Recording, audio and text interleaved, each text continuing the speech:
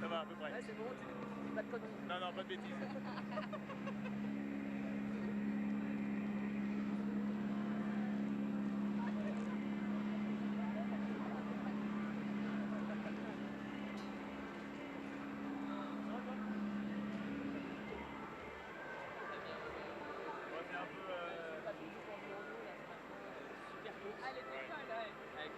Il fait 4ème mais il a été 3 à un moment. Il est super bon. Super bon, c'était un bon moment. Voilà, on a mangé avec les parents.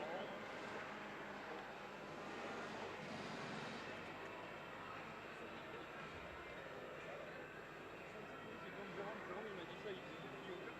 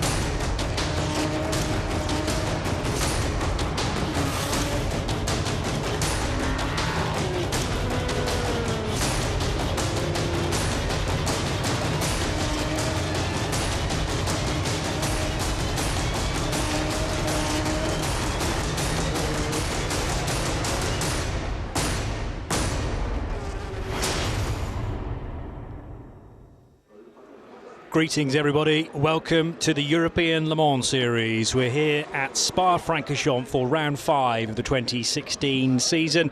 The 4 hours of Spa-Francorchamps round this spectacular circuit, 7 kilometres, 4.3 miles. And this place, the Ardennes Forest, has heard the sound of rumbling motor cars since 1922. My name's Johnny Palmer, joined to my right by Graham Goodwin of dailysportscar.com. And the atmosphere is palpable out there because the championships are needing to be decided either today or in 4 weekends' time at Estoril in Portugal. Certainly LMP3 well and truly up for grabs. And the grid, Graham Goodwin, is very, very busy with guests, drivers and team personnel. Absolutely, 39 cars will take the start for the 4 hours of Spa-Francorchamps, round 5 of the 2016 European Le Mans Series. There's Gerard Nevert, his new outfit there. That's not Gerard, is it? No, it's not. There you go. But a nice mix between the P2 cars that form the front of the grid, a squadron of Ligier P3s in the LMP3 class, and the GTE cars mixed in with the back of those LMP3s. And they're going to have a real old scrap of their own. Their championship very much up for grabs. There you go, round 5, just Estoril to go, Johnny. Yeah, been to Silverstone across the weekend of the World Endurance Championship. Of course, a sports car festival as it was in the middle of April. Trips to Imola in May. And, of course, many of these cars took part in the Le Mans 24 Hours, although that was strictly not part of the European Le Mans series per se. Paul Ricard in July. And now we're here at Spa. Missed out at Red Bull Ring, of course, in Austria as well, in July rather. And then last month at Ricard here in Belgium, which was the new round for 2016 to be retained for next year. And we go to Estoril in Portugal at the end of this year. But there are one or two tweaks, Graham, for the 2017 calendar that was announced here on Friday evening. Indeed, we'll stay in Italy and we'll stay in Portugal, but two new tracks, or two returning tracks actually, for the European Le Mans Series. We will, instead of Imola, be going to Monza, and the pre-season test will be at Monza too. And then the finale, while staying in Portugal, will be leaving Estoril with a cheery wave. It's been fun at Estoril. I'm sure it'll be fun again this time. But back to Portimao. Been a while. 2010, I think, was the last time we had Le Mans Series action at Estoril. 2008 at Monza, but both of those will feature back on the calendar next year. As you can see. Two things to note here. One is we've got a quick look at the thermometer on the top of race control. 24 degrees at the moment. It has been glorious sunshine since we arrived, Johnny. What is going on here? I know. We're at Spa. Something not quite right with the world when you don't get rain at Spa, although I'm only told that because, of course, I've never actually been here before. Really? Yeah, genuine. Absolutely. But it's a fabulous place to watch motorsport, as those guys are doing on the top deck of the pit garages. But there's also a fabulous crowd. It's here a great weekend. crowd. Now, this is, again, you can see there from the tribunes on the exit of La Source, and the stands are pretty well filled. Lots of racing for the fans to actually enjoy, not just the 4 hours here, but also the supporting Renault series. We had a 2-hour race with the Michelin GT3 Le Mans Cup last night. We had the additional bonus of a very large contingent of Polish fans arriving because Robert Kubica is back here. And you can see a packed grid is here and has been competing and scored a podium, in fact, in the Renault RS01, the Renault Sport Trophy. But free entry through the Renault Sport promotion of these events. That partnership will continue as well into 2017. Good news for all concerned. And this is a series that is winning friends and winning fans. No extra cost to sit in the grandstands, open to all. There are free programmes as well, and it just costs you a mere €10 if you want to head into the paddock and get a little closer to the cars and drivers. It's tricky to pick out the cars on such a packed grid at the moment. This is the number 2 United Autosports machine, though. It'll be started by Alex Brundle, and he starts 5th in the LMP3 part of the race, so quite a bit of work to do. Panis Barth's competition just ahead of him with Simon Gachet to start the 16 car. Nigel Moore will be in the top with Motorsports LMP3, starting 3rd in class behind Wayne Boyd in the number 3 United Autosports car, and Enzo Gibert, who really did perform well in qualifying yesterday in his number 9 Graf Racing entered LMP3 car. They took their first pole position of the 2016 season. They took it very well indeed. Brief and fantastic shot from the air there of the full 7.003 kilometres, 19-turn epic Spa-Francorchamps circuit. This is the second of the United Autosport cars. This is the one that's not had the luck this year. They've been always quick, but seem to have attracted the bad luck whenever it's been available to be doled out. And, we wait to see exactly what shape the grid will be next year. Still one more round this year to go, but lots and lots of positive signs from an awful lot of these teams, and more to come next year. Teams stepping up from P3 to P2, teams going from 1 car to 2 cars. Lots of news now and in the weeks to come for certain. There we are. That's the first time pole setting number 9 Ligier of Graf Racing, and as you said, an excellent qualifying performance from Gibert, who starts the car. Left it very, very late though, and we, to be honest, had kind of discounted Graf. They were were in there, the 2 United Autosport cars were in there, Panis Barth's Competition was in there, and for a little while we saw Jan Erlacher not very far away as well the M Racing YMR entered car. That's going to be started, by the way, by Alexandra Cunho. But yes, from quite a way back, Enzo Gibert, I think he was 6th fastest at the time. left it very, very late at the death and found pole position, and very little time for anybody else to offer a response. A good view there of the track and the amount that it undulates, particularly when you get to the end of the Kemmel Straight, which is still uphill, and then from that point the massive descent through Les Combes, Bruxelles, Pouhon, and then Piff Paff. You could fall down there all the way back down to the pits without a shadow of a doubt. Graf Racing, by the way, we should say, as we take a quick look at Nat Berton, about to is suiting up to get aboard the number 41 Greaves Ligier, and the Graf Racing team, and one of those teams I was talking about, will step up to LMP2, will be back in the European Le Mans Series, and it looks very much as if they're going to double up with P2 and P3 for next year. This is a great starting position for the Algarve Pro Racing Ligier JSP2. Michael Mooneman to start the 25 car. It was Andrea Pizzitola to qualify it, and he managed to find a 5th fastest time ahead of Nat Berton, the man we've just seen. So thumbs up from Michael Mooneman, who starts the car. It will be their last appearance in the European Le Mans Series this year. They're off to Asia with a 2-car effort for the Algarve Pro team. But let's see what they can do here. They'll be concentrating on the 4 hours that lie ahead. Grid now being cleared, by the way. If you're a GTE fan, it was the 56 AT Racing Ferrari to take pole position, and Alessandro Pierguidi doing the time, but Alexander Talkanitsa Jr. to start the car. Looking at Tristan Gomendi, who was in qualifying action yesterday, starting from 4th position, so to drivers left on the 2nd row for Eurasia Motorsport. Plenty of fans spotting themselves on the big screens here, very happy with us, made their day. Lots of families. Great Yeah, to absolutely. see. Great to see it. A mixture of Michelin and Dunlop caps as well. So there is a tyre war in this category of racing. Here's one of the Dunlop shod cars. It's the Gibson 015S of G-Drive. And that is the helmet of Guido van der Garde, yes, to start the car. Harry Tinknell qualified it to 3rd position. And news this week that Guido will be completing the WEC for the remainder of the year in the reliveried Kentucky Fried Chicken sponsored Extreme Speed Motorsport car. So he'll join his G-Drive teammate in the LMS, Harry Tinknell, on the WEC grid for the remaining races. Pierre Thirier in his position, ensconced in the cockpit. It's tight in there, but Pierre Thirier is like his office, I suppose, ready to get going with the first stint of the 4 hours of Spa-Francorchamps. And Thirier by TDS Racing just missing out on pole position yesterday. It was 0.4 of a second the difference, with Matthias Besch setting the time for the 46 crew, but it was this team that managed to do the business, and indeed that man, Nicolas Lapierre, inside the Dragon Speed Orica 05, and he shares this car with team owner Henrik Hedman. Not been a fault-free weekend though for this team. Heavy damage to the car in free practice, required a front-end rebuild. Didn't get a look at the front end, but my guess is the black bodywork that we had for qualifying will have been replaced by now. I'm sure it has, yes.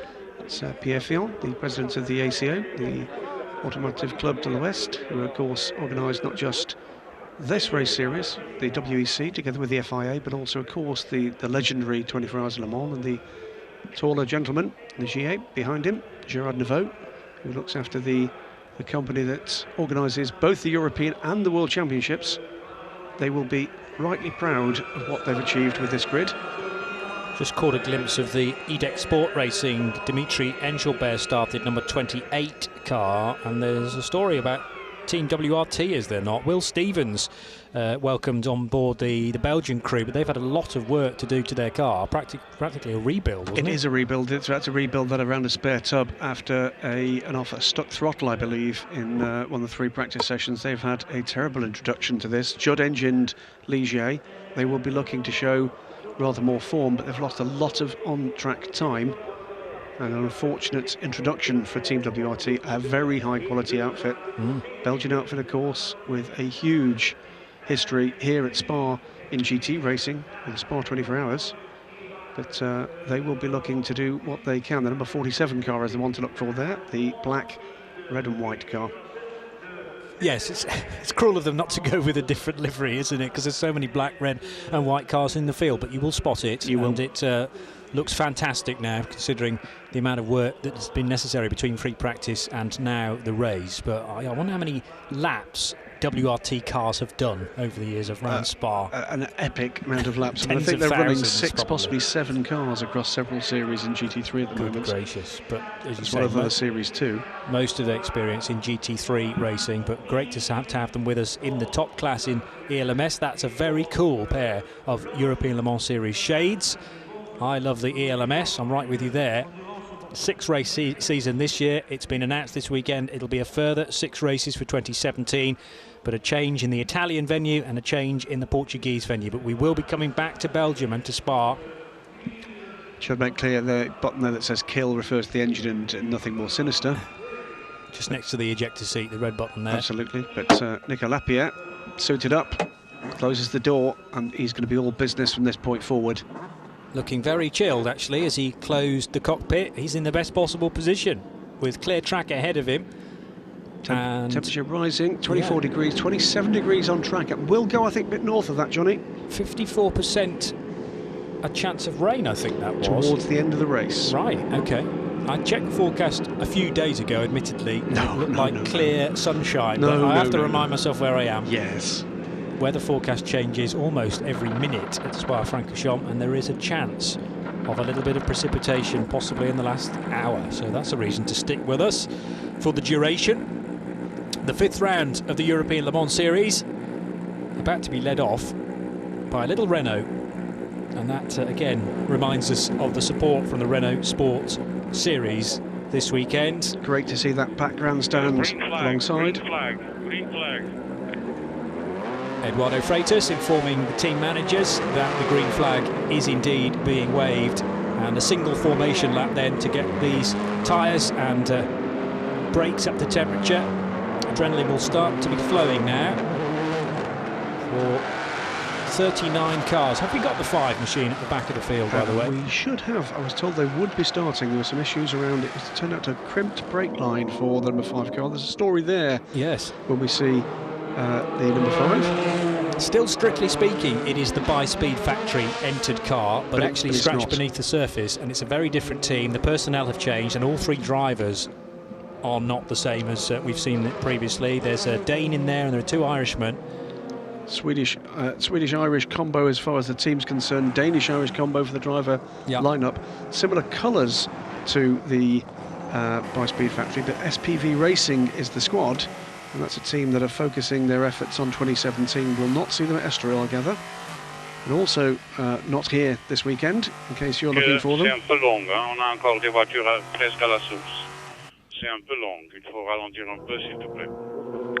Also not here are either of the P3 cars from the Euro International.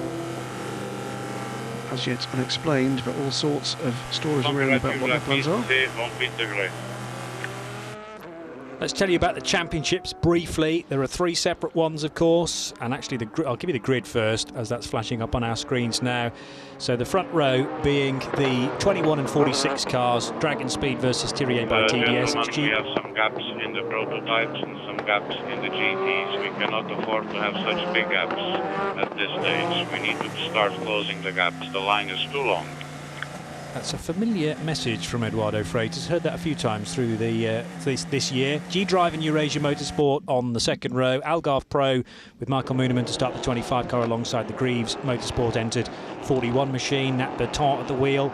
SMP Racing and Team WRT on the 4th row. And then it's Panis Barthez Competition versus Murphy Prototypes and Gary Finlay to start from row 5. LMP3, pole position, Enzo Gibert at the wheel of the number 9. Graf Racing, Ligier from Wade Boyd, who starts 15th overall, but 2nd in class at the number 3 car.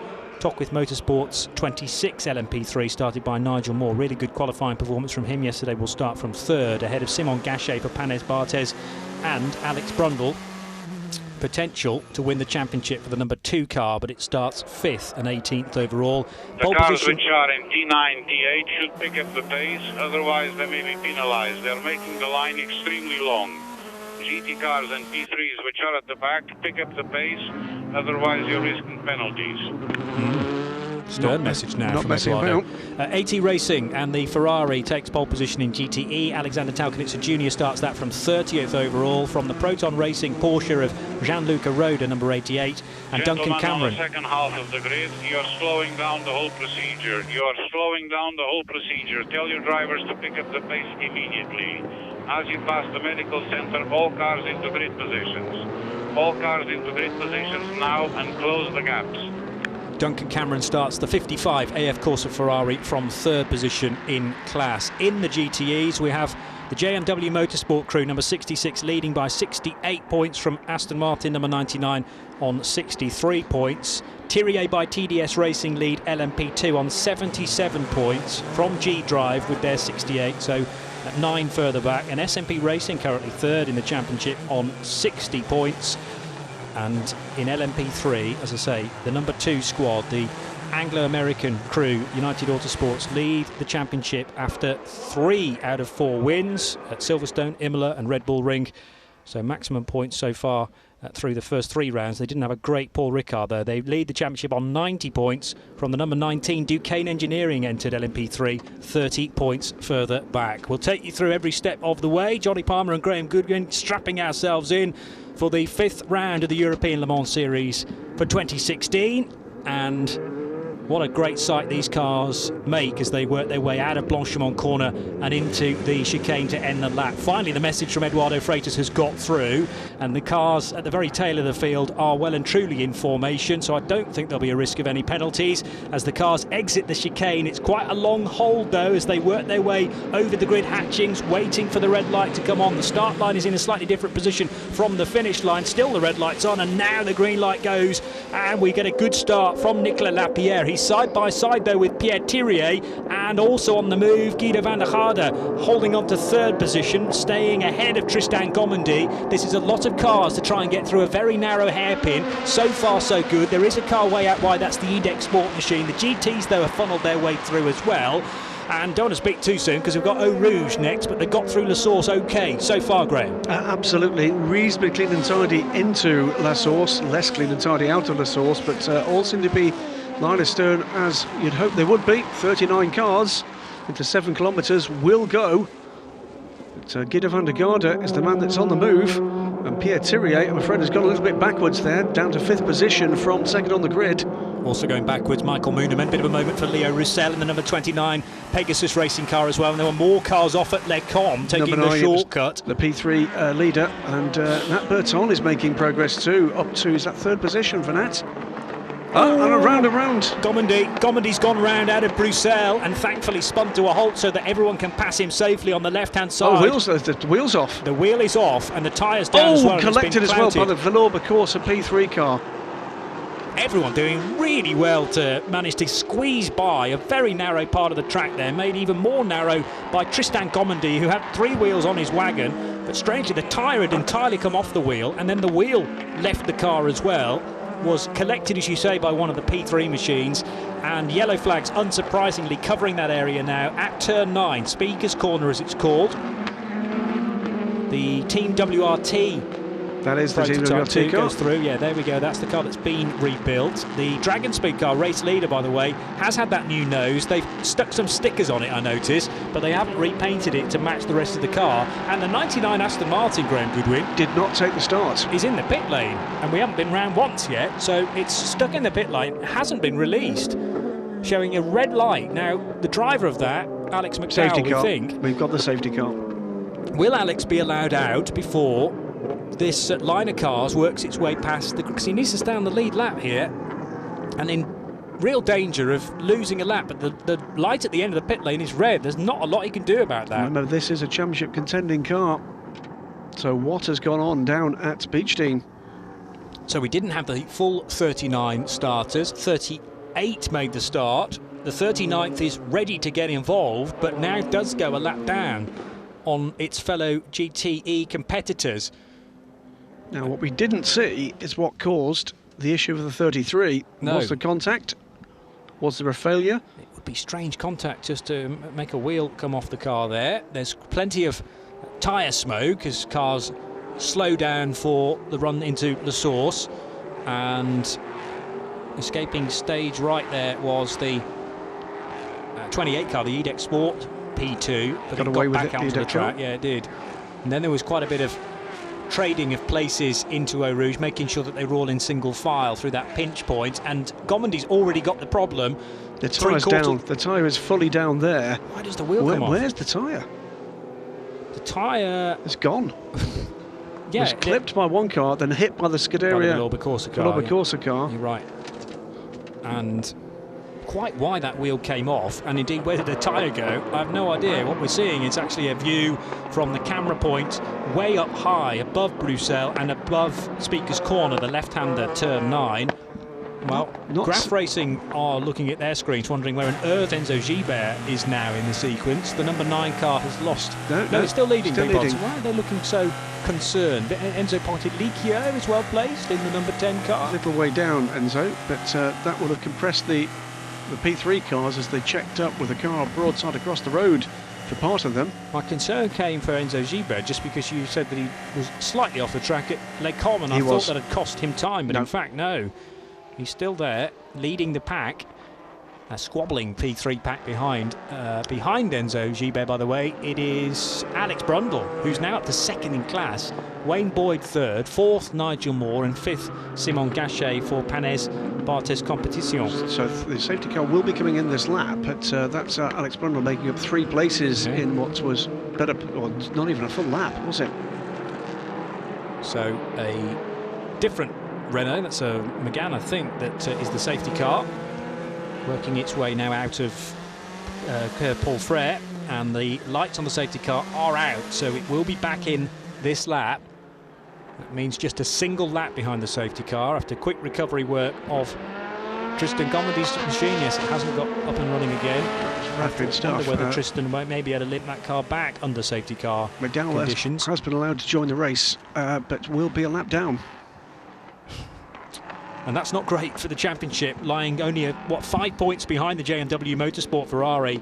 They are up against it with not yet 2 laps completed. The safety car is in and we're back to racing conditions. End of lap 2, start of lap 3. They go over the line now, and it is Nicolas Lapierre leading by less than half a second from Guido van der Kade, but he's got a good start from the Dutchman. And indeed the G-Drive car starting to edge away from Nat Berton. Grateful to Neil Heckens on Twitter for telling us that the car, we believe the 99 car, went into the pits at the end of the formation lap, did not take the start, went into the pits at that stage, but has lost a lap. Thank you, Neil. Nose to tail with Alessandro Cugno trying to gain some ground in the YMR machine. So down the hill towards Eau Rouge, and it remains to be seen whether the Villorba Corsa car now is going to feel the ill effects of smacking into a wheel at speed. Also on pit lane, by the way, is the Krone Racing car, Nick Jonsson, shown at the wheel of that car. Here it is. Tracy Krone was supposed to be starting the race in that car. It's Krone that qualified it. And yes, you're right. It is Jonsson shown at the wheel. And Jonsson was indeed on the grid, my mistake. So the starting driver list is correct. The 2 United Autosport machines just caught a glimpse of those working their way into Bruxelles, but it's Alex Brundle leading his teammate Wayne Boyd, and on course to win the championship if they can stay there. But they won't be counting any chickens just yet with 3 hours and 53 minutes to go. That was a driver change for Krone Racing. Tracy Krone has now climbed aboard that car. There you go, you were preempting things then. Who's going to win the race? One of these 39 cars. Very good. 38 Very now good. with Gomondi. Yes, it won't be Tristan Gomondi. Well, you wouldn't think so. Bad luck for Tristan and for Eurasia. Go through free practice on Friday, free practice Saturday morning, qualifying yesterday afternoon, and then the car lasts less than a lap. Something as simple as, well, a puncture followed by a wheel or hub failure where the wheel just came off the car. I didn't see any contact at all for the 33. No. So whether there was an issue with how the wheel was put on prior to the race or something's gone bang only half a lap in, but very, very peculiar incident. And thankfully, because bear in mind that car was running 4th at the time, indeed, everybody got past it without any contact, barring of course Villorba Corsa, which collected the wheel. On board now with Vitaly Petrov, and he's trying to chase down another ex-Formula 1 man, Will Stevens. That is the Team WRT Ligier Judd car. ahead. This is the same car, by the way, that started this season in the European Le Mans Series and competed at Le Mans for the SO24 squad, or at least it was before they changed the chassis. Lights flashing there for Leo Roussel, who has started the number 29 car. He's right behind Fabien Barthez, former French goalkeeper, and through Eau Rouge goes Fabien now. Good speed through that area, but Leo Roussel is right underneath the rear wing of the Panis Barthez Ligier. So Leo Roussel may have an opportunity to overtake, and there's a good pass there from the number 32 car on Will Stevens for Vitaly Petrov. Gary Findlay closing up on Stevens now, and this is, as we said, Team WRT, as Leo Roussel has made it by Barthez. Team WRT losing a lot of track time with the repairs, or rather the rebuild to that car. Fabien Barthez out of the frying pan into the fire because he didn't have much choice to allow Leo Roussel through, and the next car is now lining up Barthez, Dimitri Engelbert for EDEC Sports. So he's having a busy first few laps, Fabien Barthez. EDEC will be back next year with a new P2 car, a new Ligier for that team. With the new Gibson engine, it will be standard fit for the ELMS LMP2s next year. Into Pouhon go a couple of the P3 machines, the class still led by Enzo Gibert for Graf Racing, Brundle second for United Autosports from his teammate Wayne Boyd, Nigel Moore is fourth, Simon Gachet fifth, and sixth position for David Drew for Duquesne Engineering. Haven't seen any sign of the Giorgio Serna-Giotto driven Villorba Corsa car slowing. So no, he's taken a place. Oh, so good. Okay. Apparently no immediate ill effects on that car. Fastest lap of the race, moment, goes to Nico Lapierre, 209.693. But Guido van der Garde is hanging on in there. He's into the 209s as well. Just 1.2 seconds back from the leading Dragon Speed Oreca in the 38 G-Drive Gibson. One race to go in this car's storied career. Keep you up to date with how GTE is faring as well. Caught a glimpse of Rory Butcher in the J&W Motorsport Ferrari. He's leading the class, started fourth on the grid behind Duncan Cameron, Gianluca Roda and the pole sitter Alexander Talkanitsa Jr. for AT Racing. But that's just the first wave of things. Often J&W will stick Rory Butcher in, who's a rapid Scotsman, and he gets to the front very quickly. It's all about how much of a margin he can pull in his opening stint. Rob Smith does a grand job as well as the non-pro. And then Andrea Bertolini is unleashed. Often it's Andrea to take the car to the flag. We always seem to be in a situation where GTE can get quite strung out in the middle of the race, and then it all comes together in the final half an hour. Dimitri Engelbert there, getting by Fabien Barthez. I think the first time we've seen Fabien start the race for Panis Barthez. Yeah, done a good job in the middle of a very busy field, and there is the YMR car, the M Racing Back YMR ahead. Machine of Cugno. Back ahead of the number 7. Of Serna-Giotto. Yep. Be good to see a shot of the other side of that Villorba Corsa car. This is for 7th place, by the way, in class. It did take a clout, didn't it? Yeah. And very little choice because the wheel was rolling across the racing line and several of the cars immediately in front just about squeezed through. There was always going to be one, though, further down the order that wouldn't have enough space to do so. And that was Serna-Giotto, who sideswiped the wheel, did a favour for everybody else because that then knocked the wheel off the racetrack, thankfully into a safe area. Some GTE fun and games, and it is the 55 car, Duncan Cameron. And there, by the way, is the By-Speed Factory kind of car, which has had a slight tweak to the paint job. It's a different car. Yeah, but they've tried to make it look like By-Speed sort of Factory-ish, like that, haven't they? Well, they had to keep the number and the entry, but it is a different squad that fills the garage. And 3 brand new drivers to the ELMS as well. Indeed. The car started by, it's Darren Polly, isn't it?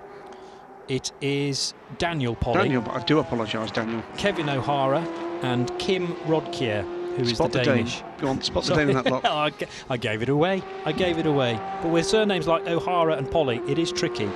Rodkier is the bronze driver, O'Hara a silver, and Daniel Polly at the wheel at the moment, also a silver. So welcome to them to the European Le Mans Series. And if they come back in 2017, they will be able to use their proper team name. So sticking here, this is the battle for second. It's Ferrari away in the lead. the JMW 66 car in the hands of Rory Butcher. This is Rui Aguas in the white car, just out of shot now. There you have him, 51. And behind him, Alexander Talkanitsa Jr. in the AT racing car, the 56 car that's set pole position in the hands of Alessandro Guidi. A little further back, Johnny Lawson in the Formula Racing car. Last year's championship winning car, of course, this car.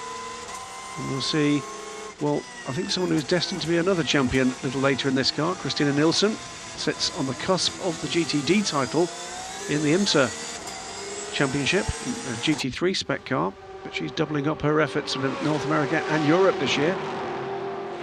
Yeah, certainly racking up the air miles, Christina. She wasn't at Ricard. She wasn't at Ricard. She had a clash with her IMSA commitments. Yeah. Car, by the way, the wheel tracks of Johnny Lawson is someone else who's been racing in America. That's mainly because he's American. Mike Headland, of course, has had a win this year in the number 77 car. That's Alex Dowell trying to unlap himself from the number 77, well, number 88, sorry. Yes, really tough luck for the Beechdean crew. Well, that's the 4th place car in GTE, so he's not a million miles away from getting onto terms with unlapping himself from a leader.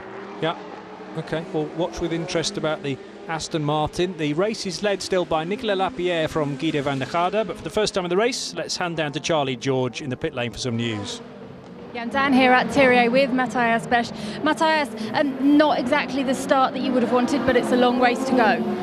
Yeah, quite a difficult start, but you know that's also part of the game. Pierre take the start. He's a gentleman driver, so for sure guys like Van der Garde play a bit on that and pushing a bit out, but that's normal and fair racing. So yeah, I think it's going to be an interesting race for us. It's looked like we don't really have the pace this weekend. But that's also interesting, and we will fight for sure until the end. And our main target also is to get some strong point for the championship. So I think Pierre was a bit careful at the start, but it's worth it because the race is long, and yeah, we need to keep running and score strong points. Thank you. Thank you. See you soon. Matthias Besch, who will be driving the 46 car a little bit later on in this race, and as he says, Pierre Thierry at the wheel, so we kind of expected the 46 car to drop down the order a touch. It's fair to say Pierre Thierry doesn't offer the sort of pace that we see from Nicolas Lapierre and Guido van der Garde and Nat Berton to a certain extent, but he's running in 4th, and the key is to keep the car in contention. That's the number 4 Oak Racing LMP3 car. And that car, yellow flag at turn 18, he's got the car running, will come down to pit road. It is Eric Maurice, and was hit by the number 77 Porsche pretty hard there. That's Mike Headland. It wasn't the contact that caused the spin, though. The spin was already happening, and then Mike Headland had very little place to go, I think. I'll see that again to confirm that thought. There's the second of the Graf cars, the number 10 machine is driven by Enzo Potilicchio, so it makes it a 3-driver lineup at the 10. It's often just been John Falb and Sean Rahal in the past, and John Falb, I think, did the Road to Le Mans race all on his own. I think you may be right. But Enzo Potilicchio now makes that a 3-driver lineup at Graf, and that is a big incident for... That's your Interpol, that's the 5 car. Oh, is it the 5? Yeah, with the Enya dorsal fin. Because I spotted that earlier on. Not that I'm particularly an Enya fan, but that's the Irish backing that it gets again. And yeah, unfortunately, the 5 car, driven by Daniel Polly, is in the tyre barrier somewhere. That was a very close shot there, so difficult to tell exactly where on the circuit it was. Just trying to find out. Oh, it's turn 1. It is at La Source, as the number 4 car is wheeled back into the garage, and they're going to tend to the front right corner there that was collected by Mike Headland. Well, let's hope they can get that car back out, because an interesting second driver in that car this time out, Carlos Tavares, who is the chairman of the managing board of PSA Peugeot Citroën, is due aboard that car. There you go. Yeah, a little bit of a tweak in the driver lineup at Oak Racing. Now, presumably yellow flags being shown at turn 1, although there's no sign of them on the main straight. It's gone now. So they'll have recovered that car to a place of safety. Maybe they have. It looked fairly deeply embedded in the tyre wall. Haven't seen a replay of the incident, but clearly the marshals down there, who've had a busy weekend at La Source, what with the Renault Sport Trophy and their antics, and also 1 or 2 clashes in the Michelin GT3 Le Mans Cup yesterday as well, between Thomas Fleur and Mark Poole. And Mark making his comments pretty plain on Twitter earlier on today about that incident. Not very happy being T-boned by the Ferrari in the happily passenger side door of the Lamborghini. But there's a lot of work for Mark Lemmer and the Barwell Motorsport crew to sort that Lamborghini out, and it's been taking part in quite a number of races, British GT and the Michelin GT3 Le Mans Cup. And some Blancpain too. And some Blancpain Endurance Series, yeah. Great racing team go to work, and that is Carlos Tavares. Watching brief at the moment. Clearly the car is in good hands with this squad. Go on, Carlos. Come back with Peugeot. Come on. So they are trying they're working the nose off that car, I think, just so that they can work out exactly what the issues are and what needs changing. Meanwhile, ahead of the order, Nicolas Lapierre thoroughly enjoying his time in the Dragon Speed Oreca. And he's got almost the length of the old pit straight now over a chasing Guido van der Garde. 4.6 seconds at the end of the lap. Confirmed there on screen from Nico Lapierre. Ex-Toyota factory driver in LMP1, of course, and before that favoured son of Oreca in LMP1, now testing the new Oreca 07 for next year. It'll be an update of this current car. But it's the moment, the class of the field here, and Nicolas Lapierre is drawing out a good advantage at this stage on board with Matt Berton, still lapping third and actually in pretty close contention. It doesn't seem from there, but he's about a second, just over a second back from Guido van der Garde. Then it's the United twins here, second and third. Yeah, behind Enzo Gibert, Alex Brundle running ahead of Wayne Boyd, Nigel Moore just in the background appearing. Oh, trouble for that's Tracy Crone and Johnny Lawson in the 60 Ferrari, and both rear wheel, all four rear wheels if you like, on the two cars are in the gravel, and they look to be beached. Well, I think Lawson can just get out there. The problem is the middle of that car is going to be grounding out. It was Lawson wide, and it was Johnny Lawson trying to stay out the way, but couldn't hold the car. That's tough for an LMP2 car to encounter a GT machine heading into the fast sequence of corners at Fagnes. He's not managed to get that car away, and it's a yellow flag at the moment at turn 12, but I think those cars are going to need assistance, Johnny. It's a frightening place to be sat as well, with cars firing at you from the piff-paff sequence of corners, but both Tracy Crone and Johnny Lawson still caught in the gravel, being covered by yellow flags, but we're going to need two recovery vehicles. Full course yellow is coming. It's also thrown a load of gravel over the track, so the grip's going to be at a premium through there. We'll be going to full course yellow in about 10 seconds time, which will allow recovery and I think a bit of a clear up there. The one good part of that is there's good sighting line there for the cars coming. They can see where the problem is. Yes, true. The last thing you want to see is yellow flags, and then you can't really tell why they're out. There we do go full course caution, by the way, and the United Autosport cars so close to overtaking one another as they get the message. Should mention actually the car tucked in behind them, the white and red car, revelation, weren't they? This is Tocqueville Motorsports, led the race, qualified on pole at Paul Ricard. Nigel Moore is at the wheel, and the astounding news is that they will be stepping up to LMP2 next year with a brand new Ligier. All dependent.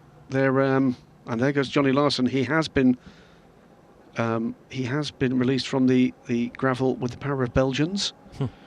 But Tracy Crone, unfortunately, is a little more deeply embedded. And he might reasonably say, actually, you've got him out first. It was his fault. So full course yellow. I think we'll get a bit of a clean up there. That's not going to go without the aid of a tow, is it? No, deeply beached. There are 6 people on the back of that car now trying to rock it into a position for those rear tyres to grip. The Crone racing car, by the way, on Michelins, and one of 4 cars in LMP2 to be on the French rubber, along with the EDEC Sport Racing squad, Pegasus Racing, and also on Michelin's Panis Barthez Competition. The rest of the class, by the way, on Dunlops, and there are a lot of people here from Dunlop this weekend, partly to do with the geography of the Spa circuit, because it sits between the Dunlop headquarters in Brussels and also the company's innovation centre at Luxembourg. So there were 2 hits. There were 2 hits, Johnny. There was a hit to the rear right of the Ferrari going in, and a hit to the rear left of the Ligier going out. Right. Okay, well, both of those will be taken into account when that is reviewed. I have to say, the second bit of it just seemed like a racing incident to me. I didn't think there was blame to be apportioned, but what we didn't see in the first replay was the first part of that incident. We'll go to Eduardo Freitas' staff up in race control to be reviewed. But as I say, Spa between Goodyear Dunlop's European headquarters in Brussels and the company's innovation centre in Luxembourg. So there are over 500 associates from Dunlop joining their motorsport colleagues at Spa to watch this 4-hour race. A sea of yellow. Indeed. And black. And yellow and black caps particularly. That's how you pick them out in the grandstand. So this, by the way, as we see the number 15, the RLR sports car, this is a team that has already said that, well, we've seen it, the second LMP3 car for that team is already in the workshops. Alistair McCaig is an addition to the team this weekend, and indeed there is some clear up going over the gravel as Tracy Crone drives away from the scene of the incident. Alistair McCaig, GT3 racer, brings the Black Bull backing. The Courier Cos GT3 start for, well, in McLarens and BMWs in recent years, but he's having his first taste of prototype racing with the Bolton-based team. Formula, that's the 51 and the 56 cars, both choose to pit under the caution. Point I was about to make is this is particularly good news for the number 46 squad. Yes. Why? Because they are burning gentleman driver time, whilst the remainder of the leading cars are not. Pierre Thirier is a great gentleman driver to have as part of your crew, and because he certainly can keep the car in contention, as I was saying earlier on, during the must-have stints for a non-pro, for a silver driver as he is. There is Rory Butcher leading GTE. Yeah, first proper look, and great looking livery for what astoundingly is one of the oldest cars in the field.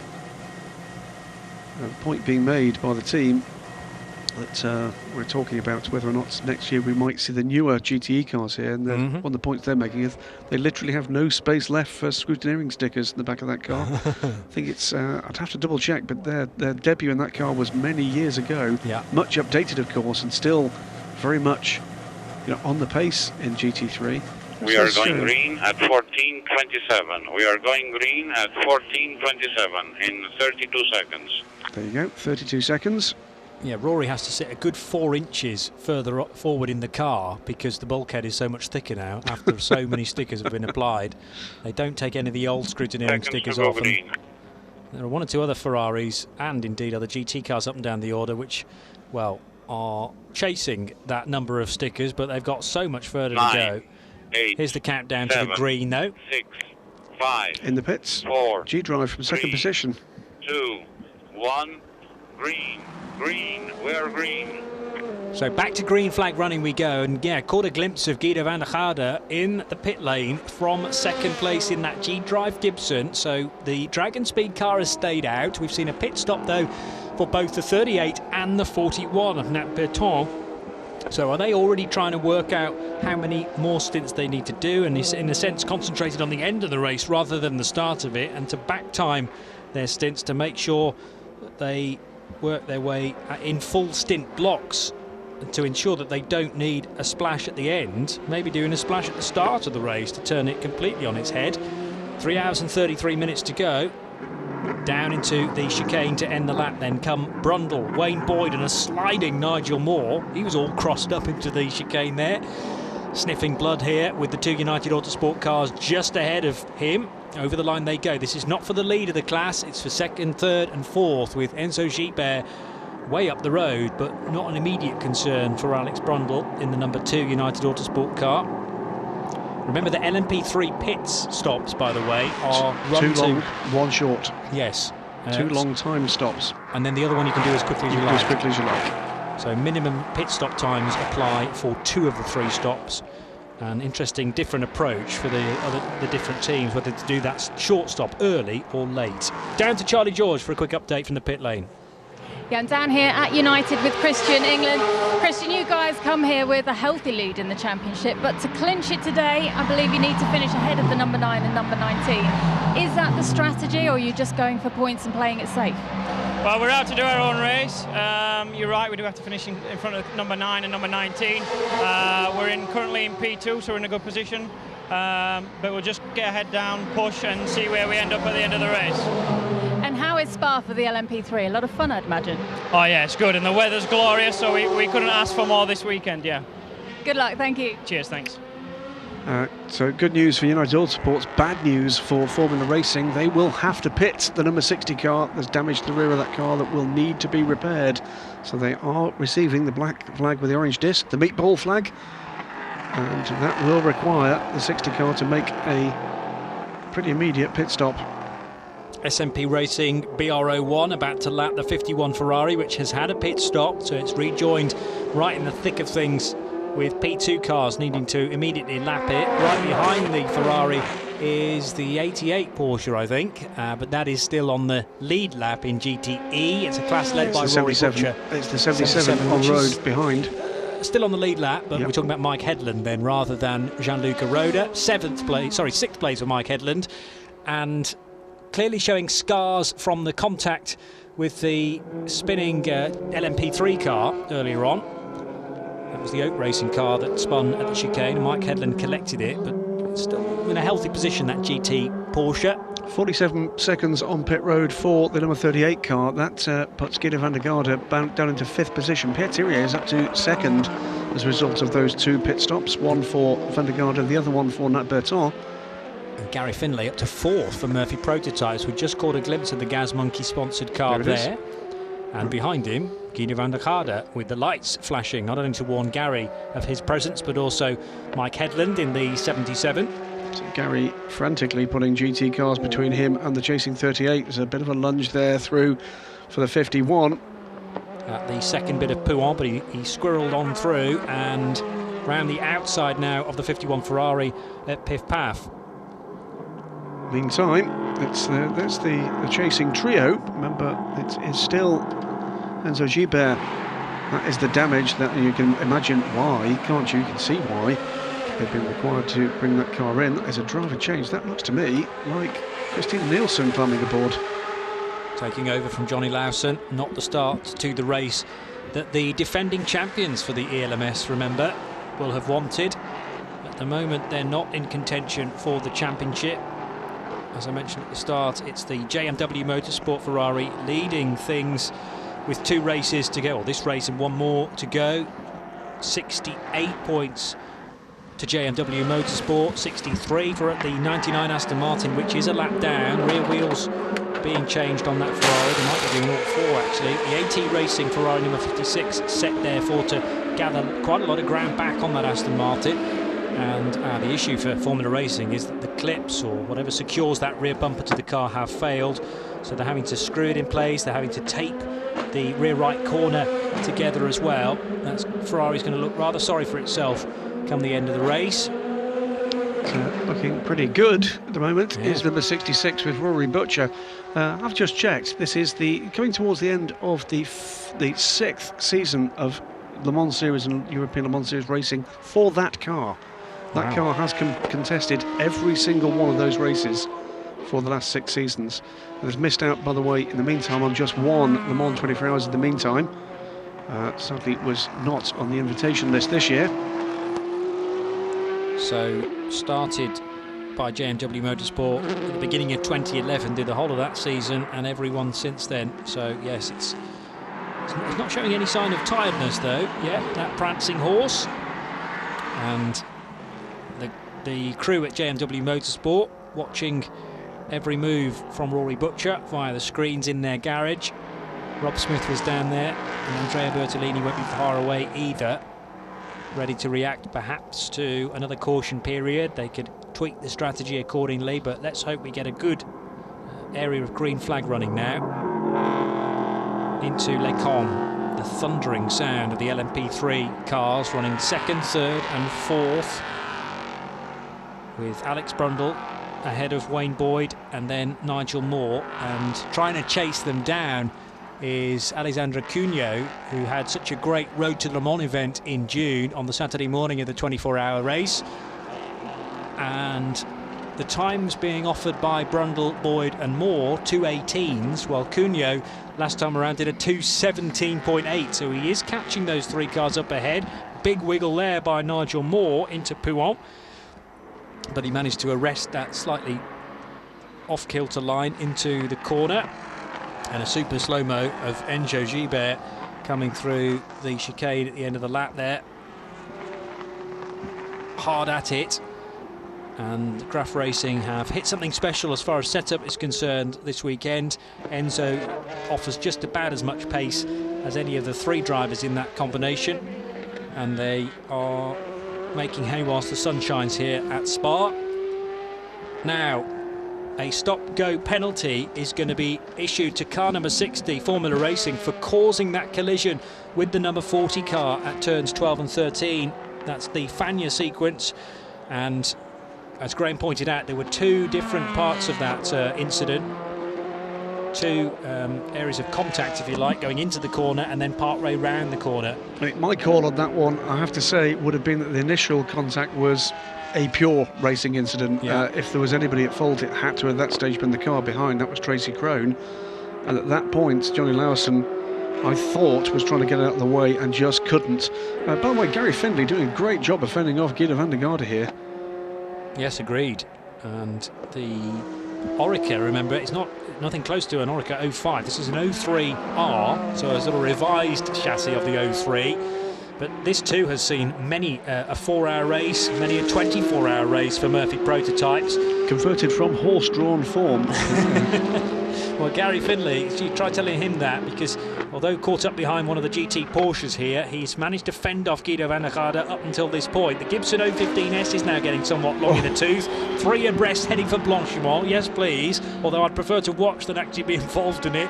And still Gary Findlay has stayed ahead of Guido van der Garde. They were both lapping the Porsche from Proton competition, and the driver of the number 88 car, Gianluca Roda, will have been having his ears boxed there into Blanchimont, with Findlay to his right and Guido van der Garde to his left, but no contact, and everyone squeezed through. Meantime, the number 60 Ferrari dives into the pit lane to take its drive-through penalty. Sadly for Christina Nielsen, not involved at all in that incident with Tracy Crone, but that's the first job that she has to do because of the penalty for Johnny Lawson. Of course, brings that car back to the back of the field.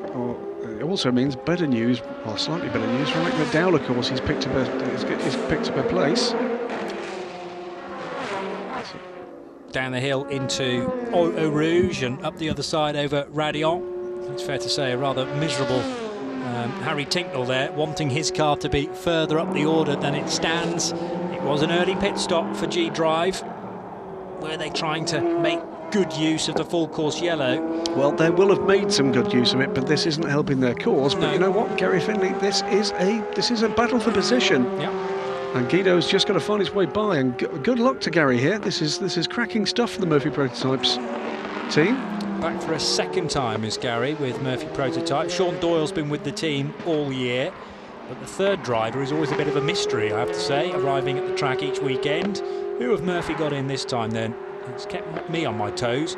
Bruno Bonifacio is the new driver at Murphy, by the way, young Brazilian driver who Graham and I have known from the Renault Sport Trophy. Indeed. Through our coverage from Red Bull Ring and beyond. Off-track moment there for the 56 Ferrari. Still got Alexander Taukanica Jr. at the wheel of that, by the way, but he's run a bit wide out of Pouhon.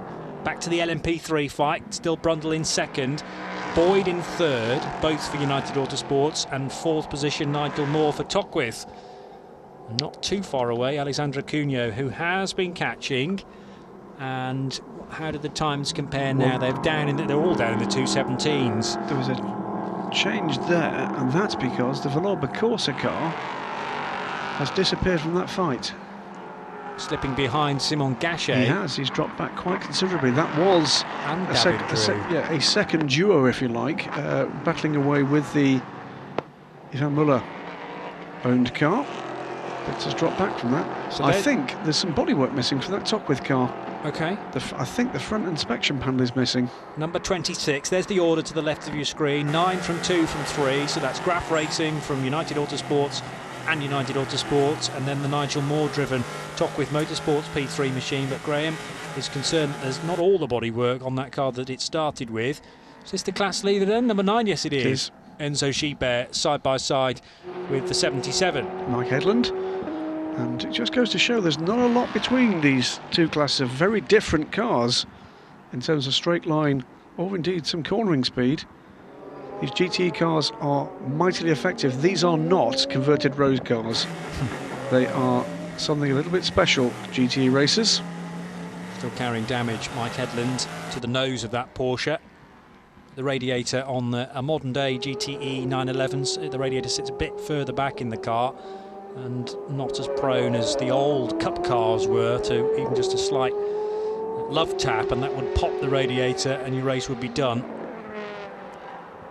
Nico Lapierre, by the way, is pulling away seemingly at will at the front of this race. He's now 21 seconds to good ahead of Pierre Thirier, who's got 8 seconds on Vitaly Petrov.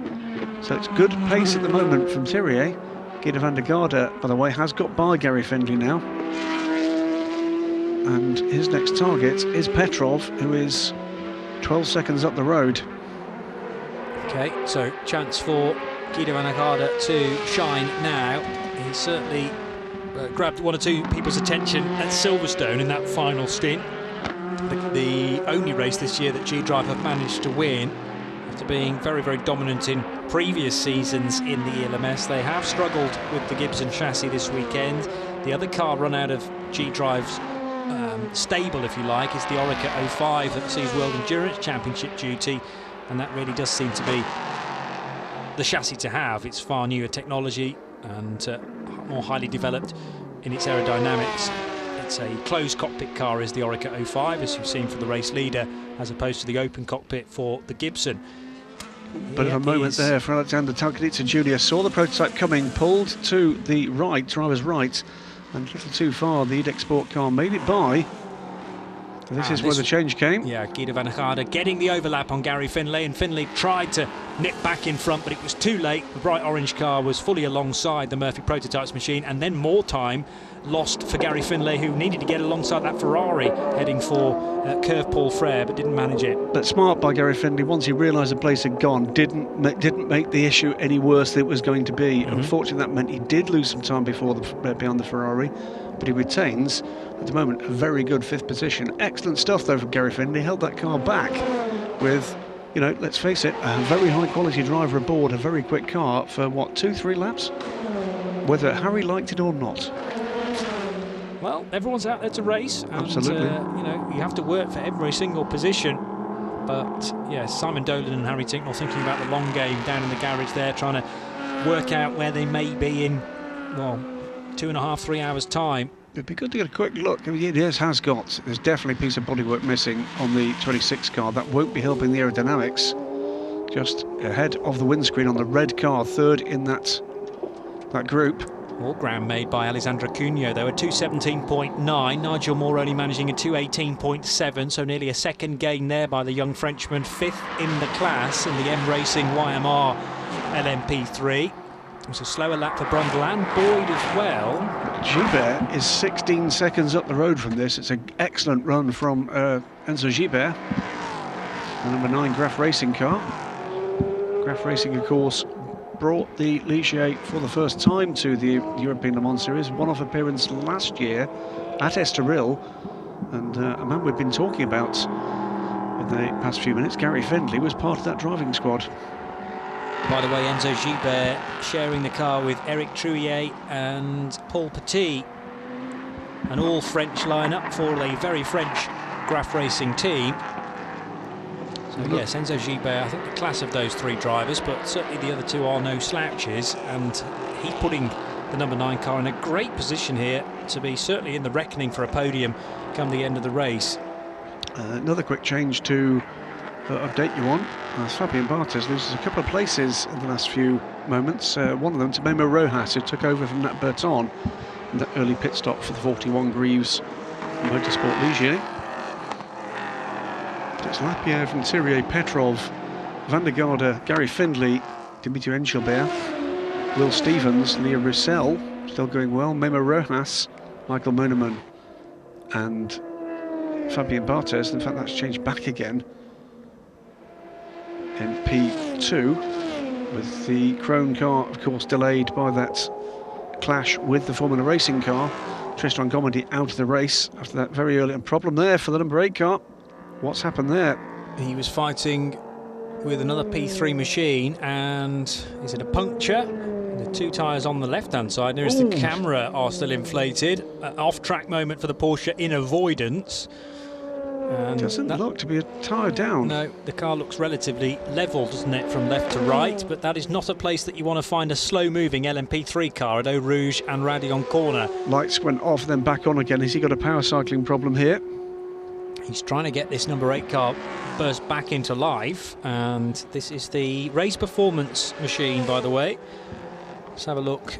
Oh, this was the Porsche here, Porsche though. nearest the camera in a moment. Ooh, yes. That would have been a driver unsighted by a slow car at a place he wanted to be on the track. Absolutely. Horrible place to find a car in your way, because you've not really got very many options, as we see. That would have been the 88, because there is 77. Nigel Moore in defence here. So the second place fight in LMP3 is now at Les Combes, and in the distance we were watching the number 8 car limp its way down the Kemmel Straight. It's Bert Longjean at the wheel of that, by the way, and Bert, super experienced in all sorts of different categories of racing. Knows this track like the back of his hand. The only Belgian in the European Le Mans Series for this race meeting anyway, and he's keeping an eagle eye on the mirrors as he turns in at Les Combes with an ailing car, sensibly keeping it to the right-hand side through the second portion of Les Combes. Meanwhile, Gary Finlay, after a great opening stint, brings the number 48 Murphy Prototypes car in. They're fueling it, so this is a scheduled stop. Quick check of the dashboard as well. Maybe a change of water bottle for Gary, but he's not stepping out of the car. So, psyching himself up for another stint, sharing it with Bruno Bonifacio and Sean Doyle for this weekend. There have been, I think, 8 drivers at Murphy Prototypes through the course of the European Le Mans Series. We still have another round to come, of course, at Estoril. Plus the guys that have shared the P3 car that we're hoping to see the Ave Riley introduced this year by this team. Delay in the homologation for that car will now see the debut of that car in Europe next year, in the United States as well, where it's picking up sales already. But Rory Butcher, meanwhile, 30 seconds now up the road from Alexander Falconitza Jr.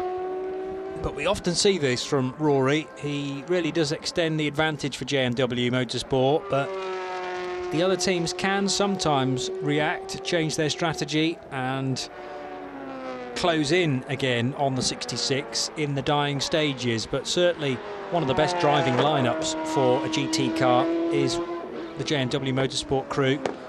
Because, oh, another spin. This is for Tracy Crone this time, though. Oh, he was involved earlier on, wasn't he? In the number 60 car. That was Tracy at the wheel. Yes, indication of possible contact over the number board there on the left-hand side. That would have been where the Ferrari 60 Ferrari maybe clashed, yeah. Meantime, number 77 Porsche is the latest to come on pit road. It's Mike Headland. That is a driver change for that car. Brakes smoking away. Nothing to worry about there. The car grounded there on the BBS rims. It's been a busy first stint for that car, hasn't it, in all sorts of ways. Here's the race leader, still Nico Lapierre, enjoying nearly a lead of half a minute over Pierre Thiriet.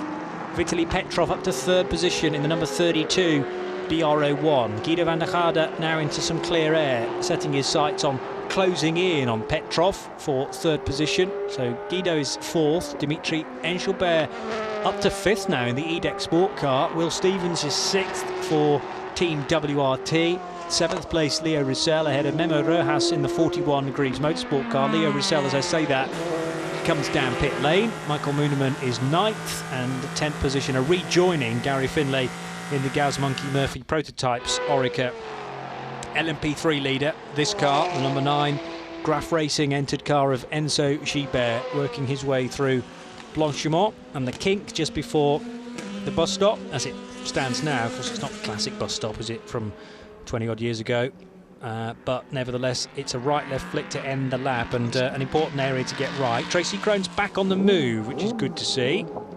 Haven't seen a replay yet of how he ended up off the track at Les Combes, and whether it was further contact or just a mistake from the American.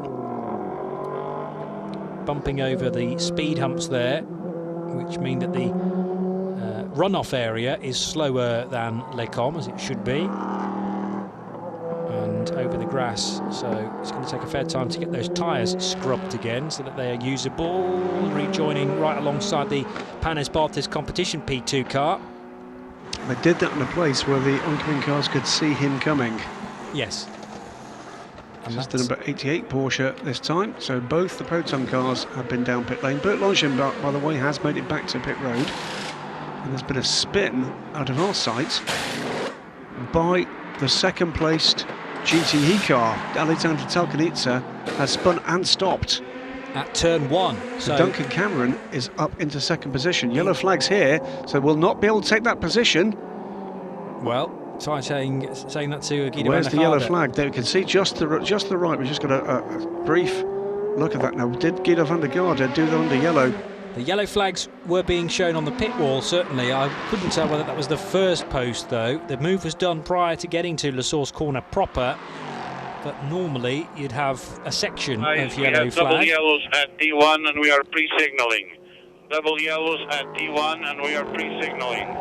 Pre-signalling suggests the yellow flags go back a further marshal's post then, and I would suggest that Guido van der Garde was already in that area when he lapped the Eurospol car. If those yellow flags were flying at that point, if the pre-signalling started, that's going to be one to watch.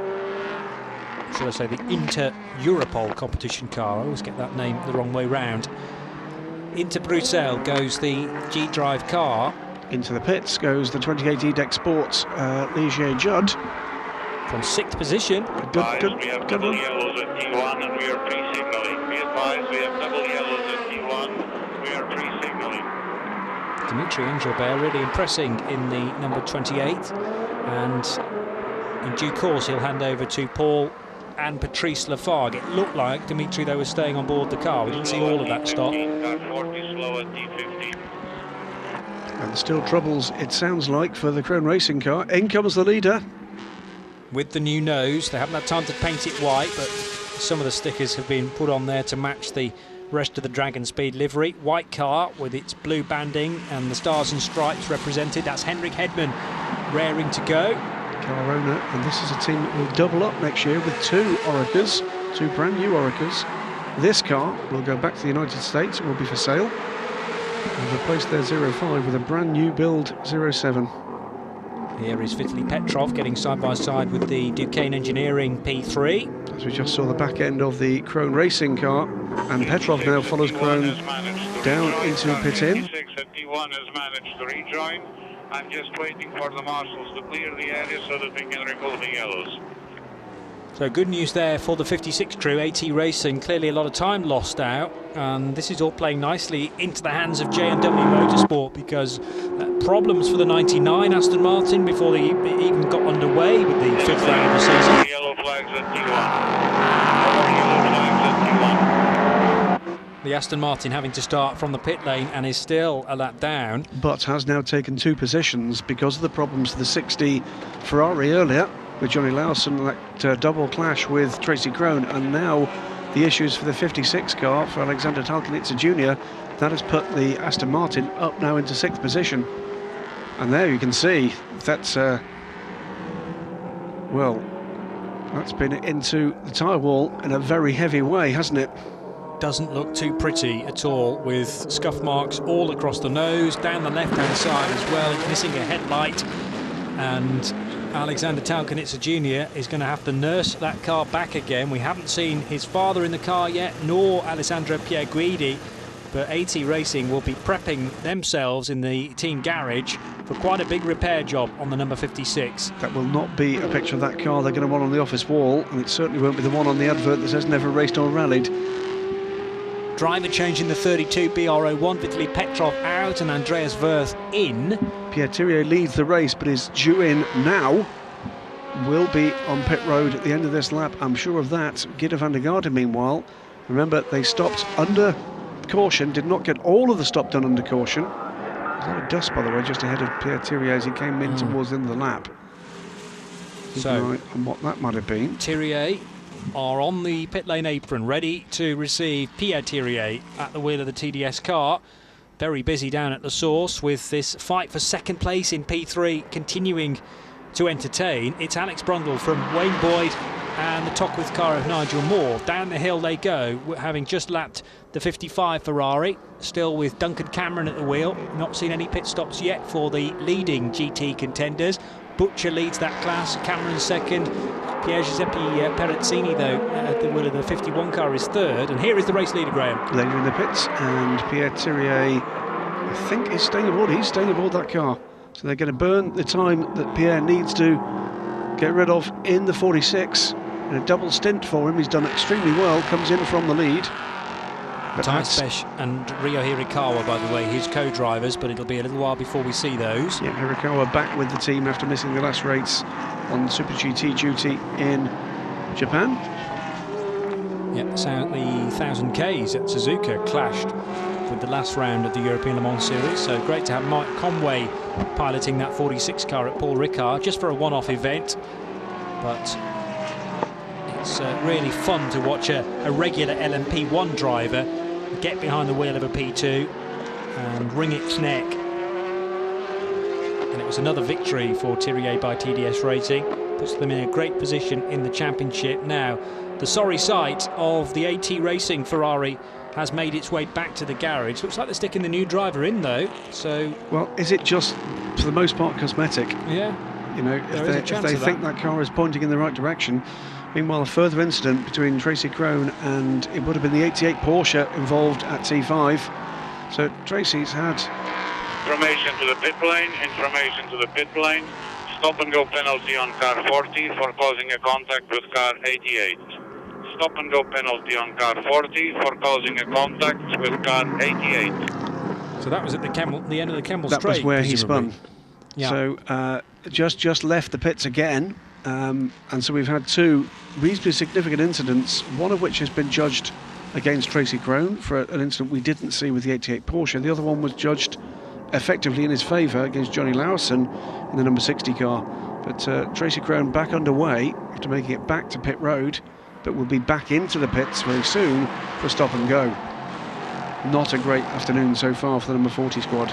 22 laps completed for the LMP3 leaders. Enzo Gibert still bossing that class by around half a minute over Alex Brundle, Wayne Boyd, Nigel Moore, and they are circulating almost, they cross the line almost as quickly as it takes you to say their names. And also Alexandre Cunha getting involved. Well, we said he was closing in on the three cars ahead. The blue and yellow car of M Racing YMR, that's Ivan Muller Racing, for those not in the know. This car performed brilliantly well at the Road to Le Mans with Cunha and his teammate Jan Urlacher. Ivan, in fact, turning up with two cars at that event. It's been one YMR car for the rest of the European Le Mans Series, and this has been a really good opening stint from Alexandre Cunha, still a young Frenchman, early on in his career, and he's with Nigel Moore now. This is the battle then for fourth place in class. And Nigel's going to have to be a bit careful. Just coming into Les Combes, there was a move to defend and then a move back to block. Going to have to watch that. I think he's going to be in pit road any moment now. Here comes Tracy Crone back again. Is that the stop-go?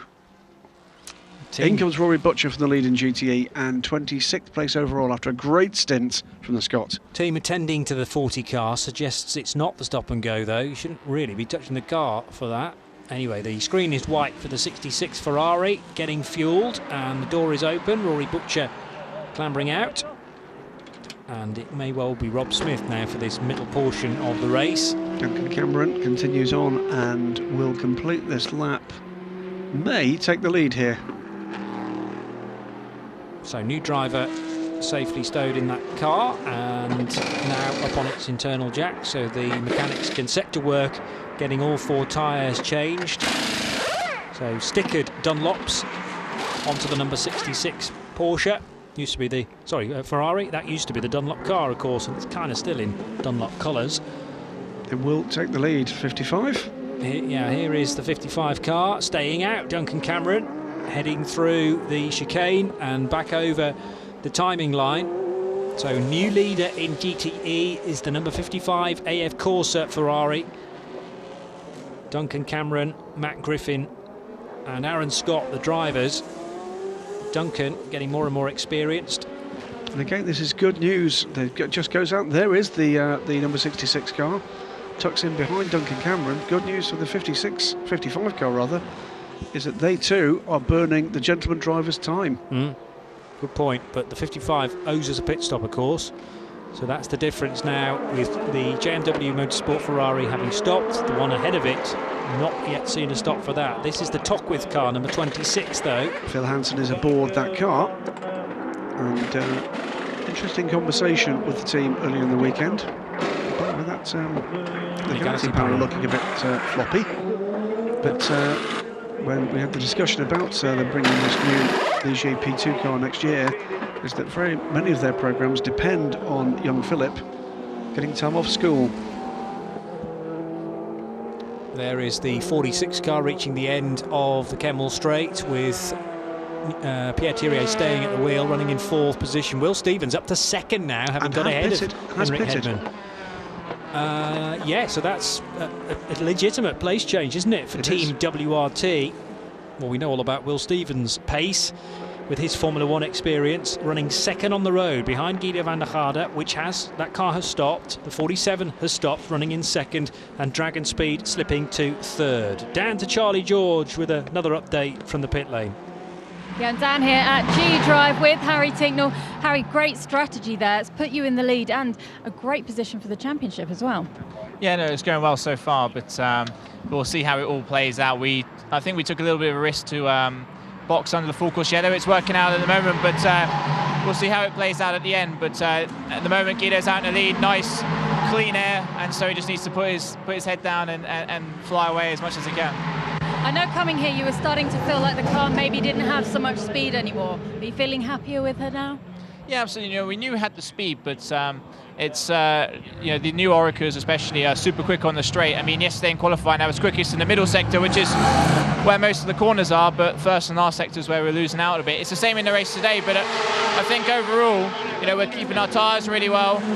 The old girl's doing us proud so far. She's got 2 races left, so we're going to try and go out with the championship, and we're doing everything we can today to get the win, get the important points. Thank you. Cheers. And as Charlie was talking to Harry Tinknell, positional change and a significant one. Pierre Thirier up to 3rd position, Johnny, ahead of Henrik Hedman through the bus stop, and now getting onto terms with Will Stevens, who's just about 3 or 4 car lengths ahead.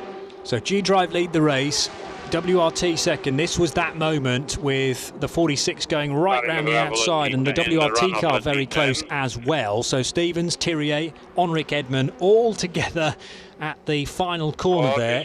There was a hint of contact between Pierre Thirier and Henrik Hedman, I'd say. Door handle to door handle stuff, but they managed to sneak through. These cars, if they get side to side contact, are pretty tough. Very late on the brakes there from the number 32 car of Andreas Wirth, by the way, trying to gain a spot on Gary Finlay. Didn't quite work, but coming up really close was the rear of the Murphy Prototypes car, and Meme Rojas for that matter, who was the next car up the road in 5th position.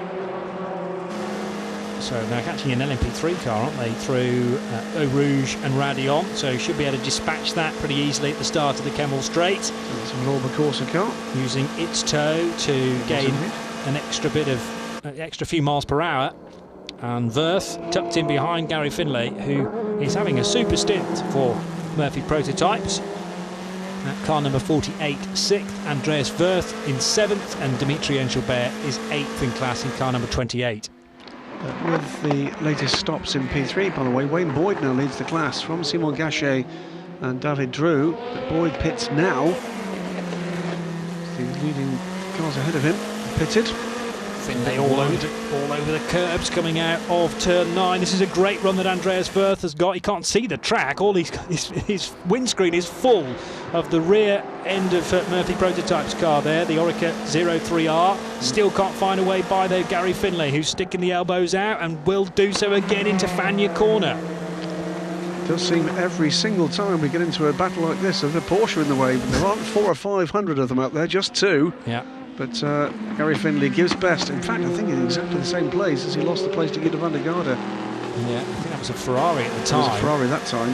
But again, Wirth goes through, and gone is the opportunity for Gary Finlay to pick off the GT car. He had to wait until they reached where the track opens up again out of Curve Paul Frere, and I think then Gary Findlay will have been able to get by that Proton Competition Porsche into the second hour of the race. By the way, we'll get confirmation of the various positions in the classes in a moment or two on the screens.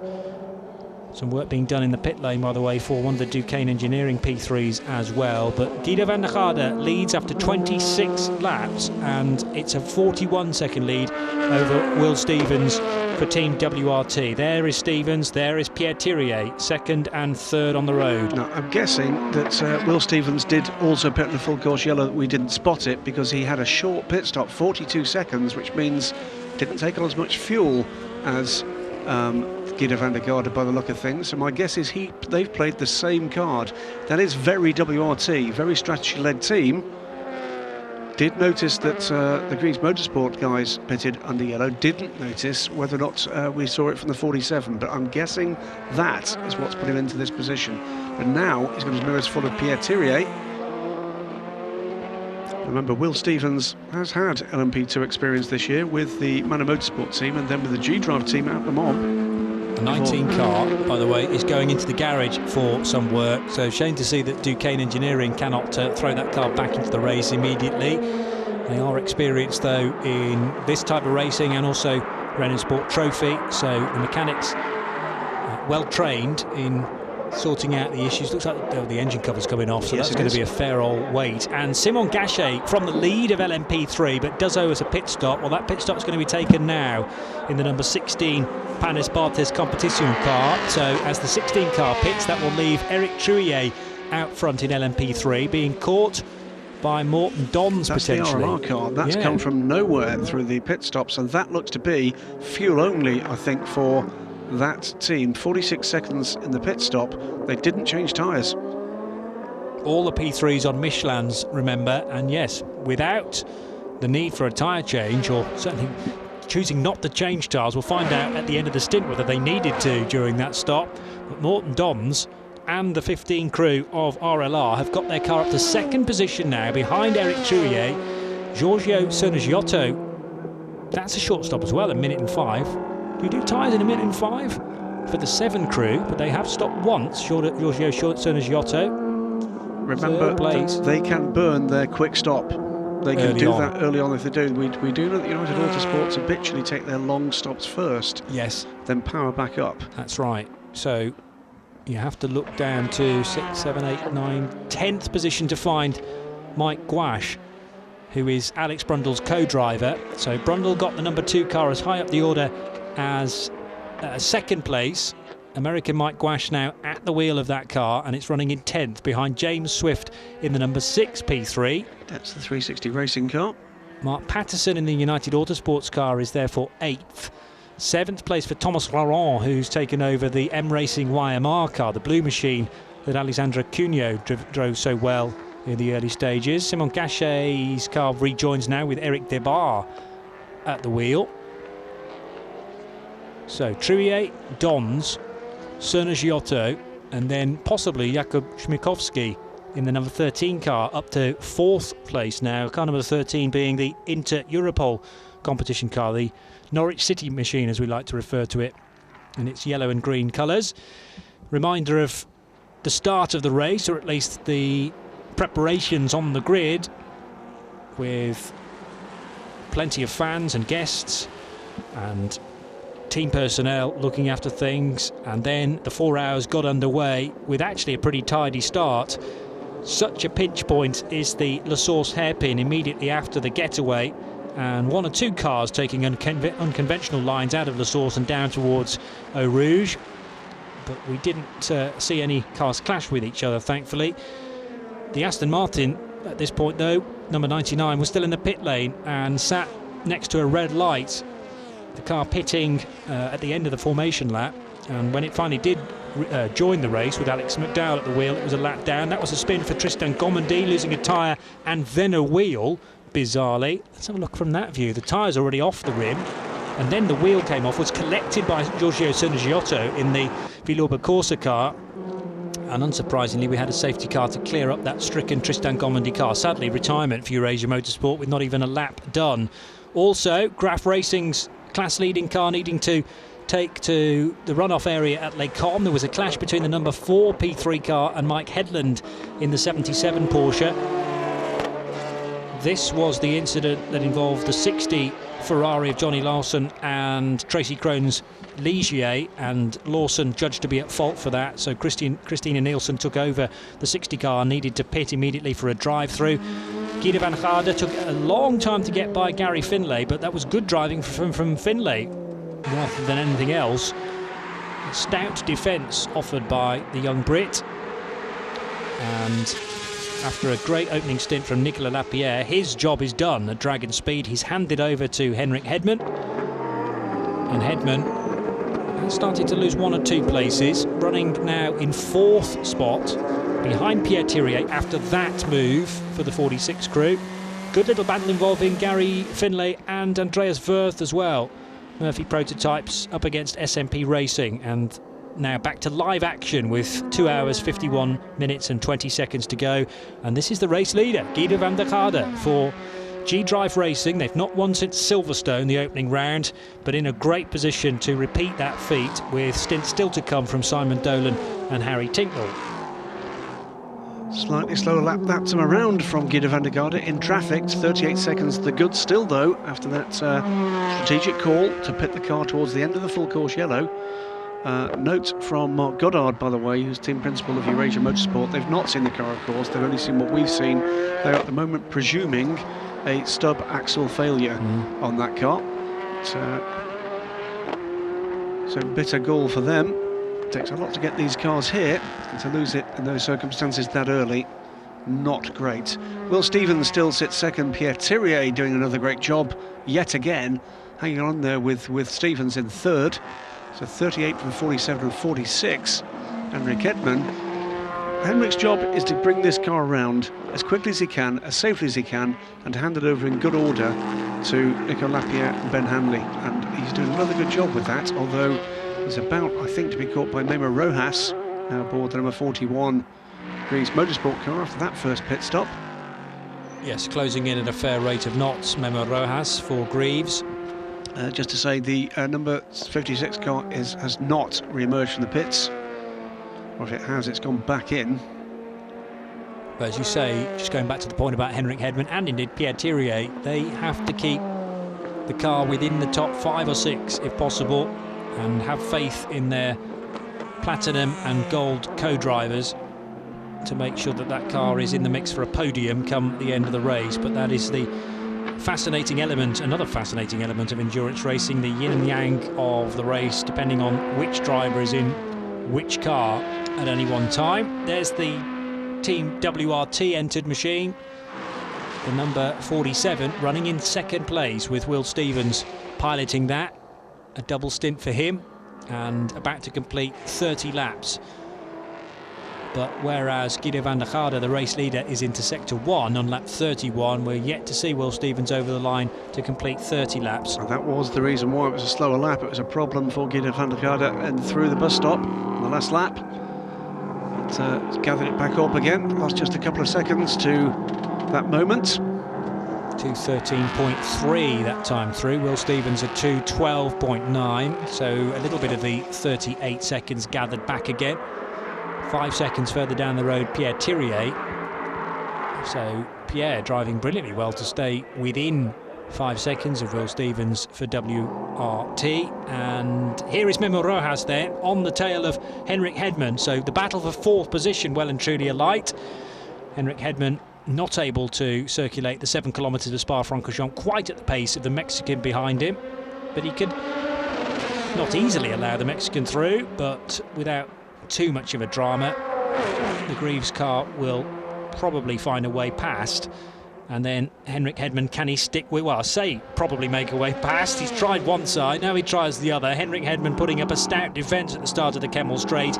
He may have no reply though now for the Ligier straight line speed, but look at that, the Orica can hold it off, and then really late on the brakes, Memo Rojas darts from the left hand side of the circuit to the right to take the position with the Golden Arches backing into a Les Combes corner. And that is 4th position then to Greaves Motorsport. Can we call that a drive-through? I think so, yes. The colour scheme of the certain sponsor matches the curbs at Spa here in the Belgian colours. We're waiting, I think, for a pit stop for WRT. So this would line up with, indeed, this is about the right time. So it's Guido van der Garde, remember, short-stinted to pit under yellow, will pit now, gets out of the car, in steps... That's Dolan, isn't it? That's the vertically challenged Simon Dolan. So in from the left of the car, Guido van der Garde walks away on the right of the car, almost sauntering into the garage. Is he happy with that? I think he should be. He's worked the car up from 3rd position to lead the race and lead off over 30 seconds. Will Stevens, as you say, pitting now for Team WRT. And as far as the points are concerned, G-Drive won't be concerned about WRT. This is their first race of the season. G-Drive going for the overall championship. The rear left tyre put on a little untidily, making sure that the wheel wasn't cross-threaded there. Yeah, double check. I thought that was the case for the rear left. Well, it's cost them a couple of seconds. Driver change here. Out gets Will Stevens. So windscreen being wiped first of all for Will, and he gets out. Seat insert stripped out of the seat as well, and Pierre Thirier therefore now leads the race. That effectively confirms what we hadn't seen, is that car also stopped under the full course yellow. The same strategy as Greaves as well. Yellow flag at turn 1, meanwhile, we're being told. Memo Rojas also on pit road. Simon Dolan is also already on his way. Pierre Thirier, he takes the lead. Thirier leading, Dolan feeding back into the mix now. There is the Greaves car being fuelled, the WRT car being fuelled on the pit lane apron as well. WRT car off the jacks and will be gone now. Meanwhile, frantic work to get these Dunlops on the Greaves car changed over. And that rear left goes on much more cleanly than it did on the G-Drive car. The wheel nut was tightened. 1 minute 19 in pit road for the 38 car. WRT, Dries van Teur, by the way, takes over aboard that car, and they did a 1:16, so yes, 3 seconds lost by the G-Drive squad to that pit stop. There was an ELMS official there scanning the tyres that had just been taken off the Greaves car. They're all individually barcoded, by the way, to make sure that you're using only your allocation of Dunlop or Michelin tyres. And Julien Canal leaves aboard the number 41 car, so we've had all 3 drivers in that car already. And that was 1:18, so they've picked up a second on the leader, but dropped 2 to the WRT squad in the pits. As we do like to say, that's what makes this a team game, and that's part of, think of the reason why WRT are here. They're not too happy with the way the rules set at the moment in GT racing is working. It's not rewarding teams who can be strong in the pits or on strategy.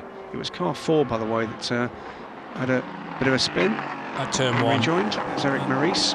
The yellow flags, by the way, have now been withdrawn at turn 1, so you will be able to overtake at La Source. Spun and continued, so by the sounds of things, Eric Maurice kept it out of the scenery. Now, we haven't seen, by the way, any indication of any investigation into Guido van der Garde for yellow flag infringements, and can only presume that he did that just before the call came to pre-signal. Yes, true. There was the incident involving the 56 Ferrari at turn 1, which brought out the yellow flags immediately at La Source. There's a marshal post. In fact, I was stood there on Friday, right on the inside of La Source, just before the corner, and the yellow flags were being displayed there.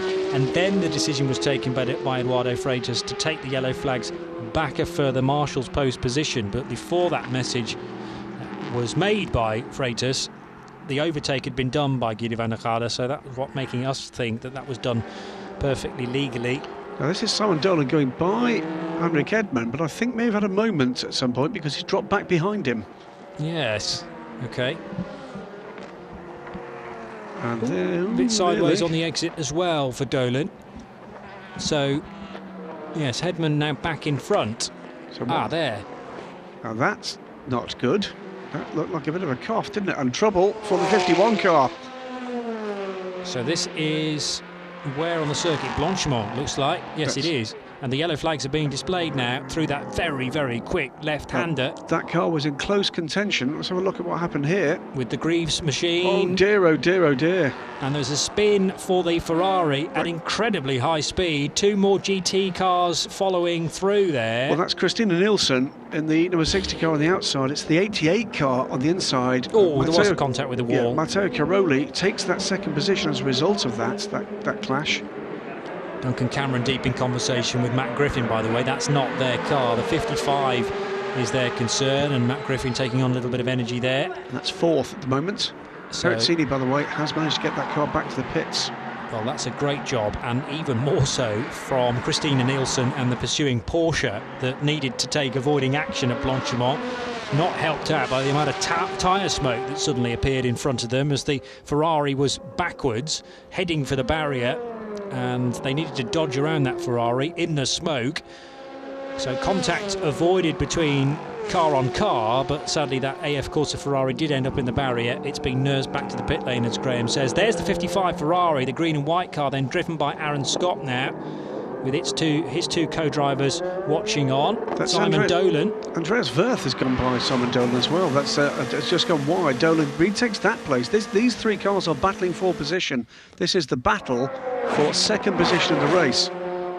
Hedman second, Dolan third, and Andreas Wirth fourth. As you say, though, at the line, Wirth was called in 3rd position. Those places have changed since La Source. Good run this time from Simon Dolan on Henrik Hedman, but Hedman has the inside line for Lecombe, who can brake later then at the end of the Kemmel Straight, and it's in fact letting both cars through there. Henrik Hedman getting out of the throttle and making sure he stops for Lecombe suitably early, so that's allowed Wirth through to take 3rd and Simon Dolan through to take 2nd again. But Dolan running wide.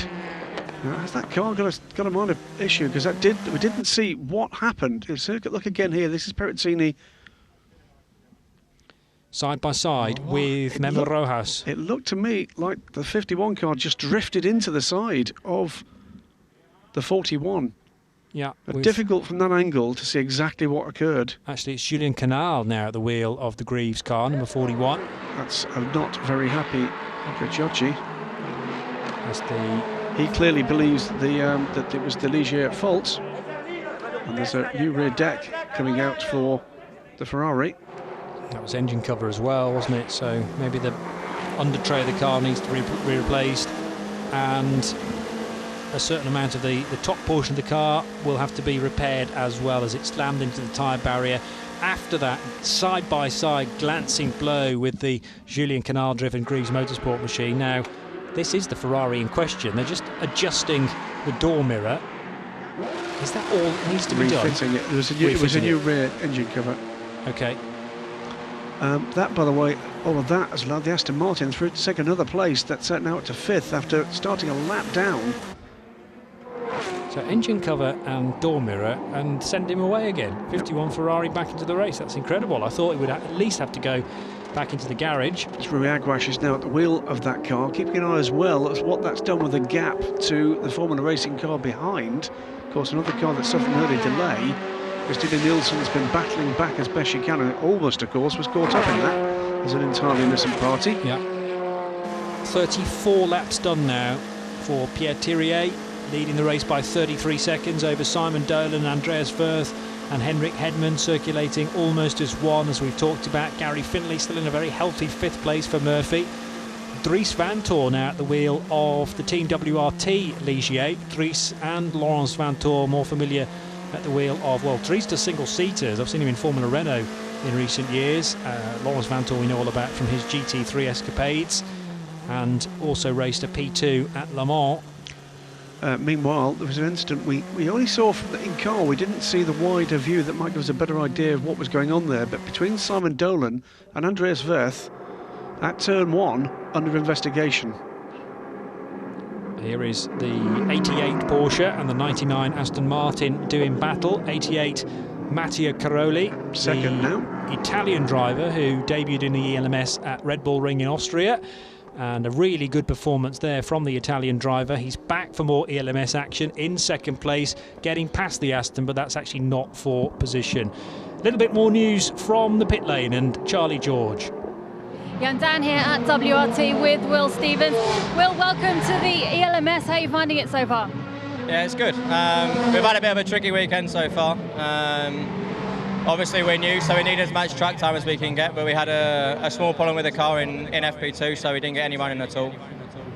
So not ideal. Then we found a problem with the tub, so we had to rebuild the car completely overnight. So it's been tricky. The team did an amazing job overnight to completely rebuild the car to make it to the start. So the car feels as good as it can get with limited testing. And obviously I've only done about 8 laps in the car all weekend. So it was tricky to start the race with an unknown, but overall I think it wasn't bad.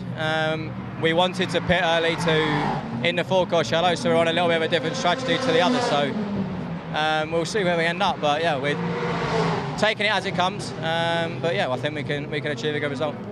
And will we be seeing you guys back again this season? Yeah, I mean, at the moment we're planning to do this race. Obviously for the future, I know the team are interested for sure in LMP2, so you know, we're ready to go. The team do a great job and we're looking forward to what the future holds. But for now, we concentrate on today and then we'll worry about the future after. Thank you, Will. Cheers, thanks. Non-committal, but with a hint of hope that we could see this very good team back. I should say, by the way, Dries van Teur, who is the silver rank driver in this trio, is currently the fastest man on the circuit. 2:11 last time around, 2:12 this time around, against the lead car at the moment, 2:14s for the top 3. So WRT putting in a good run, and good news actually, they found the problem with that tub. Because had they had a weekend as bad as that looked like it was going to be before they found the problem, my guess is it would have been no chance of return. As it is, they know they can run competitively. We've still got Dries van Teur to come in that car. His brother Dries running in 6th and making rapid progress. Gary Findlay is going to be his next target.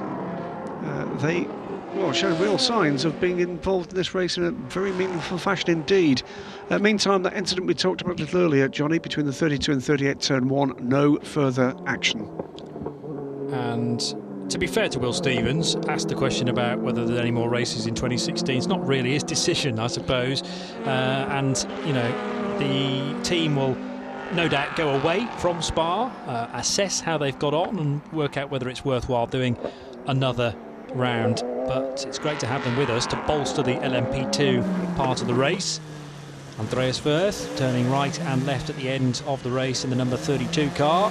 It's 3rd position for Andreas currently for the Russian squad, SMP Racing, over the line. And behind that man, Simon Dolan in the open cockpit of the G-Drive Gibson. Doing a good job to fend off the close attentions of Andreas Wirth.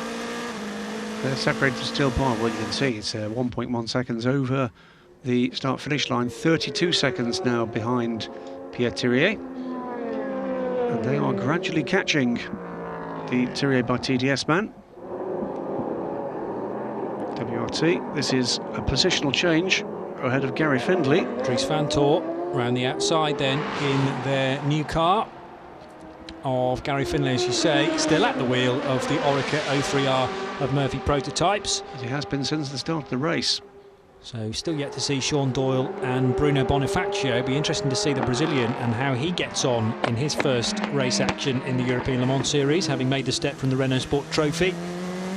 Pierre Thirier leading the race after nearly an hour and a half with 36 laps under his belt. LMP3 is led by Eric Trouillet for Graf Racing from Giorgio Sergiotto now, up to 2nd place for Scuderia Villorba Corsa. Thomas Laurent driving the number 18 P3 car for M Racing YMR 3rd. Then Jakub Śmiechowski in the number 13 car, which is the Inter Europol competition car, and 5th place Philip Hansen after a cracking opening stint from Nigel Moore, although Nigel may be a touch frustrated that he couldn't make any inroads into those 2 United Autosport machines. If you're wondering where United Autosports are in the LMP3 mix, well, they'll come to the boil later on. It's just that they will have taken one of their minimum... big trouble. Gary Findlay Big with trouble. No nose on the car. And damage, I think, to the left-hand side too. Marshall's quickly with him. Gary is moving around in the car and able to haul himself out of there. He was on his own, and the car has snapped away from him. Oh, it's a big hit with the barrier as well, so it's good to see Gary moving in the car. Something appeared to break there. Strange that it almost happened exactly the same place that Tristan Gomondy lost the rear left wheel, but as Mark Goddard said on the Eurasia car, that was probably a stub axle failure with the 48. We can't tell you what went wrong on that car, but yes, Gary Finlay exiting Bruxelles corner, minding his own business, and all of a sudden something failed on the car, pitching him right and into the barrier, and no one quite expects cars to go off there, so there's no tyres to cushion the blow. Straight into the Armco barrier and destroying the front end of the car out on the spot, sadly. This could be interesting because, look, there could well be a barrier repair required there, because it was a big hit with the Armco. If this goes full course caution to help that repair, that's going to help the leading car. Dimitri Engelbert gaining a whole load of places on that lap. Now, is that because we've seen a pit stop for Julien Canal again? Engelbert running 6th place, Hershey 7th. Gary Finlay, we know, is not going to complete that lap. There's quite a bit of shuffling taking place on the timing screen right now. So we have Pierre Thirier leading the race at the end of Sector 2 now, and leading by about half a minute over Simon Dolan and Andreas Wirth. TDS beginning to get ready for what they expect to be a pit stop. Safety car is out. Okay. So we're not going to go full course yellow, it's going to be a safety car. Well, this is, again, a new complexion being thrown at the race, as the gaps will, of course, come down behind the safety car. And assuming it picks up Pierre Thirier, that is advantage gone. Watch again. That car straightened up out of the corner, and then something just diverted it to the right. And I just wonder whether one of the rear wheels started steering. Well, if you look at it, if we see it again, there's thick black lines in a straight line as well. Yeah, okay. So something went awry there. But it's possible it was a driver. It didn't look like it. I think Gary had ceased from putting in steering input. He'd straightened the car up and he was exiting Bruxelles, and then all of a sudden the car pitched to the right, and it was almost like it was being steered from the rear somehow. So if a part of the suspension has failed and one of the rear wheels starts to turn the car, no time to react whatsoever. You're already fully on the throttle out of Bruxelles to power your way towards turn 9, and the car has flicked right, and there's no time to rescue that situation with the Armco barrier oncoming. But just as that safety car was called, Dries van Teur had gone by Henrik Edman, one would presume, before we had the yellow flags out. But Van Teur now up to 4th position in the WRT Ligier Judd. And that shuffling on the timing screen, I think, was just as Gary Finlay tumbled down the order, being displayed as in 10th at the moment, but that will obviously become 37th eventually. Although we have one or two other cars out now as well. The 56 car hasn't been seen again, has it? The Ferrari. No, they've not been back out. David Drew hasn't re-emerged in the Duquesne Engineering number 19 either. So we may well be down to 33 cars now. There's some precision engineering there going on, with a significant weight of lump hammer. You can see the deformation in the barrier. We're going to see it again here. Some thick white lines there. It was just on the exit of the turn, something went wrong there very badly. The car definitely straightened up, but Gary was trying to keep the car pointing in the right direction, almost as if he felt something snap at the rear of the car. And after that, just a passenger. And after a really strong performance for Murphy Prototypes, that is gutting for Sean Doyle and for Bruno Bonifacio, and indeed for Greg Murphy, the boss of the team. Their day ends early after just an hour and a half, after 4 hours of Spa-Francorchamps. We're at 3:30 local time. It's Johnny Palmer and Graham Goodwin, the editor of dailysportscar.com, taking you through round 5 of this year's European Le Mans Series. And with this race and one more to go, championships to be decided. In the case of the LMP3 championship, that could well be during this race. We'll keep an eye on who is going to decide to dive for the pits here. because this could be where it all evens out a little bit more. But there are advantages to be gained here already. Of course, the lead gap has come down dramatically. Pierre Thirier has got the choice here of pitting, which it looks like he's going to, or being closed right down in the safety car chain, the train rather, by the second and third place cars.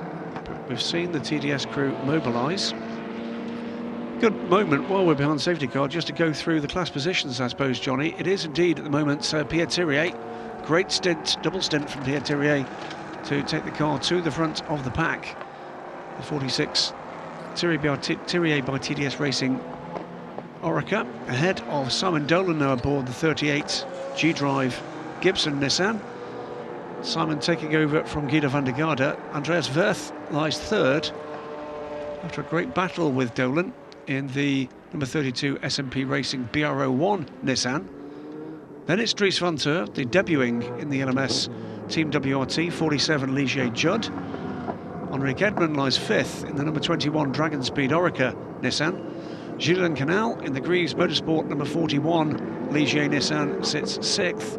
Dimitri Engelbert in the 2018 Export Ligier Judd in seventh. And then a couple of cars that have just been in and out of the pits. Paul-Luc Chatin has just got aboard the number 23 Panis Bartes car. This is the number 60 Formula Racing car, and that is Johnny Lawson getting back in the car after a cracking stint actually by Christina Nielsen. Not a lot to be gained on pace there, I'm afraid, because a big delay for Johnny Lawson's earlier issues with a double clash with the Crown Racing car, and then a stop-go for that car as Johnny was adjudged to be at fault.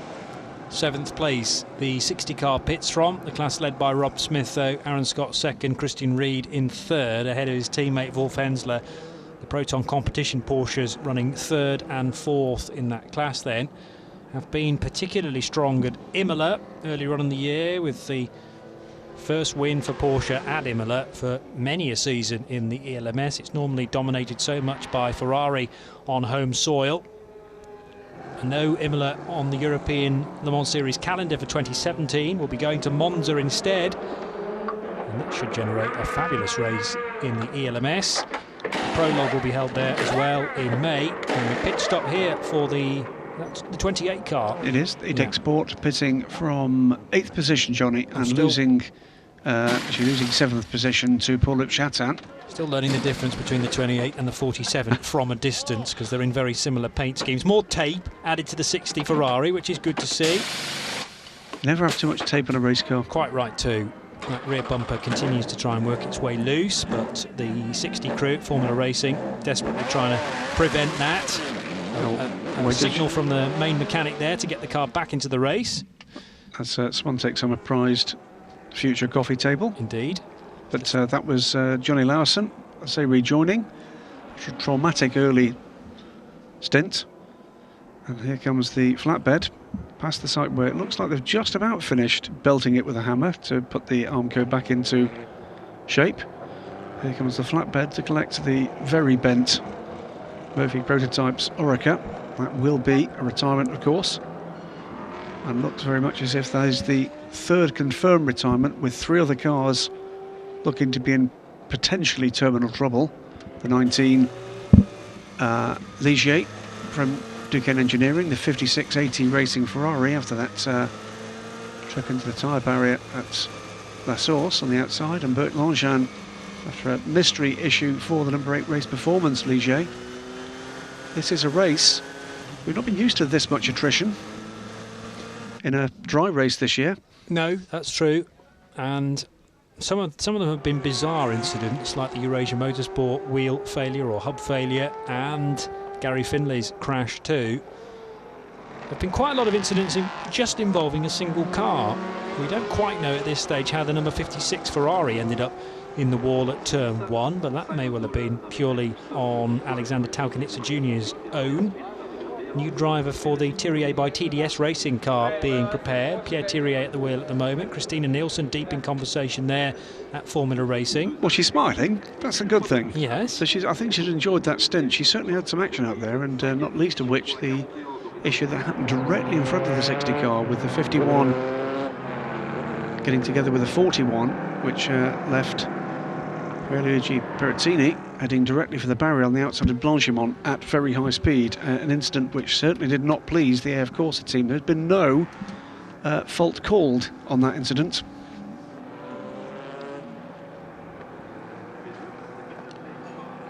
So this long line of prototypes and GT cars working their way now towards Blanchimont. Car 10 and that pit stop for car 10 under investigation. That's a good repair job done by the Marshall team for the Armco barrier to drive us right out of Bruxelles. Not sure what the issue is for the 10 crew. Enzo Potolicchio has pitted once and stayed at the wheel of the number 10 Graf Racing car. The other car, though, in that team, the number 9, still leads LMP3, with Eric Trouillet doing a good job to fend off Thomas Laurent, but of course the gap's going to be but only by much 4 seconds smaller. now. That's the thing. That all that hard work, I'm afraid, gone. And here comes the leader, Pierre Thierry. I think about to hand over to Ryo Hirakawa. And there was a driver waiting on the apron outside the garage of Thierry by TDS. So will it be Hirakawa or Matthias Besch? I would suggest that Besch will be held back till the latter stint. It's good work by Pierre Thierry again. He really has been a real star here, and some interesting stuff coming through on Twitter about this team and Pierre's performances this year. Whether or not there'd be any risk at all about him being rated as a gold driver next year, I don't think so. He is actually, a not a professional driver. It's not just about the speed. Vitaly Petrov there, enjoying his day. The 32 car, the BR01, having a very competitive run again. Patrice Lafargue in the 28 car pits the Dex Sport car too. It's been a long pit stop for that team. Was it come back in again? That's why. 40 laps now done by the race leader, and it is the Japanese Ryo Hirakawa who takes over the 46 car, but the new race leader is Simon Dolan from Andreas Wirth. Dries van Tor getting up to 3rd position because of the pit stopping 46 car. And do we see Hirakawa? No, doesn't really join in 4th. Julien Canal up to 4th, of course, because they're all behind the safety car. There will be a number of spots lost, but then again you are pitting behind a safety car, so technically a lot less time lost compared to your rivals at full race speed. So Hirakawa rejoins, I think, in 8th position, Johnny.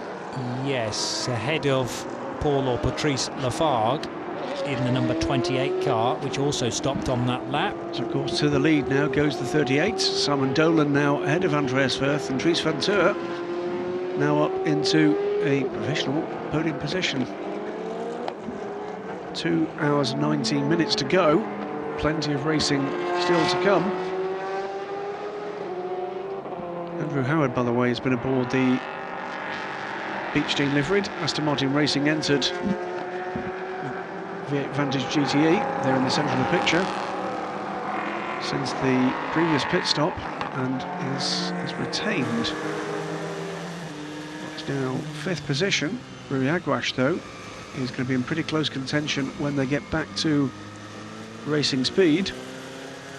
But that has to mark down as a plus after the rough start that team had, having to pit after the formation lap, didn't take the start, and then were not allowed to join the race until they'd lost a lap.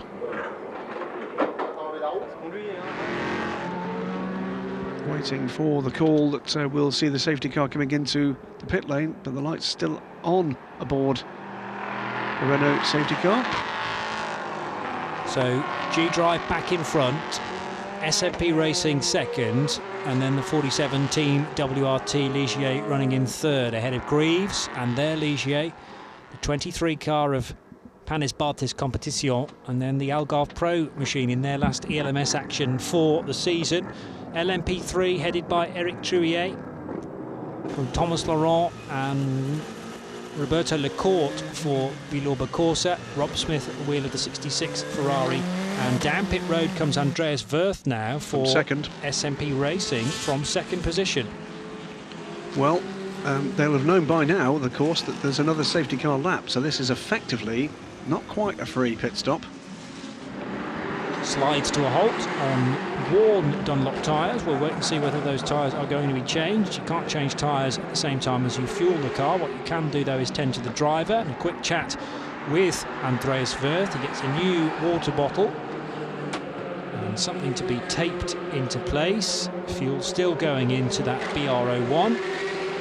And he's ready to get going, so they are going to double stint the tyres. The car is stalled, though. Won't cost them too much time, particularly as we are still behind the safety car. And the 32 machine will feed back into the sequence, probably outside the top 10, the top 9 P2 cars. A number of the cars on pit road, one of which is the number 20, the remaining Decane Engineering P3 Ligier.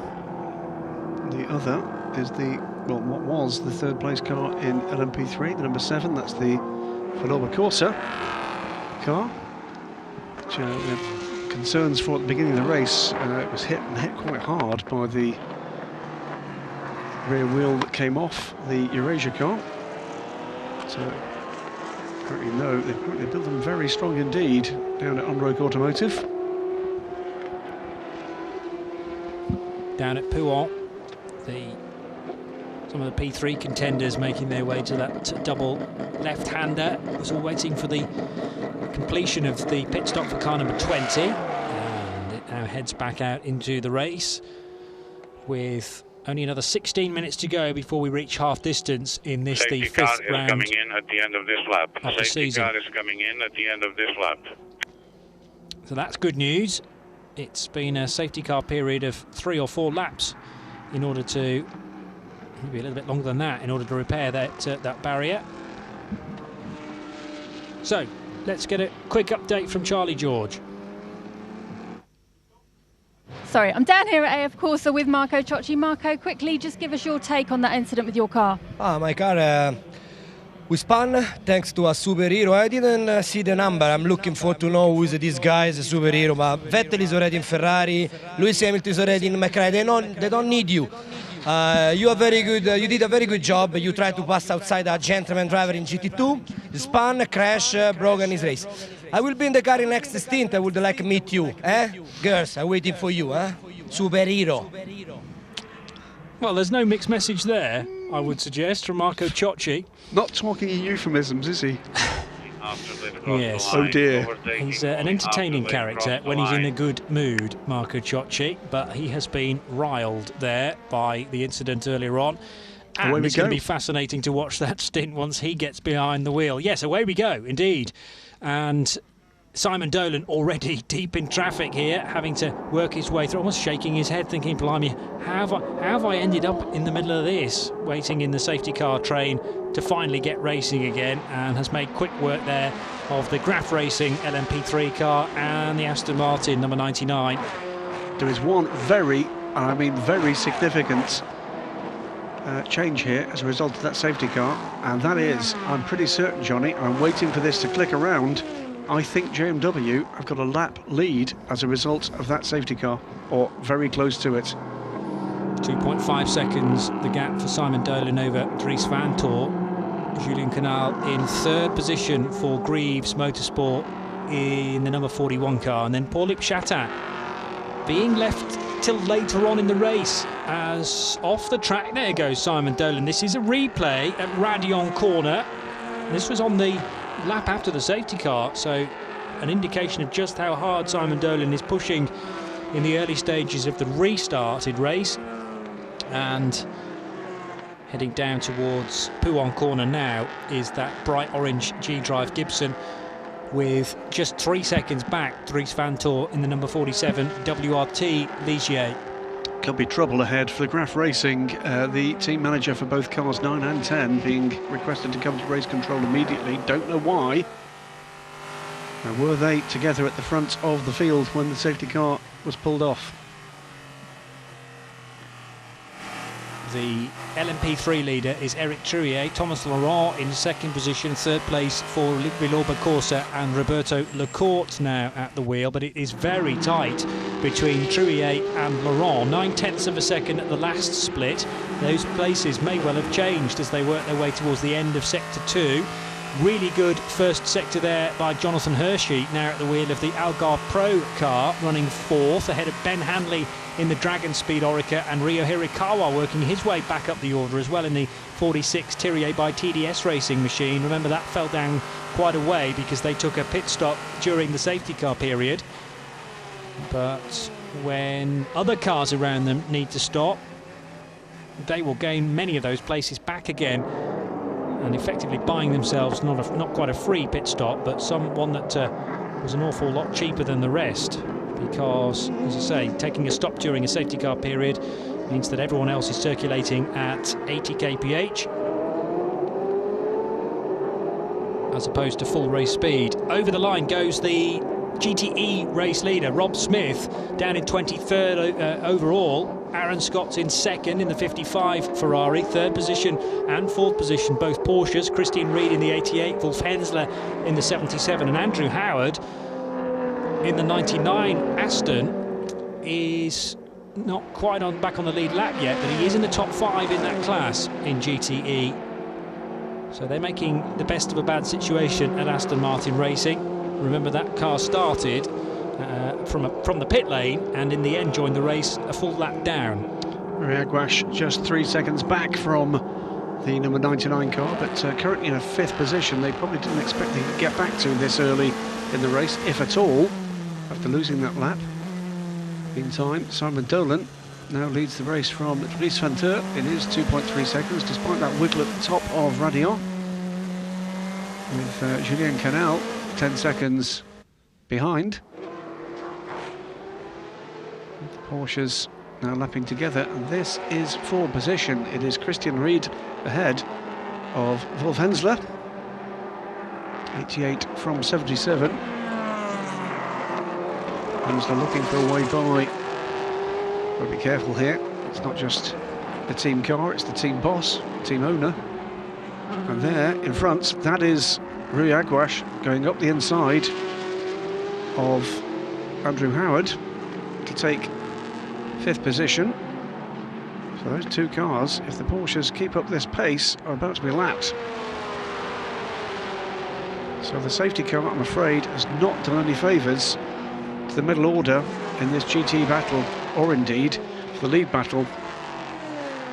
Rob Smith has got a mighty advantage now.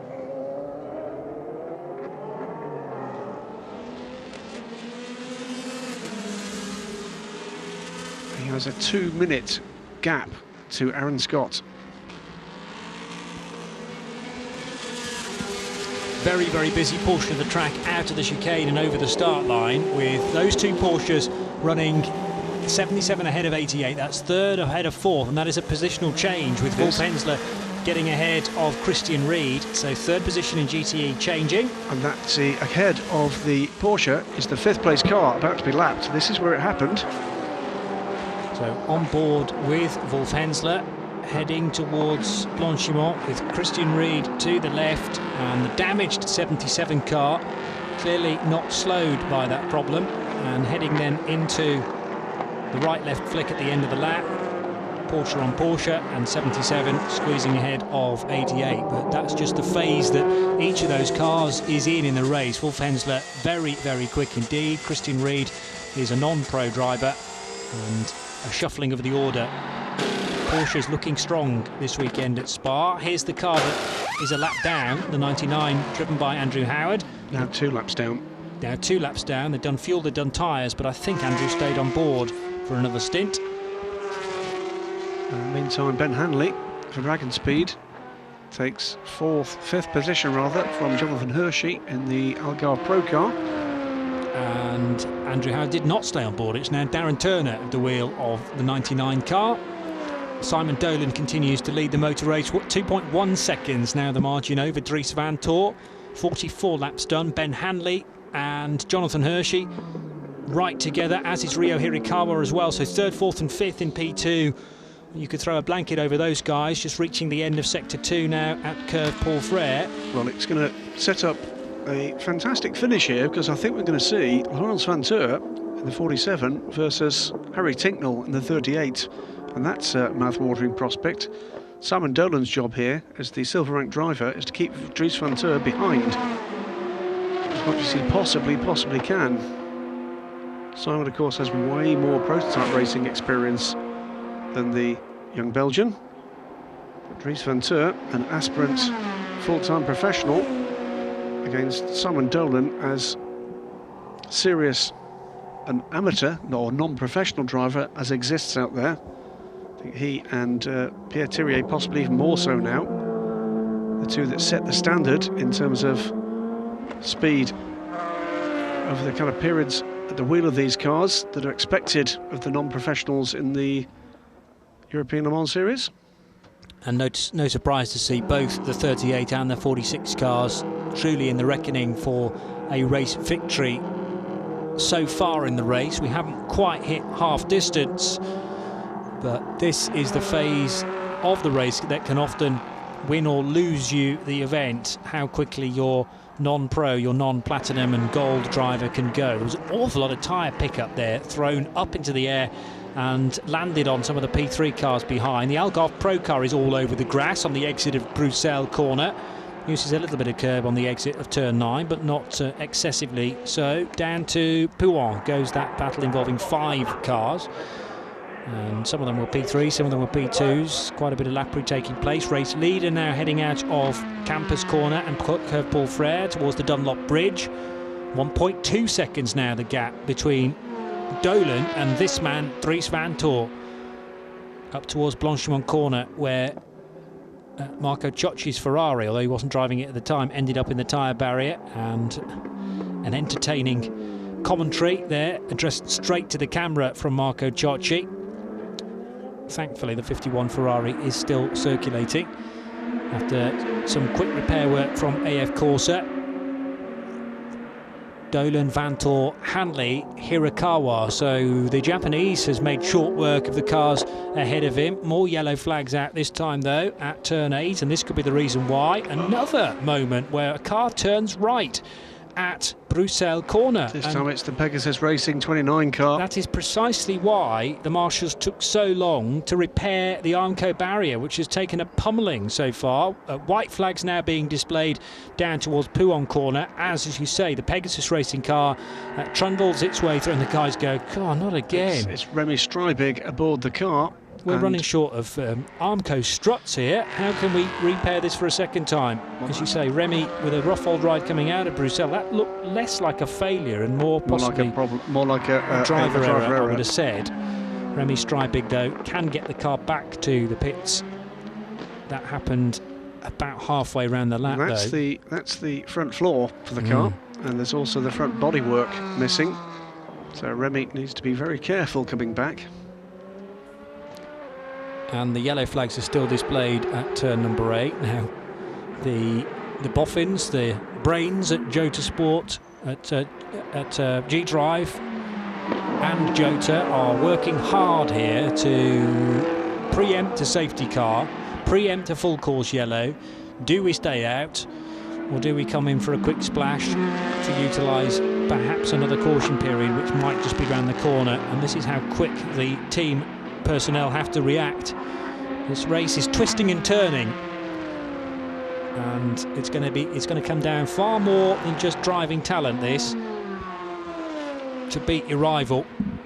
A lot of strategy involved, as we know, in endurance racing, but particularly in this type of race, which is a stop-start affair, a very peculiar sight.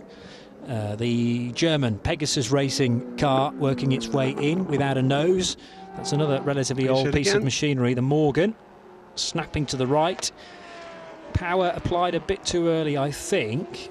It might be a failure. The legality panel's probably gone astray there on the rear left as well. Certainly the light is no longer illuminated, but thankfully Remy Streibig has got that safety car again. Yeah, well, yes, I did wonder that. And that's mainly for the repairs that are necessary to the Armco barrier at Bruxelles corner. Now, if he hits in the same place, this might be a more extensive repair this time. Yes. Immediately in comes Dries Venter. And that's pretty rapidly after the previous stop. Now, is this just going to be fuel? Tear off taken from the windscreen, which saves scrubbing it. Saves on the elbow grease. It's being fuelled. I think they're taking fuel only. I didn't see tyres being prepared. Puts Julian Canal up into second position, by the way. Remy Streibig's made his way back to the pit lane, and Graham does the sign of the hand across the throat, indicating believe that surely retirement. Well, the team are assessing it, and if it can be fixed, be assured that they will do. Remy sitting patiently in the car, sharing this machine with Leo Rissel and Ines Tattinger. Division Leo. Yes, Leo very concerned. He took the opening stint and could be a real star of the future in prototype racing. So the safety car has picked up race leader Simon Dolan. That Armco barrier, they've called for Hammerman again. Needs significant, well, they're going to drive some wooden wedges in, almost door stops, first of all, to see whether that does it. But there's plenty of play in that Armco barrier, and a bit of head scratching down with the marshals. They do say that people in motorsport do need quite a lot of wedge, but not quite like that. That does look pretty significant damage there. Now, it's a matter of whether or not there's broken any mounting points in front, or whether or not it's come with a clean brake. Watch again. This is the Murphy prototype. The Murphy prototype one, yes. That's a trickier one to call. Here is the Remy Streibig incident, and it's almost as if the car ran a bit too wide out onto the curbs, and if the tyre pickup is more significant on the curb rather than the asphalt, then that rear left wheel will be spinning far quicker than the rear right, and that will pitch you very quickly into the barrier. Looking at the tyre wear as well, it's picked up quite a bit of dirt because of being off track on the return to the pit lane. The rear portion of bodywork is also being taken off the car now as well. At least Remy appears to be okay after a big collision with the barrier, which does give. That's what the Armco barrier is designed to do, but it still will be a relatively hard stop, and the car changing direction very quickly, going in forwards, then returning back out onto the track backwards. So that change in direction, you will feel it tomorrow morning. But Remy clearly feeling he's okay to get the car back to the garage and wants to be back in the race if the team can fix the car. At the moment it's just a case of deciding which components can be replaced and how quickly they'll be able to do that. Certainly going to lose at least a couple of laps is the number 29 machine. It had sort of broken away from the main bank of LMP2s at the top of the timing screen. This number 21 car, though, is still very much in contention for a race victory. Ben Hanley is at the wheel of the Dragon Speed car. It was started by Nicolas Lapierre. We've also had Henrik Hedman at the wheel of that. And Simon Dolan continues to pilot the G-Drive car. So 2 hours done. We are past half distance, but we're under another safety car because of damage to the Armco barrier between Bruxelles and the corner with no name, turn 9. And 47 laps done. It's the G-Drive Gibson that leads from Julien Canals, number 41 Greaves Motorsport Ligier. Ben Hanley for Dragon Speed in the Orica is third. Paul-Luc Chatin for Panis Barthes Competition is in fourth in their Ligier. Then it's the Orica 05 of Rio Hirakawa for Thierry by TDS Racing. Andreas Wirth and the SMP Racing BR01 is sixth, ahead of Dries Venter, fresh from a pit stop for Team WRT. That car's rejoined in seventh, just ahead of Patrice Lafargue and Andrea Pizzitola. LMP3 headed by Thomas Laurent. Now, we said that he was catching the number 9 car. Well, that place change has been made, and now M Racing YMR lead P3 from Graf Racing and Villorba Corsa with Roberto Lecourt at the wheel. Some highlights from the second hour. Slight concern there for the G-Drive car and the tyre change, and they wanted to make sure that the wheel nut hadn't cross-threaded on the spline, but a quick check of the rear left wheel and they sent the car back out again. It's been absolutely fine since. Simon Dolan at the wheel, although there was this peculiar interaction with Henrik Hedman because he got by him and then the place is changed again. That was the problem that accounted for the 51 Ferrari and that made Marco Ciocci so grumpy. Hard into the barrier for that Ferrari, which he needed immediate repairs back in the pit lane. We'll see Ciocci at the wheel of that Ferrari later on in the race. That was some action with the SMP racing car of Andreas Wirth trying to get by Simon Dolan out of Le Source. Here's a big crash for Gary Finlay. Now that was played in real time, and there's no time to react to that. The car well and truly destroyed on the front portion of it, but we reckon something had broken on the rear left corner probably of that Murphy Prototypes car, spearing the machine into the barrier, and a big shock for Gary Finlay. Pit stop for the SMP Racing BR01. The first set of repairs for the Armco barrier out of Bruxelles. They are going to be hit for a second time in a moment or two. This was the pit stop for Thirier by TDS Racing, with Pierre Thirier stepping out and Ryo Hirakawa in. And the belt's done up. Big wiggle there for Simon Dolan at the top of Eau Rouge, approaching Radion, but he rescued that situation. Wolf Hensler taking third position in GTE away from his teammate Christian Ried. The two Porsches were side by side into the braking area at the bus stop chicane, and there is a look at it from the outside. Right behind them, Andreas Wirth in the BR01, and this was the second pummelling that the Armco barrier got out of Bruxelles after a moment for Remy Strijbig, and the car turned right on him, or it was an error from Remy himself, applying the power a bit too early, catching the dirt and the curb on the exit of the corner. Pit stop for Tocqueville, and this is the sorry state of the Pegasus Racing Morgan after Remy managed to get it back to the garage. Marshall still working hard to repair the Armco barrier, by the way, out of Bruxelles corner. But a good time to show some highlights of the second hour, because you're missing no racing at all. This is live. It is live.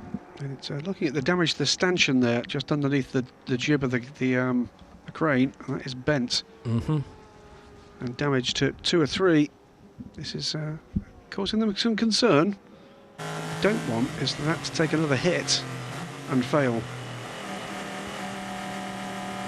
Yeah, so there are several uses for high-abs on the back of flatbeds. I know that from my days watching Banger Racing, and you can also straighten Armco barriers out as well as your old Ford Granada. So that work is continuing on behind, I think, the third safety car of this race. The first one was very, very short indeed to recover. Well, that was Tristan Gomendy spinning at exactly the same point. He avoided the Armco barrier on that time, but yeah, to spectate on the exit of Bruxelles corner, you've seen a fair bit of entertainment. Yeah, well, engineering in motorsport takes many forms, and blokes with sledgehammers is one of them. I do recall a race and tie wraps in the I think it was the Le Mans series some years ago. That's the number 10 Graf racing car pits. Do you remember the Le Mans series race some years ago where a Porsche required its chassis straightening, and they chained one end of the car literally to the grandstand and the other to the end of one of the team's trucks and reversed the truck away. Brilliant. Brilliant. That is using your initiative, I would say. As long as it gets the job done. It might not exactly be conventional, but always thinking outside the box. So watch Matt Griffin in the garage on the left-hand side with his overalls, racing overalls tied around his waist. He's at the moment in progress for his car. Currently in 4th position. Aaron Scott was aboard the car when it came in on pit road now. A little while to go, I think, before we get this race back underway. Further damage to that Armco barrier. Yeah, well, the safety car train is not far away from Bruxelles, so we might get a view of how the repair work is getting on down there. They may need, sometimes I've seen Armco barrier further protected by some tyre bales. You need to make sure that the integrity, the strength is retained in that Armco barrier, and then they can cover the affected area with 2 or 3 deep of tyres. He twitched in the corner. Okay. Without a doubt, he twitched in the corner. Now, whether or not that was a failure or whether or not it was Gary trying to correct, but he twitched in the corner. Slower through the corner from Remy Strijbig, and then it snaps away. He spins more there. That car didn't really straighten up. No. Whereas Gary Finlay did, I thought, and that's what made me think he had full control of the car.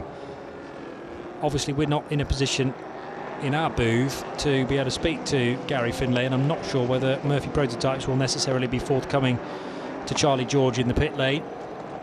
but if he is around, or indeed if Greg Murphy is around, it'd be great to catch up with those guys at the number 48 crew. 29 not necessarily out of this yet. The car has made it back to the garage, and they are attempting, our Pegasus Racing, to fix that car, but they've got a fair old job on their hands, and obviously the time is slowly ebbing away. 1 hour and 53 minutes to go. And unfortunately the middle portion of this race affected by a safety car, and well, the team's having to react to this and work their strategy around there. The two Porsches heading now through the right-hander at Campus Corner. That's the third and fourth placed Porsches in GTE after Wolf Hensler made the move on Christian Reed. Hearing that Gary Finlay is absolutely fine, but there's nobody in the Murphy Prototypes garage right now to catch up with. Just be interested to know whether that was a failure or whether it was driver error. I have dispatched operatives to find out. Oh, fabulous. See, we've got many different people patrolling the pit lane, and we will get you an answer very quickly, I would imagine. Quite possible. Head for the nearest bar, because that will be clearly game over for the hard-working Murphy Prototypes crew. Yeah. And a real shame we didn't get to see Bruno Bonifacio at the wheel, because he's proved to be very quick in Renault Sport Trophy. But there may be opportunity again, depending on deals done between now and the Estoril round at Portugal. Our last visit to Estoril for the foreseeable future for the ELMS. No visit to Estoril next year, but there will be a Portuguese round in the form of Portimao to end the 2017 season. That was announced on Friday, along with, again, a 6-round ELMS season, taking in Silverstone, Monza. Then we head to Red Bull Ring, Paul Ricard again, Spa, and we end the season at Portimao, with the prologue taking place at Monza instead of Paul Ricard as it did at the start of this year.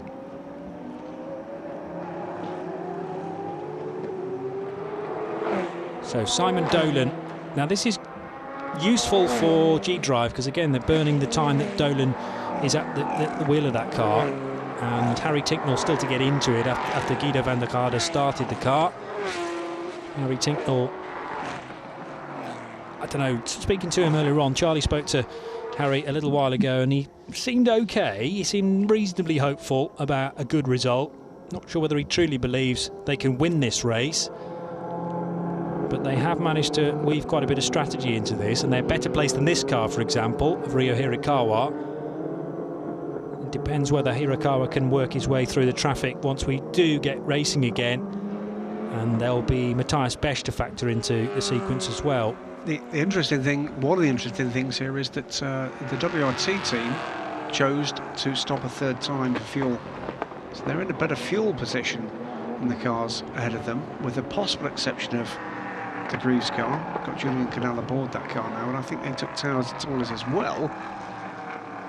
But we've got at least 3 or 4 different strategies in play now, with leading 6 or 7 P2 cars.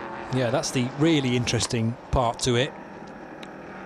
And unfortunately these safety car periods we just have to endure.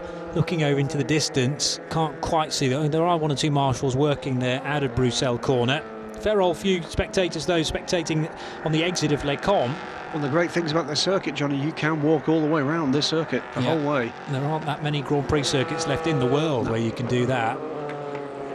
Silverstone, another one where you can walk virtually all the way around the outside and indeed the inside of the track. So there are some great views to be had, particularly here at Spa with its undulations. I like to explore a track which I've maybe seen on TV before and played on a sim game, but then when you're actually there for real, you can spectate at one corner and then turn around and go, oh look, there's turn number 9, or for instance at Brands Hatch, if you stood at Druidge and you turn around and go, oh blimey, there's the back straight down towards Hawthorns. I didn't quite realise it folded back on itself like that, and you realise then even more so how the track goes up and down, but also interacts with other bits of it. It is very strange, isn't it? TV, we are delighted you're all joining us, whether or not you're on the live stream or watching TV or even listening to the radio feed, but if you get a chance to come trackside and watch these cars, it adds so many different layers. There's so many places in motorsport that when you see them in live, surprise. So as we prepare ourselves to go back racing in the next few laps, let's get an update from the pit lane and from Charlie George. Yeah, I'm down at JMW with Rory Butcher. It's pretty wild out there today, isn't it? It is. It seems like the P2 cars have managed to hit the same bit of wall twice, so it's a shame it's interrupting the race, but as a team we've actually benefited from the safety car. We've actually got ahead of the pack, and it's given us a little bit of a breathing room over the rest of the guys. And how are you enjoying Spa in the Ferrari? It looks like it's going well. Sorry, say that again. And how are you enjoying Spa in the Ferrari? It's unbelievable. My first stint there, I really enjoyed it. Car is feeling really good, especially through Eau Rouge, the speed up through Eau Rouge up the Kemmel Straight. So now we just need to focus on trying to get the car to the end and keep the gap. And certainly that advantage with the safety car plays really well for your championship hopes. It certainly does, but anything can happen, so we just got to keep our head down and try and stay out of trouble. Thank you, Rory. All right, thanks. Good to see some Knockhill stickers, by the way, over Rory's right shoulder there. He is firmly connected with the Knockhill circuit in Fife in Scotland, and that's another real challenge for a driver, up and down, and a good spectator circuit once more, very similar to this place. Way up on the banking there to the right of that shot, you can stand and watch the Kemmel Straight and then see the rest of the circuit descend below you. I think it's fair to say Knockhill, just like Spa, and that may be the first time I've heard that phrase, but I know exactly what you mean in terms of viewing opportunity, certainly. But also sort of blind crests here and there, and not a lot of space when it goes wrong, similar to the exit at Bruxelles Corner. Now we have big rig trucks in the area here to maybe replace certainly the struts behind the Armco barrier. And now has that guy just arrived, or is he packing up? I think they're still working on this. Yeah, this is going to be a while, I'm afraid. Yeah, I think I agree with you. But well, Rory put it in exactly the right terms. It's P2 cars have hit the same section of barrier. That is there for a reason, and it's not going to take another hit. No, quite right, and it's not a commonplace to see cars off. I think we've possibly seen incidents there. I've seen in a couple the ELMS. I have certainly seen incidents in previous years with prototypes in that barrier. So maybe it is a time to put some tyres in front of that Armco barrier, just because it's not a common situation. But now to have two moments in the same race, as Martin Brundle watches on, this could be a championship-winning weekend for his son, of course. That's his much better half there, Liz. Martin. I thought for a minute that Alex had a particularly difficult week, but no, that is Martin Brundle. Martin was at Le Mans this year to take part in the Road to Le Mans event, took pole position, indeed, on the Friday for the race. His old sparring partner, by the way, Jonathan Palmer, of course, here as well this weekend, looking after his son's racing efforts in the Formula Renault Euro Cup, Will Palmer. Still trying to keep some heat in the tyres are these drivers, and they'll be burning a lot less fuel, of course, at this speed, but there'll be ferocious calculations taking place on the pit wall now, because an hour and 45 still to go. Stint lengths tend to be about 40 to 50 minutes, so we are getting close to a situation now where two more stops will do it. And if you're a P3 car, then like the United Autosport crew, they will have taken their timed pit stops, their minimum pit stop time stops early on in the race, so that they can do a quick splash and dash towards the end. That, I'm afraid to say, is what is left of the Murphy Prototypes car. There's the nose from the number 29 Pegasus machine, and also the number 5 car as well, which came to grief at turn number 1 much earlier on in the race. Safety car heading through Eau Rouge and over the top at Radion. And again, I'll make the point that the camera really does flatten out that corner. You need to do it on foot, really, or at least the spectator banking right alongside Eau Rouge to realise the incline, which continues on through the kink onto the Kemmel Straight. And although this straight looks relatively flat from this camera point, you're still climbing up to Les Comps, and then the heavy descent begins. Simon Dolan, part of him will be happy that this part of the race is being held behind the safety car, because he's leading the race and there's nothing anyone else can do about it. 1.9 seconds is only the gap then. So once we get going again, it'll be between 1 and 2 seconds. So the pressure will be on from behind, and the 41 Greaves car, driven by Julien Canal. The man to arguably watch there at the restart will be Ben Hanley at the wheel of the number 21 Dragon Speed car. Paul-Luc Chatin in 4th position. Ryo Hirikawa is 5th, and 6th place Andreas Firth as the work continues, Graham, for the barrier out of Bruxelles. So the electric drills are out. They're really hitting that hard down there. In the meantime, though, we can catch up with Gary Finlay with Charlie George. Yeah, and down here at Murphy Prototypes, Gary, a big accident. Are you okay, firstly? Yeah, no, I'm fine, thank you. Yeah, it's just a bit unfortunate. You know, I feel a bit bad for the other guys, Sean and Bruno. We were looking quite good up until that point. We were P5, and I was told we were catching some of the guys in front. But yeah, just coming out of the corner, and just the rear just snapped. You know, just nothing on the tyres. So I was a bit of a passenger, and yeah, and that was that. Really, it's like I say, it's just a shame because we were looking pretty strong up until that point. Onwards and upwards for the next one. And Greg, for you as the team boss, obviously it's your worst case scenario when you see something like that happen. Yeah, especially when he did such a good job, and he was on his last lap. He's actually on the way back to the pit, so he said there was very little left in the tyre. We were quite aggressive on the strategy to try and move it forward, so it's not all Gary's fault. But yeah, as you say, onwards and upwards, we're disappointed, but yeah, we'll be back in Estoril. And any idea if it was something that broke on the car? Yeah, we think it was the tyre. We think it was just we pushed too far on the tyre and probably should have pitted a lap earlier, so yeah. Thank you. Thanks. Well, there you go. Honest assessment from both driver and team manager there. Gary Finlay, just finding nothing in the tyre, lost grip basically, and you know, not failure. I'm afraid that goes down in the book as a driver error, but that seems rather unfair in the circumstances. Well, you push and push, don't you, to try and get a slight advantage on the strategy. Meanwhile, cars are pitting at the end of this safety car lap. But yes, hindsight is a wonderful thing, isn't it? And you think, if only we'd stopped a lap before that incident happened. I could see that in Greg's face, actually.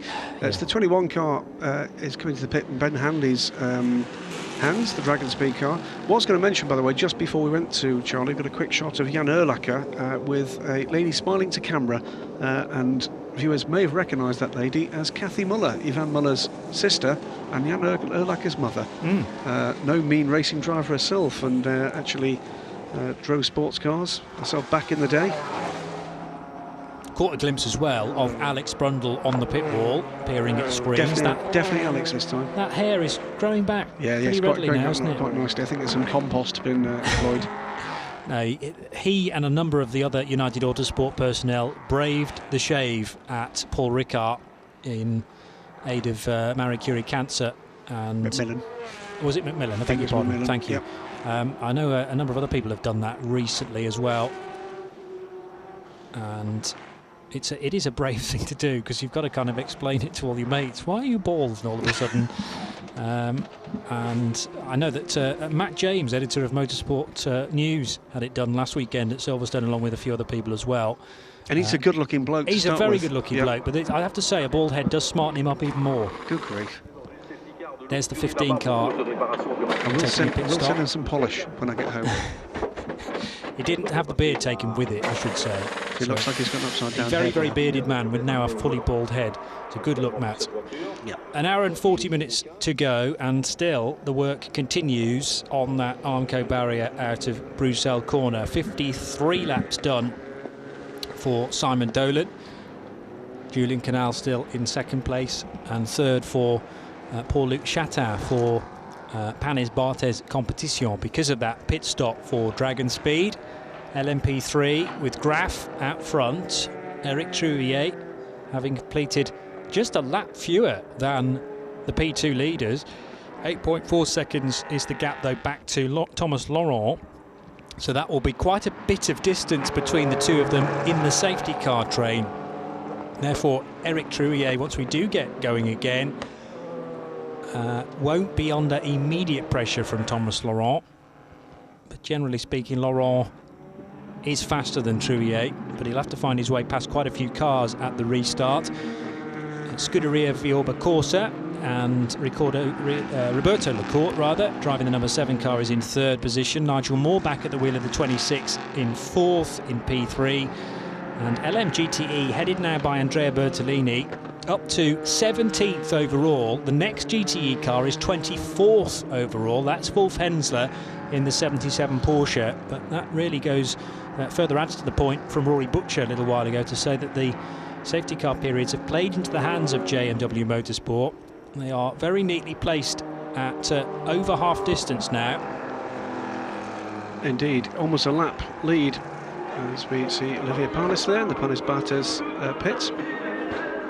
And if you're joining us after a little while away from the television, how dare you? Surely you're sticking with this one. Just to explain why we are in the safety car, it's for the second hit by 2 different LMP2 cars in reasonably short order with the same section of Armco barrier. That means that's having to be rebuilt, re-established perfectly correctly. First Gary Findlay in the Murphy Prototypes Orica, that car clearly out of the race, and then Remy Strijbig in the 29 Pegasus Morgan. We've not yet seen whether or not we'll see that car back. It is in the garage.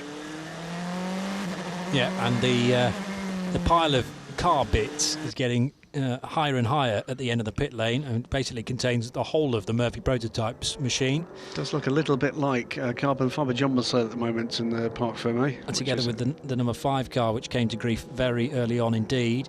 And sensibly they've kept that area locked up, because there are many fans here that will be happy with an old tyre, but to get a piece of that Murphy Prototypes Orica, I'm sure they'll be clawing at the Armco and the barrier there to try and get those bits of car. But as I say, they've been locked away now, and they'll be given back to Greg Murphy in due course. Hopefully be able to build a car again from those in time for Estoril in 4 weeks' time. Tyre change for the number 28 EDEC Sport car. It's one of the P. Lafargues at the wheel. Can never tell the difference, sadly, from that graphic, whether it's Paul or Patrice. We need some way of distinguishing between those 2 guys. Dimitri Angelbert started the car. I think they both wear black crash helmets as well. Oh, that's helpful. Brilliant. Anyway, Paul and Patrice are similarly matched for pace, and the 28 car is about to head back out on the track. It's, I think, a stall, and now the car fires into life and heads towards the end of the pit lane.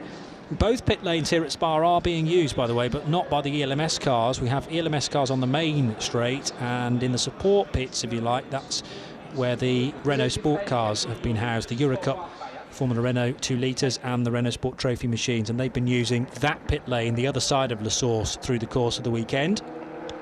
Being asked by Matthew Pigg, good afternoon Matthew, whether or not that's the very same Cathy Muller that took part in the 1991 24 Hours of Le Mans, the pink Spice with 2 other lady drivers. Yes, it is. The 2 other drivers were Desiree Wilson and Lynn St James, as the heavy machinery is now putting the stanchions to support this in place. You can see there why. And frustrating though this is for fans of good motorsport, this is exactly the right thing to do. You do not want a car going through that barrier.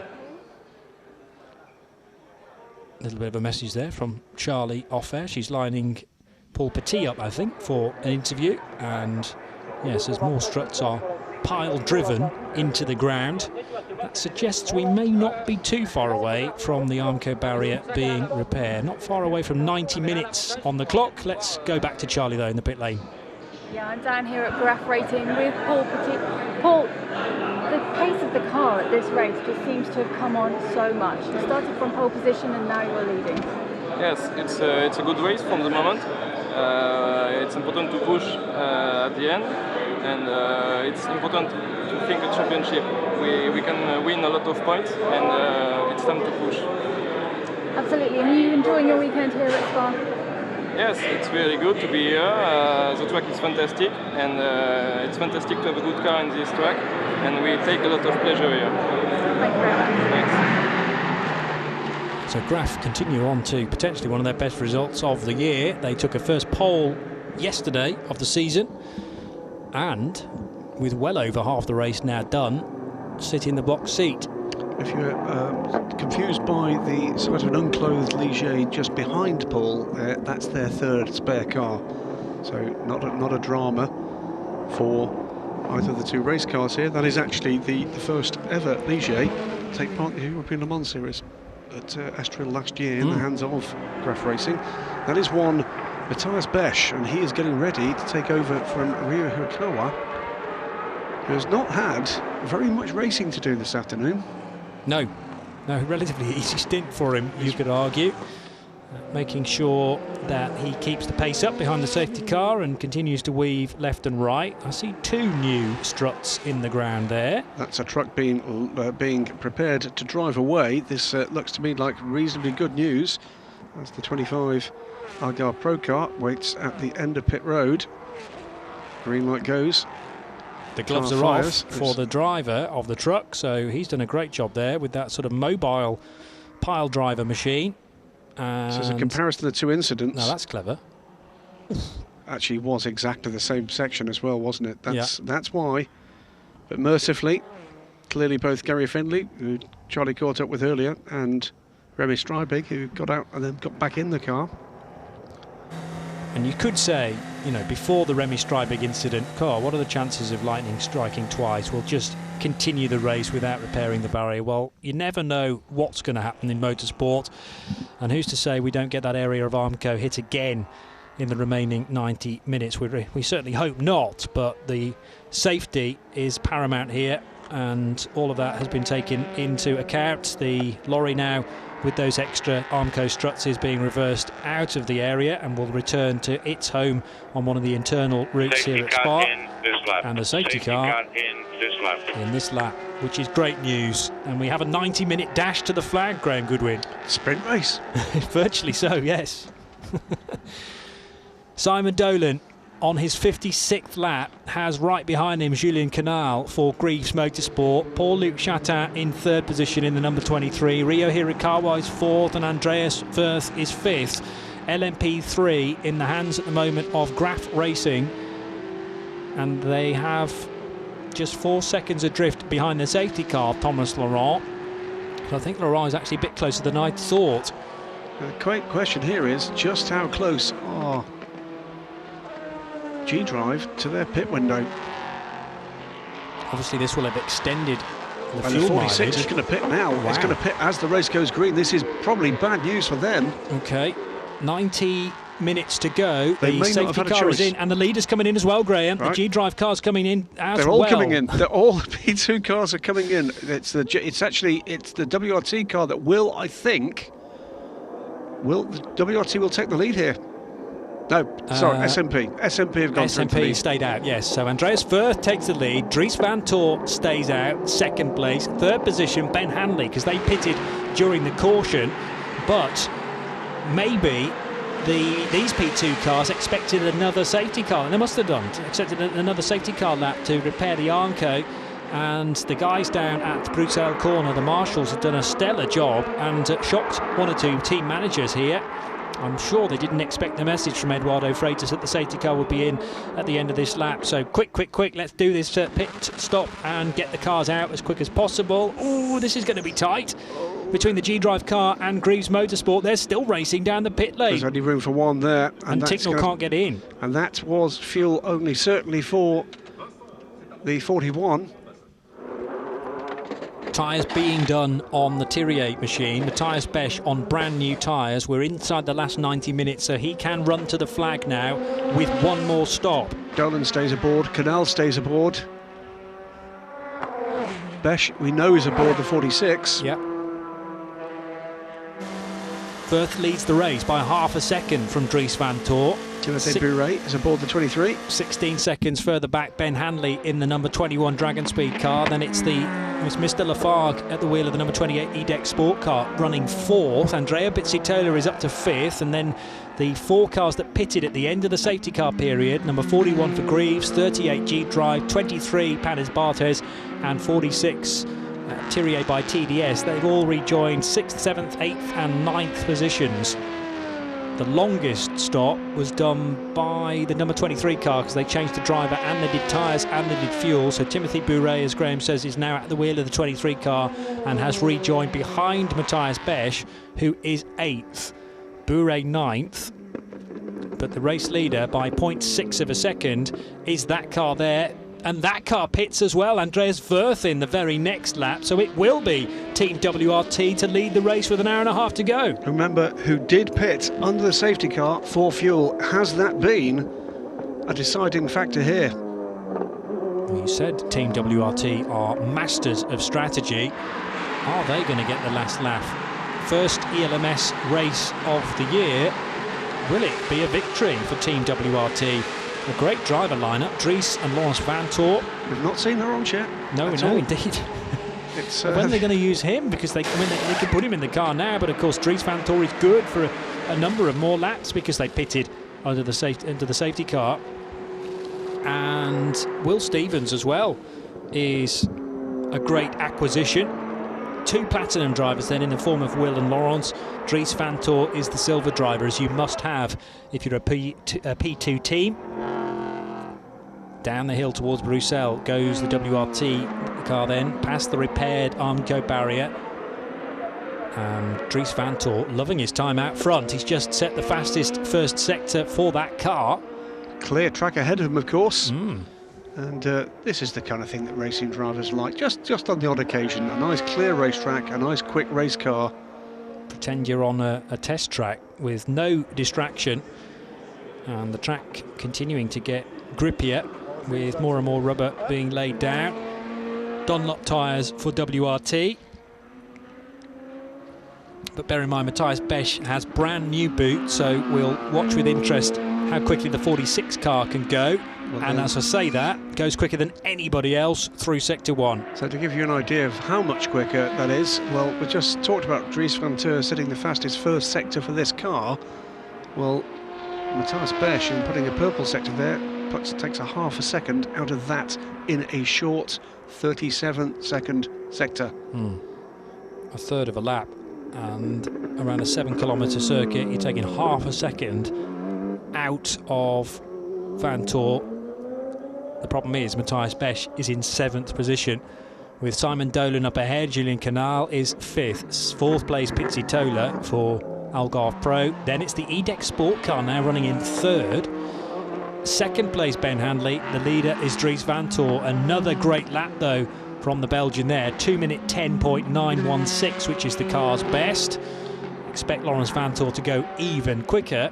Matthias Besch though is homing in on Simon Dolan. So this is the battle for Besch is charging down on what, Pizzi Tola? That is Canal, who's passed Simon Dolan. Oh, we know passed him in the pits. He's pulling away from Dolan. Dolan is being closed in rapidly by Matthias Besch. Yes. Okay, I understand that now, but they're not actually on the same lap. So if the 46 car is in 6th, oh no, they are on the same lap. They are on the same lap, and that's the fastest lap of the race. Yep, 2:08.796 from Matthias Besch. So the timing screen for a moment was showing Besch in 5th and Dolan in 8th, but it's all shaken out now and suddenly makes sense. And Dolan is running in 6th position. Matthias Besch is in 7th. Something had triggered there when it shouldn't have done. This is going to be, I think, position change down the Kemmel Straight, because the Orica has usually had the better straight line speed. Closing onto the back of the Gibson. Will come to the outside, I think, first. Simon's watching him. He covers that move. And takes his line to the corner. Again. Actually did very well indeed there, but it does have an air of inevitability about it at this point. Yeah, that was a real good opportunity for Matthias Besch. He tried his hardest to get through at the end of the Kemmel Straight, but it wasn't going to happen on that occasion. This is a very, very fast race car though now, with brand new Dunlop tyres and a really quick Matthias Besch at the wheel. But Simon Dolan driving an incredibly wide Gibson 015S here. Down the hill they go towards Pouhon, and the problem is they're about to encounter traffic as well. So Dolan's going to have to fend off Besch as well as lap one of the slower LMP3 cars. And either side of that P3 car goes this battle. Dolan still fending off Matthias Besch though into Piff Paff. This is lap 59 for the cars in 6th and 7th positions. Now completing another lap though, the race leader Dries Vanthoor, and he's gone quicker again, a 2:10.8. So that's a new personal best for that car. Dolan trying to get past the Porsche number 77. just managed to do that, and they're actually making up ground on Julien Canal here as well. Matthias Besch needs to be careful here. Yes, he wants to get past Dolan, but Dolan's also got to lap some slower cars. So, well, this might present an opportunity for the Swiss driver. Into the final corner they go then at the end of this lap. Has he been seen by the P3 car? He hasn't been seen.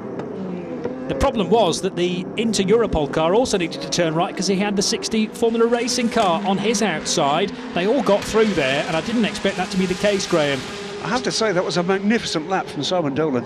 Yes, you can defend, and there's the case of overly defending, but I think Dolan was just about within the envelope there, and he didn't let the pressure tell. He has a very hungry Matthias Besch nibbling at his heels there, but he didn't succumb to the pressure, and now his reward is a little bit more clean air. But the problem is Matthias Besch is well and truly revved up, gets a good exit out of La Source and then through Eau Rouge and Radion, and again I can't see the Thierry by TDS car because it's fully silhouetted there, eclipsed rather by the number 38 car.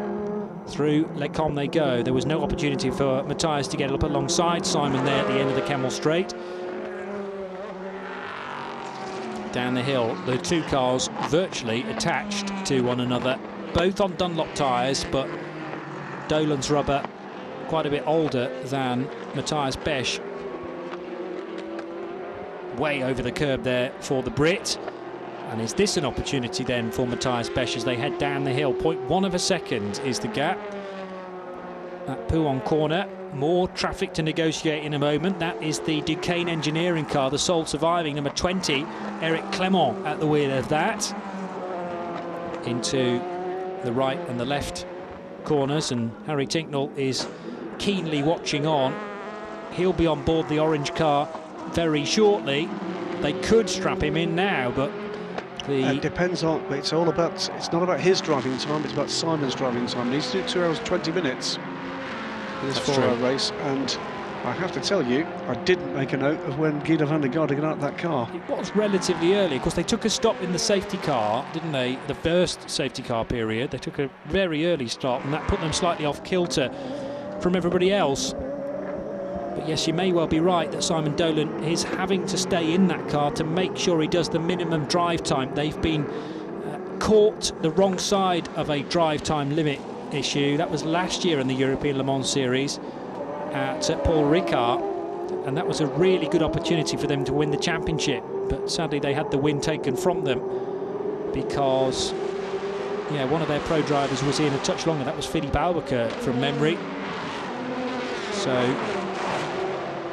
there will be definitely conversations being had at the moment down at G Drive to make sure that everything is done to the letter of the law. Weaving left and right, Simon Dolan looks over his left-hand shoulder there to see where Matthias Besch is, and he manages to fend him off again, edging towards the grass, and now Besch is all over the grass, but he's managed finally, I think, to take the place from Simon Dolan. He's still trying to defend. There's contact. One of the dive planes goes a-begging. There's also the SMP racing car is involved here, Stefano Coletti. That is for position as well, and Coletti has jumped both of them.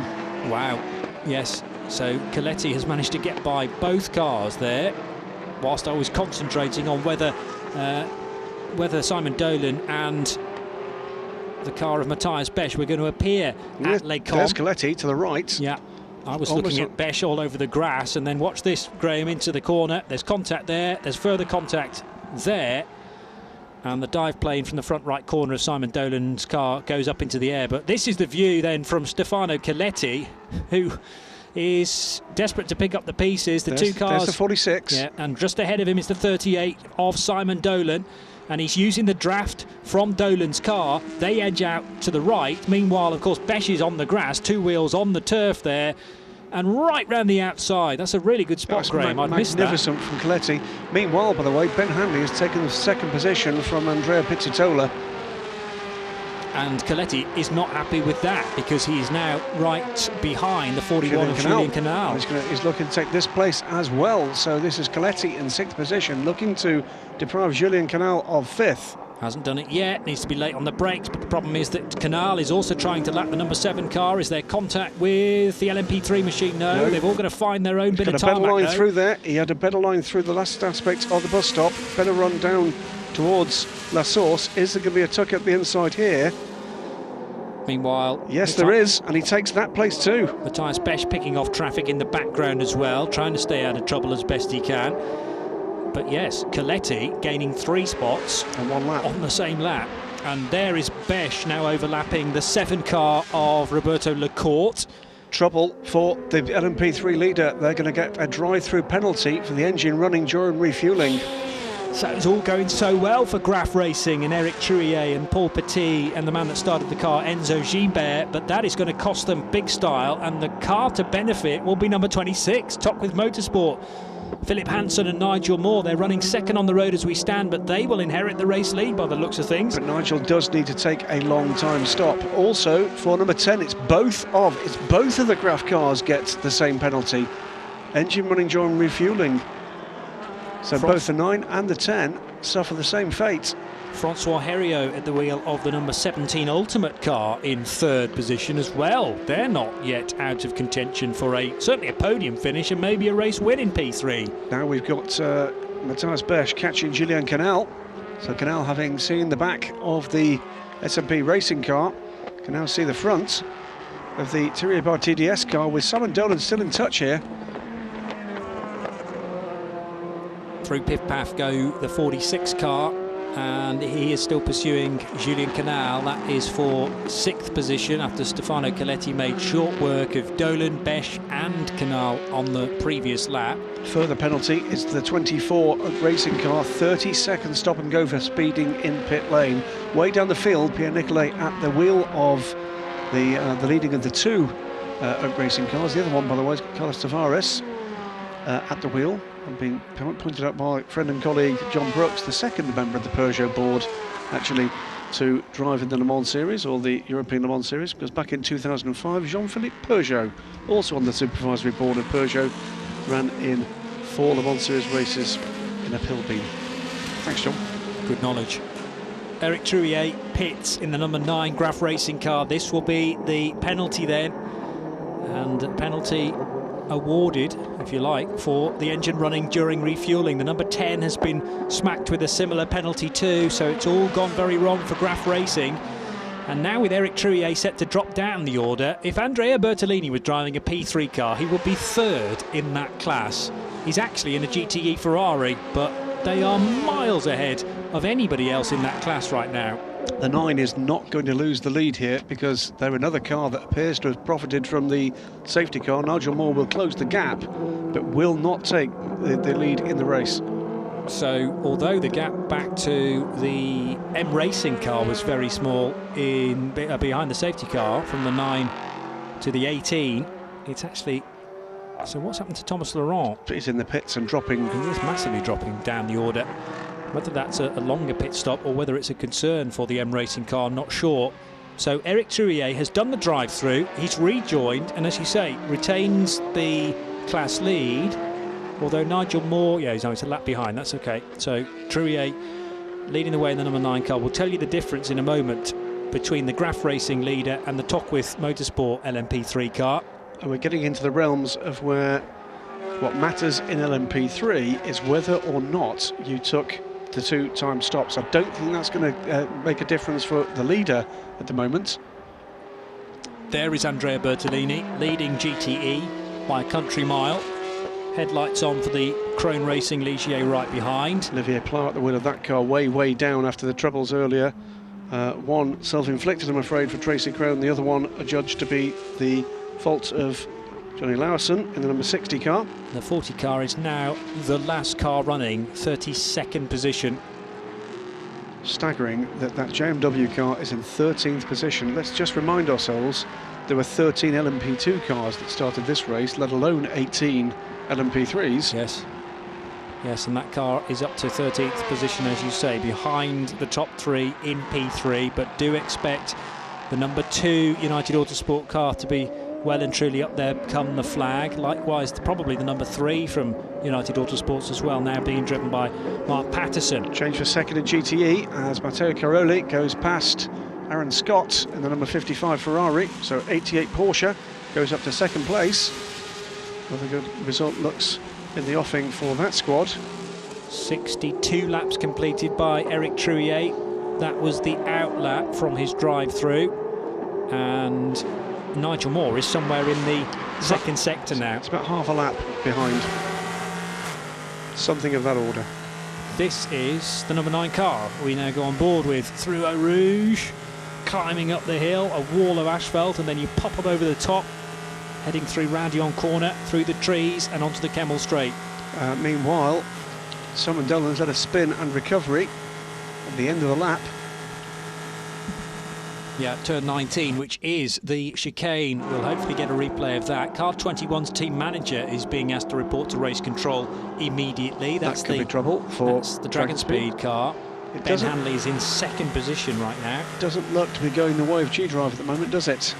Not after that spin, and maybe this is it. Out of the final corner. Cloud to the curb on the inside. And you can almost feel the frustration coming from the cockpit right now. Thankfully the car, next one's come through, pitted, and then Nigel Moore was presented with a broadside number 38 car, but he got through okay. So that's delay for Dolan. He's now in 8th position behind Julien Canal. Matthias Besch is in 6th. 5th place Coletti, 4th Lafargue still for EDEC Sport. Andrea Pizzitola has got the Algarve Pro car in their final race of the ELMS for the year, up to 3rd position. And also the team manager of car 38 being told to report to race control. Is that as a result of the spin or some other issue? We didn't see him rejoining. We can presume he rejoined from that position, but we didn't see the rejoin. We've seen Eduardo Freitas take close interest in safe return to the track on the racing surface. Good point, yeah. We didn't see that, so that may be the issue. So Sam Hignett being asked to report to race control to have a conversation about something related, presumably to the spin out of the chicane. And Dolan has continued, by the way. We may not have seen it, but he is still circulating in 8th place behind Julien Canal on the timing screen. There's the race leader, though, Dries Vanthoor. And, well, if only they had a decent driver to hand the final stint to, eh? Yeah, sadly, it's just Lawrence Vanthoor. I've never heard of him. He's not very good. No. So slow, I've heard. Yeah. And doesn't know this place at all. Not in any way. He's never been here before. No, he's never been here before, and Really? he's not very motivated. They lied. He's an expert on all things GT3 and all things Spa-Francorchamps, and it's going to be fascinating to watch him inside a P2 once more, having had experience of that at Le Mans. That was this year, wasn't it? He's had 2 years at Le Mans. He had it in the Oak Racing Ligier Honda, and then with Mike Shank Racing in their identical car this year. An hour and unsurprisingly, he's rapid. Hour and 10 minutes to go, and although I'm really enjoying Dries's stint, he's a real star of the future as well. Something's quite right in the motor racing world when you come to the Vanthoor family. But I'd love to see Lawrence at the wheel of that for all of the last hour if possible. And we'll presumably see that gap open up even more, but there are some good drivers a bit further down the order. Ben Hanley can certainly do the business in the number 21 Dragon Speed car. That is still second, and 14.2 seconds adrift of Dries Vanthoor. He caught quite a bit of time up on that last lap. Coletti, though, doing a fine job of fending off the slightly closer attentions of Matthias Besch. And Julien Canal has just dropped 2 or 3 places according to timing the scoring. I don't think that's correct. No, maybe a timing fault. There you go. It's just corrected itself. I think it might be a faulty transponder on the 41 car. That confused me a bit earlier on as well. 7th position, I reckon Julien Canal being manually inserted onto the timing screen there by Alcamel for the 41 car. Simon Dolan still 8th. 9th place Timothy Bouret for Panis Barthes Competition. And Eric Trouillet, despite a drive-through, 63 laps completed. Dolan's pitting, by the way. There he is. Simon Dolan, this will be for the final stop. and the crocodile clip is attached to the rear of the car to make sure that it is suitably earthed. Harry Tinknell clambers in from the left-hand side of the car. Dolan already out, mechanics helping Harry get strapped in. And he'll have an hour and 8 minutes to try to win this race, but it is edging away from G-Drive. Of course, they won't be too bothered about conceding points to Team WRT. They're only in their first race meeting of the year, but they need 25 points to try and claw some of that back on the 46 crew, Thierry by TDS. Out goes Harry Tinknell. The body language of the car exiting the pit lane shows he means business. They're still going to need a splash, aren't they? With an hour and 8 minutes, yes. I'd agree with that. You certainly can't make an hour in a P2 car, even on a full tank. What they are going to need is less fuel than some of the others. Depending on where their pit strategy now lies, this is going to be interesting. So how deep can Dries van Toor go here? Can he put his brother aboard the car with just one stop to go? Oh, yeah, that's the question. Maybe they will just put Laurens in for a final stint, depending on how much fuel is on board that car. I'm sure this wasn't part of the plan at the start of the race, but just the way it's unfolded with the various safety car periods, they've been able to use a lot less fuel, obviously, behind the safety car at 80 Ks, or probably a bit less than that, behind the Renault safety car. And that's taken them much further into the race, and they're on delayed stints now. They didn't expect Dries to be in the car until this late on in the race, and Laurens van Toor will have a relatively easy day at the office here. He knows this place like the back of his hand, and he'll be looking forward to an hour, maybe only 55 minutes behind the wheel of the number 47. A little bit of curb taken there by the 32 pilot, who is Stefano Coletti now, catching 18, the M Racing P3 car, and successfully dispatching that car before Lecombe. 18 car now driven by Thomas Laurent, so good to see that back out in the race. Should mark, by the way, because we've not mentioned them very much, a very good race so far indeed by the number 28 EDEC Sports team, 4th position, behind the Algarve Pro Ligier. These things might kind of roll out a different way once the pit stop strategies come into play, but to this point, a very good run from the 28, by far their best race of the year so far. They are being caught though by Stefano Coletti here. Yeah. And in the background the 46 of Matthias Besch. So there you caught a glimpse of the 4th, the 5th and the 6th placed cars. They're snaking their way through Fagnes corner and down the hill towards the right-hander at Campus. There's the college on the inside of the circuit. And ahead of the 28 car, it's a further 10 seconds down the road, Andrea Pizzitola in the Algarve Pro Ligier, currently sitting in a podium position with 66 minutes, just less than 66 minutes remaining. Enticing timing screens there, mechanics staring at them open-mouthed, glued to this action. We've had to endure, as there goes Coletti, surely not round the outside of the EDEC Sport car. Yes, there goes the place then for 4th position. I thought he'd left his braking way too late there. Thankfully, the EDEC Sport driver, Mr. Lafargue, saw him coming and really couldn't hold him back. Stefano Coletti on an absolute roll here, having overtaken 2 cars down the Kemmel Straight, another car before the end of that particular lap. That was about 10-15 minutes or so ago. Just a longer shot here. There he goes. Fully alongside. There's a cigarette paper between them as they turn in. He had the slower P3 car to monitor as well. They're not yet past. He's back ahead. He is back ahead. Now, what's happened there? How peculiar. Out of La Source. The 28 car pulled straight to the right as they came out of La Source, and somehow, we didn't see it. They all are past the Tocqueville car, though, and now Stefano Coletti gets back past again, and he brings Matthias Besch with him. So the EDEC Sport car has gone from 3rd to 4th, back up to 3rd, and now has slipped to 5th position rather, behind Coletti. What's happened here? They both got held up behind the Tocqueville car. That was what happened. The tighter line played that brilliantly well. However, he did cross the white line at pit exit. Now that might be an issue. I'm not sure what the instruction is for pit exit here, but Lafargue did cross the white line for pit exit. Normally a rule on the blend line is that you can't cross it from pit lane to track. It's often a different rule from track to pit lane, if you know what I mean, if you're crossing it from left to right. Although the pit lane exit is that short and you get a view of cars coming out of the pit lane with very, very little warning indeed. So often that area is sort of sacrosanct to just cars leaving the pit lane. Car 32 must turn headlights on. Could that be a looming problem for SMP Racing? There are rear lights showing. Yes. If he can't turn them on, that will have to be fixed. This is a problem, okay. Well, that's something we'll keep abreast of as well. Stefano Coletti coming down towards the final sequence of corners. We've got an hour and 3 minutes to go. Car 32 must turn headlights on. Now they're on. Are they? There's a marker light. Oh, is that just the sun? It's the sun. It's the sunshine. No light still.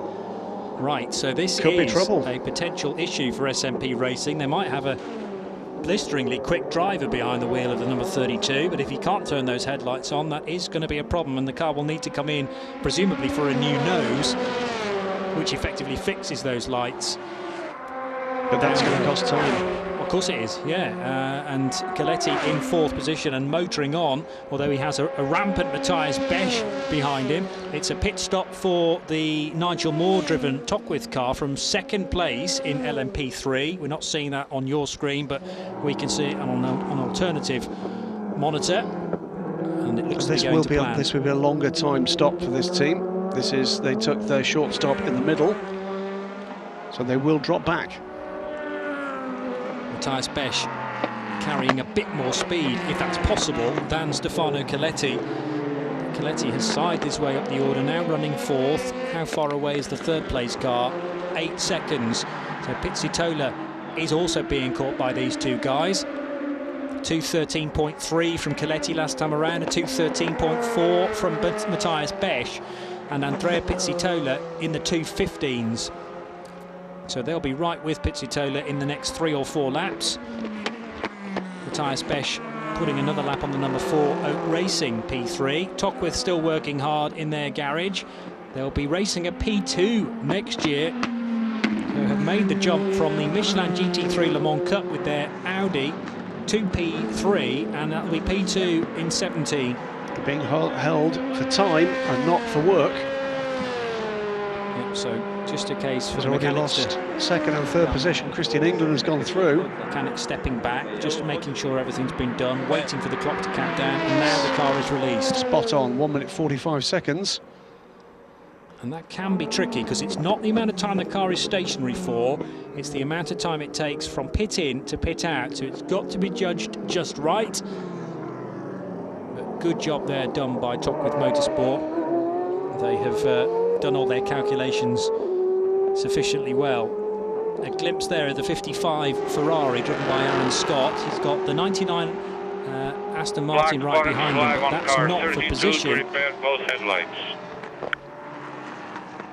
And a reminder there to confirm the message on the screen that we had about car 32. Eduardo Freitas saying the 32 car must turn on its headlights. There's a black flag with the orange disc. It's the meatball 432.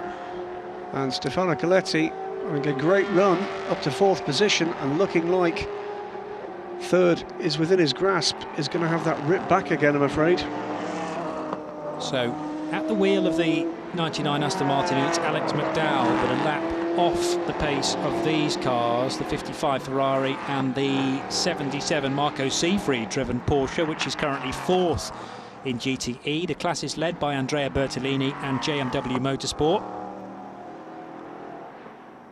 And there is confirmation on your screen about the black flag with the orange disc for car 32. So it will be instructed to pit and fix those headlights. And it's in the regulations that you must have headlights on permanently on an LMP2 car. The headlights are flashing there from the 46 car, trying to get around the outside of a Ferrari, but Matthias Besch couldn't make that work. He'll now have another opportunity down the hill towards the right-hander at Campus. And he's got through, but a little bit of time lost to Stefano Coletti. It may not matter in the shakeout because Coletti is due to pit. SMP Racing will have a new nose ready for that car, I'm sure. Design of the car there, leaning on the bench at the back. Paolo Catoni? He was indeed. Also responsible for a gaggle of other significant sports cars, including the Peugeot 908. There's the 46 car. No pit stop for the 32, though. Not yet. Well, this will be their first time past the meatball. That's the you must stop. Yes. Also trouble, by the way, for the 18. Must repair missing rear lights and headlights at the next pit stop for them. So they've at least got one operational light at each end. An hour to go, just less than in fact. 70 laps done for Team WRT. Dries Vanthoor remains at the wheel. Ben Hanley second for Dragon Speed. Andrea Pizzitola for Algarve Pro, on course for probably one of their best results, if not the best result in ELMS. In third position, Stefano Coletti, though, is charging hard to catch up with that car. The problem is he will have to pit to sort out the headlights on that number 32 car. Matthias Besch is fifth, and then it is Lafargue in the number 28 E-Deck Sport car, sixth. Seventh place for Julien Canal for Greaves in the 41 car. Timothy Bouret is eighth, car 23. Harry Tinknell ninth in number 38. LMP3 lead still with Graf Racing. Eric Trouillet from Christian England. So they have taken their shorter stop now, have United Autosports, and all of a sudden they pop out into second position in the class from Francois Herieux. And Jens Petersen in the 13 car is fourth. No, sorry, they haven't. They've only had 2 stops. They've taken both their long ones. Right. They still have to take a short stop. And have we seen the 3 stops required for Graf Racing yet? The car's been in 3 times. It has. But I'm not... That had a drive-through. Fine, so none of the cars in P3 have actually started to stop for the 3. Well, it's the parade of P2. So we have Greaves, we have... And this is a replay from earlier on. So that actually parade of P2s may have been a replay as well. That was the clash between the 38 car, right-hand side against the flank of the 46, and then a quick rotation from the 38. Simon Dolan, do we see the rejoin? He's trying to find first gear and waits for a gap in the traffic. But comes out in front, and that will be it. And then, of course, as we said, Sam Hignett was called to race control because Simon Dolan drove across the nose of Andrea Bertolini in the class-leading GTE Ferrari, we should say. And I'm sure the driver of that Ferrari had to really check up out of the final corner. Pass of the race here, maybe? Well, either that one or also from Coletti to get by both Matthias Besch and Simon Dolan at the end of the Kemmel Straight, because I'd missed it. It was that good. Stealth-like from the Monegasque in the number 32 SMP racing car. And this is all footage from on board the number 32. It'd be good to watch the whole race back from this was where the E-Deck Sport car got the place back. Coletti ran wide as well at the source, which won't have happened. So right at the inside. Lafargue said, well, if you guys are going to run out so wide on the exit of the source, I'll have that place back again, thank you very much. And all 3 got ahead of the Tocqueville Motorsports P3 before they reached Eau Rouge. This is the current race leader, though. Not yet back to live footage, but it's not very different. Here we are, back to live footage now, and the 47 car, to a certain extent, on its own. 55.5 minutes to go then in round 5 of the European Le Mans Series at Spa-Francorchamps. Johnny Palmer and Graham Goodwin of dailysportscar.com. 72 laps now completed for the race leader, Dries Vanthoor. He is yet to hand over to elder brother Laurence. But that is about to happen. I think at the end of this lap we will see him in. There is the replacement nose ready for the 32. So sitting on the garage floor, and that should be a very quick job. Just a quick Allen key, turn of an Allen key to release the old nose and fit the new one. They have to keep their fingers crossed to a certain extent that that will fix the problem, of course. Is it just a dodgy contact, or is it something else in the wiring loom that they need to sort out? Only one way to find that out: get the car in the pit lane.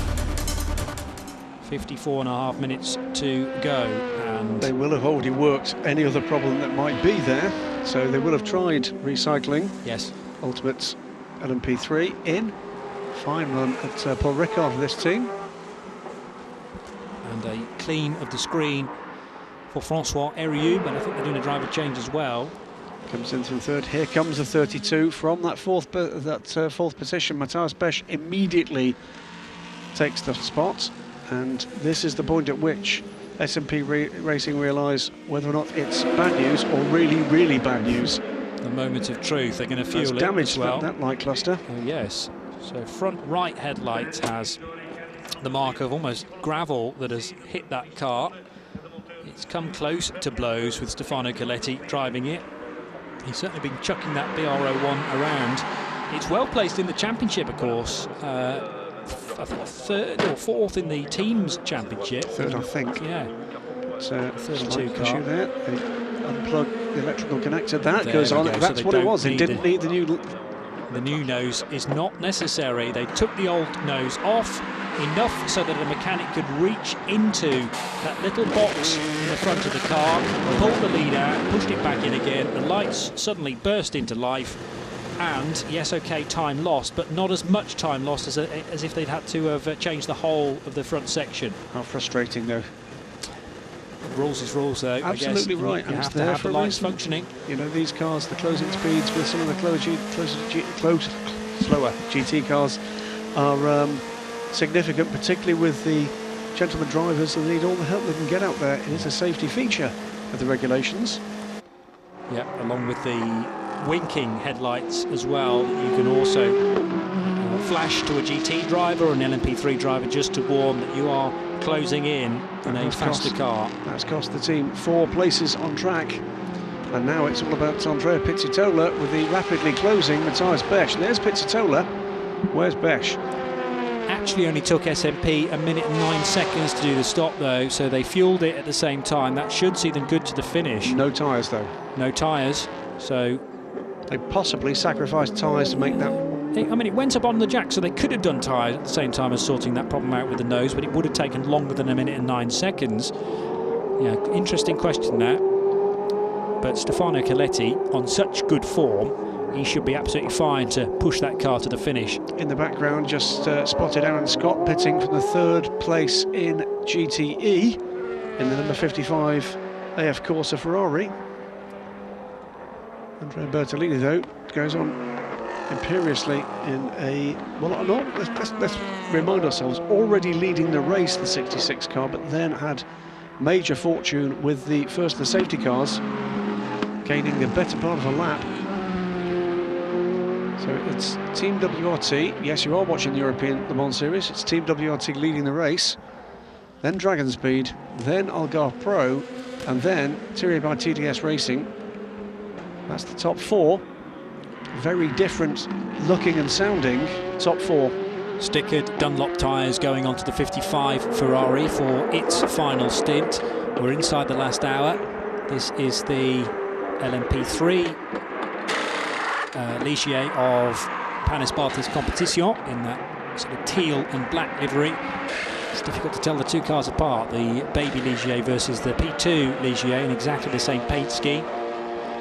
Here comes the leader. Yeah, 47 in from the lead of the race, and Dries van Tor will hand over to Lawrence van Tor. I'm keeping my fingers crossed for brand new tyres. I'm sure with a new driver they will stick new boots on it as well. It's on Dunlop tyres. That's the 51, isn't it, again? I think it is the 51. Sometimes from some angles, definitely it is indeed. And who's aboard that? Chocchi? No, it's Rui Agwash. Agwash. Yeah, and that is at Pif-Paf, isn't it? Having made a mistake, presumably on the entry to the right-hand bit of Fagnes sequence of corners. Doesn't normally make mistakes. Maybe not a mistake. Maybe some contact then with another car. We didn't see the incident. All we're seeing is a Ferrari off track and facing the wrong direction. But there are yellow flags now covering the first bit of Pif-Paf as a result. Caption in the top left of your screen tells you that LMP2 are the blue coded cars, P3 purple, GTE yellow, and there are the class leaders. Stall for the 47. This is the race leader, bear in mind, and Lawrence van Tor now at the wheel. They're trying to get the car recycled again, and now it leaves the pits stall. So 21 now leads LMP2. That's Ben Hanley for Dragon Speed, but needs to stop again. It's a puncher for Rui Agwash. As a result, or is that what caused the spin? Not sure. The 51 car, though, is going to have to be nursed back to the pits there with that rear tyre rubbing. It's rubbing rather than being punctured, I would suggest. So perhaps that's as a result of some contact. Well, we'll see. White digital panel flashing there to indicate a slow car, together with the more traditional white flag being waved. And here is Matthias Besch on the fight to the number 47 car. Remember, the 46 still has to stop, so 47's rejoined quite a way down. Well, only in third position. Is it still Dries at the wheel? I should say it still says Dries at the wheel. 5 second stop go for the 21 for overtaking on the safety car. That is the leader. That's the race leader, Ben Handley. He's been given a 5-second pit stop time penalty for overtaking under the safety car. That must have been a good while ago. So we'll be held. That's not a stop go. That is, they will pit for their regular pit stop and be held for a further 5 seconds. Okay, for overtaking under a safety car, I would have thought you'd get a bigger penalty than that. I haven't seen a picture of Laurens Vanthoor this afternoon. Right.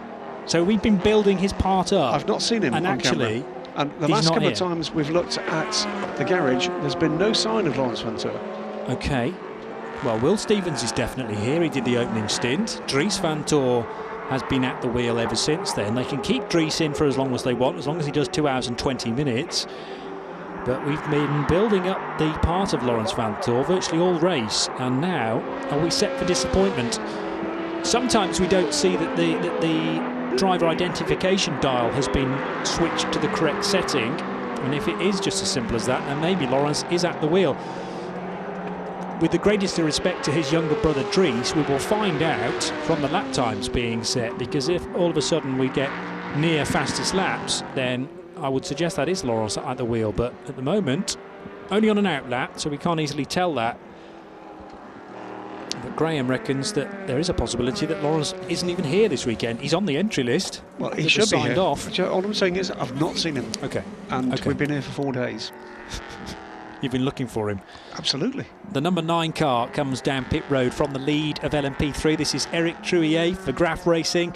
Jens Petersen up to second place now in the number 13 car. Alistair McCaig at the wheel of the number 15 machine. That's Alistair's first action in the ELMS this year for RLR Motorsport. And Christian England has now stopped for the number 2 squad, United Autosports. So this is Graf Racing's 4th stop of the race. So actually, perhaps we haven't seen the number 2 car down pit road for its 3rd stop. Number 9, though, is going to feed back into the sequence. There's the 13 car that now leads effectively. Or has the number 9 car got such a lead? No, it has, even though it's in the pit lane. We need the 13 car to come round one more time before it can take the lead. This is the 2nd place car, therefore, into Europol competition machine. And we also have the GTE leader on pit road as well. So the pit lane has all of a sudden become the place to be, with the race leader coming down pit road to serve a penalty, or is that the regular pit stop with the penalty on the end of it? Okay. Now, right, 2 things to say. Number 1, the timing has changed to Laurens Vanthoor. There you go. So it is Laurens aboard the car. So it was indeed a driver ID issue. It's definitely here. He was at the autograph session this morning. Thank you very much, Stephen Erity from DSC, for that update. And we now get to see exactly what Laurens Vanthoor can do. The car is 4th on the road, but do not let that confuse you, because the 3 cars ahead of it need still to pit. One of those is the 21 of Ben Hanley. Right, you're going to see tyres for this car, and then they should hold the car for a further 5 seconds. Which is the time penalty that's been given for overtaking under the safety car, something you're strictly not allowed to do. Can't see any stickers on those Dunlop, so they may be partially scrubbed tyres. And this is the Algarve Pro racing machine of Andrea Pizzitola. Really good stint for Andrea. Off goes Dragon Speed. Right, well, we didn't see the end of that pit stop to see whether it was held for the extra 5 seconds. I'm sure it was. 45 minutes to go of the 5th round of the European Le Mans Series. We're at Spa-Francorchamps watching Team WRT in their ELMS debut, and they are bossing this race. Matteo Caroli, meanwhile, is in from 2nd in GTE as Rory Butcher retakes the track to complete the race for JMW. Nico Lapierre is now back aboard the 21, and also on pit road, as well as Pizzitola, Julian Canal, and whichever of the Lafargues it is in the 28 car. That's the $1 million question. It's either Paul or Patrice. We've seen Dimitri Engelbert already at the wheel of that car. The 88 Porsche is also on pit road now from second position in GTE. But despite the last pit stop for the 66 crew, they have kept the lead. It's Rory Butcher back at the wheel now, having taken over from Andrea Bertolini. Another faultless stint from the Italian. And we have gone full circle as far as the J&W Motorsport pilots are concerned. Butcher starts the race. He will bring that Ferrari to the flag. Struggling here to get the 88 car back into the fast lane. It was safe release. There was another car in the lane. So the mechanics did entirely the right thing there. Did not release the 88 car into the path of another machine which has priority if it's already in the fast lane. The Thierry car driven by Matthias Besch disappears around the corner at curve Paul Frere, leading the race. But we expect Matthias Besch to pit maybe at the end of this lap, maybe at the end of the next lap, and that will allow Laurens Vanthoor into the lead, and they do not need to stop again. Looking very good indeed for Team WRT.